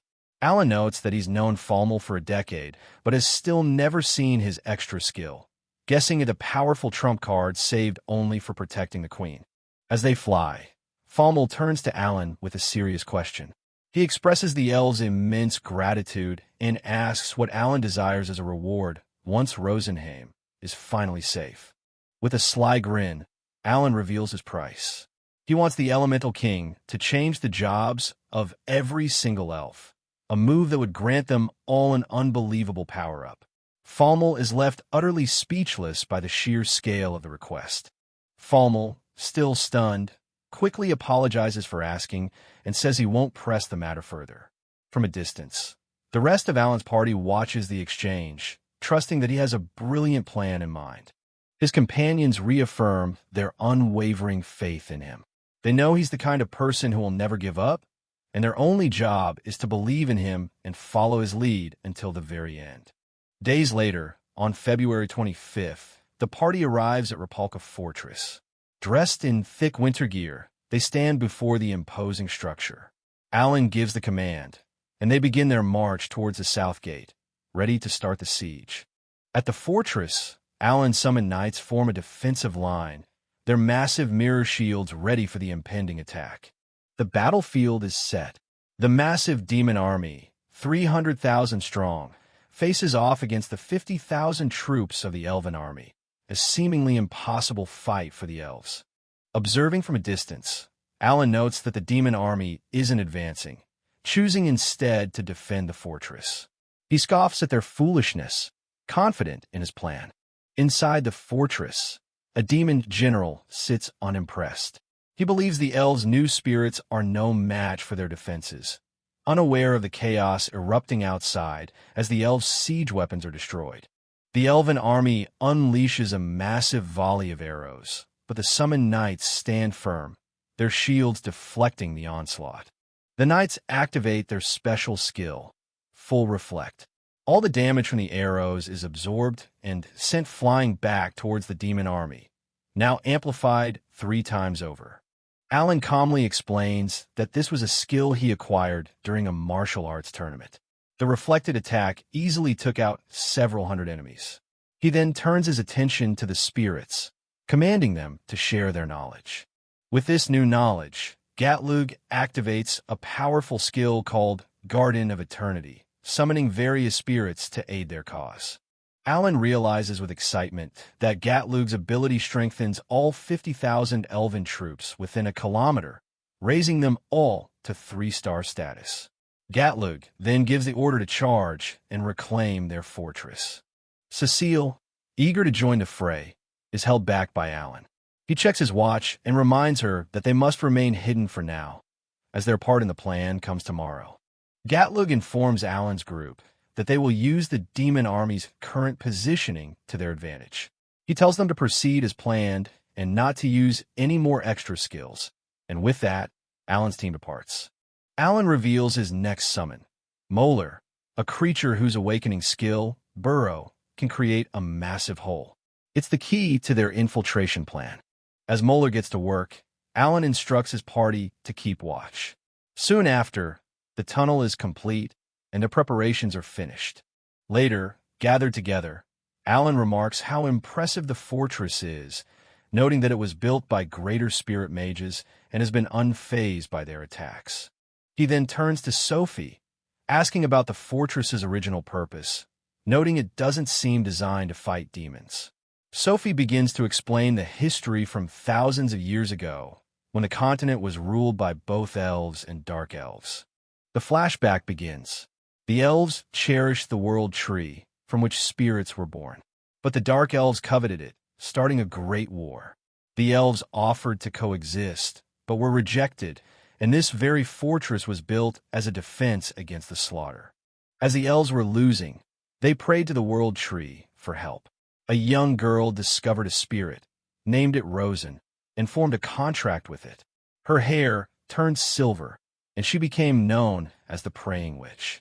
With the power of the Praying Witch, the elves turned the tide of the war. They once again offered the dark elves a chance to coexist or be banished forever. Sophie concludes the story, explaining that the dark elves rejected the offer again and were banished, leaving the continent to be named the Elven Kingdom of Rosenheim. This dark history, she says, is why they now live in pieces. Alan connects the dots, asking if the queen is the Praying Witch. One of the elves explains that her silver hair is proof of her lineage. The group reflects on how their entire kingdom's survival hinges on the contract with the spirit Rosen. Gatlug and the other elves close their eyes, expressing their gratitude to the elemental king for their survival. Back at the campsite, Gatlug confirms their preparations are ready. Alan apologizes for leaving the battle to them, but confidently declares they will retake Rapalka tomorrow. Alan lays out the stakes. Demon reinforcements will arrive in 3 days, and if they fail here, the entire Elven Kingdom has no future. He plans to adapt his strategy based on the enemy's movements. With their resolve hardened, Gatlug declares they will follow Alan's plan and fight together to secure their future, ready for the battle ahead. Dawn breaks. After a final time check, the troops rally for the assault.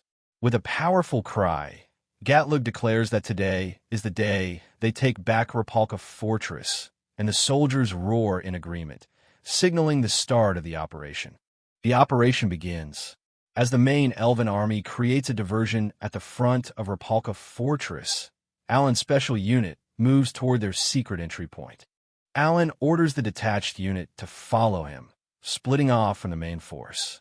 The Elven soldiers are amazed to find a massive tunnel, questioning if Alan really made it himself. Standing at the entrance, Alan briefs the team. Their mission: infiltrate the fortress and open the main gates for the Elven army. An Elven commander looks on doubtfully, but Alan assures them that based on his analysis, their chances of success are extremely high. He just needs everyone to work together. Deep inside the tunnel, the soldiers can hear the sounds of battle from above. As they near the exit, Alan notes that it's almost noon and tells Karina to get ready. Suddenly, a massive explosion rocks the surface, sending tremors through the ground. The demons inside the fortress are caught completely off guard by the unexpected attack from within. Having emerged from the tunnel, the infiltration team splits up. One group goes with Gatlug to handle the exterior wall, while Alan leads the Southgate team. Facing a swarm of enemies, Alan calmly assesses the situation and orders Sophie to use her extra skills. She readily agrees. Sophie summons a great elemental, a massive fiery phoenix, which alongside other summons, forms a powerful defensive line to protect the Elven soldiers from the demon archers. A storm of arrows rains down, but they are completely blocked by the Phoenix's magical barrier. Alan looks at Sophie's stats, impressed. He notes her incredible defensive magic and thinks to himself that her power is just as expected from a descendant of the Praying Witch. Alan glances at his watch. Seeing that it's 12 o'clock, he signals to another elf to use his extra skills, unleashing a devastating attack on the unsuspecting demon forces. With the enemy ranks in chaos, the team pushes forward, their objective clear: suppress the South Gate. They run along the fortress walls, fighting their way through. The signal is given. The gates are open. The main Elven army is ordered to advance and regroup with the vanguard inside the fortress. The elves pour into the fortress, met by Gatlug, who congratulates Alan on his success. The order is given to clear out the remaining undead and hold their formation. Alan watches the battle unfold, pleased that victory is close. Gatlug adds that they need to be careful not to damage the fortress itself, while another commander reports that the west side is also proceeding smoothly. Alan rallies another 5,000 Elven soldiers, ordering them to follow him to the east's outer walls. His companions look on, ready for the next phase. As his team moves out, Alan suddenly senses something. He tells the Elven soldiers to continue suppressing the walls and summons his griffins, leaving the elves to handle the area. Just as Gatlug urges vigilance, 3 powerful figures appear before the South Gate. A scout cries out in alarm. 3 high-ranking demons have arrived. The massive, horned demon leader, Grasta, recognizes Gatlug. He mockingly asks if he's the elf whose army cut off at the northern fortress, causing Gatlug to grit his teeth in anger. The other demons are surprised to see Gatlug's arm intact. They figure the elves must have used a rare magic herb to heal it, but they remain confident, stating that healing one arm won't be enough to change the outcome of the battle. Gatlug coolly replies that they aren't his opponents. Suddenly, Alan and his party descend from the sky on their griffin mounts. The demons are surprised to see humans, wondering why the elves would rely on anyone other than the hero. Grasta demands to know who their leader is, but Alan just laughs. He bluntly tells the demon general that he has no intention of answering, calling them all stupid. The taunt hits its mark, enraging Grasta. One of Alan's companions questions the need to provoke them, but the taunt has already done its work. Enraged, Grasta points and screams, ordering his two generals, Neftira and Yagulf, to kill them all. Krina notes that they'll have to dismount to fight properly. With the battle lines drawn, Alan immediately starts assigning targets. Karina will take the old man, Dagora will face the beast man, and Falma will handle the long-haired one. The showdown is about to begin. Facing three demon generals for the first time, Alan opens his grimoire to reorganize his cards. He decides to put his summons with the highest battle power up front, preparing for the toughest fight yet. Cecile glares at Grasta, vowing to defeat him as part of the army that killed her fellow elves. Grasta, however, is unimpressed, sneering at the fact that his opponent is just a single brat. The battle erupts. Dagora blocks a powerful punch from the beastman Yagulf, while Karina is sent flying by a swing from Grasta's massive blade. Dagora struggles to hold his ground. Alan calls out to Karina, asking her to keep Grasta occupied for a moment while they focus their attack. Alan identifies their strategy. Take out the beastman first. On his command, Dagora unleashes his skill, Avalanche Crash. Yagulf effortlessly dodges the attack, mocking Dagora's attempt to stop him with a simple earth-shattering move. He lunges forward with a death trowel attack. Just as Dagora is about to be hit, Cecile intervenes, blasting Yagulf's leg with a powerful fireball. Before she can cast another spell, the long-haired demon, Neftira, shatters her attack with an icing spine, showing their own coordinated defense. Impressed by their teamwork, Alan decides to even the odds. He summons two of his strongest monsters, Doradora and Kararin, to join the fight. Neftira is shocked to see a dragon, realizing they have a powerful spirit user among them. As the dragon engages, Cecile supports it with a wind cutter spell. Yagulf puts everything into a full force attack, but Dagora stands firm and blocks it head-on. The beastman stumbles back, injured and bleeding. Seeing his general wounded, Grasta roars at Yagulf to open the extra door.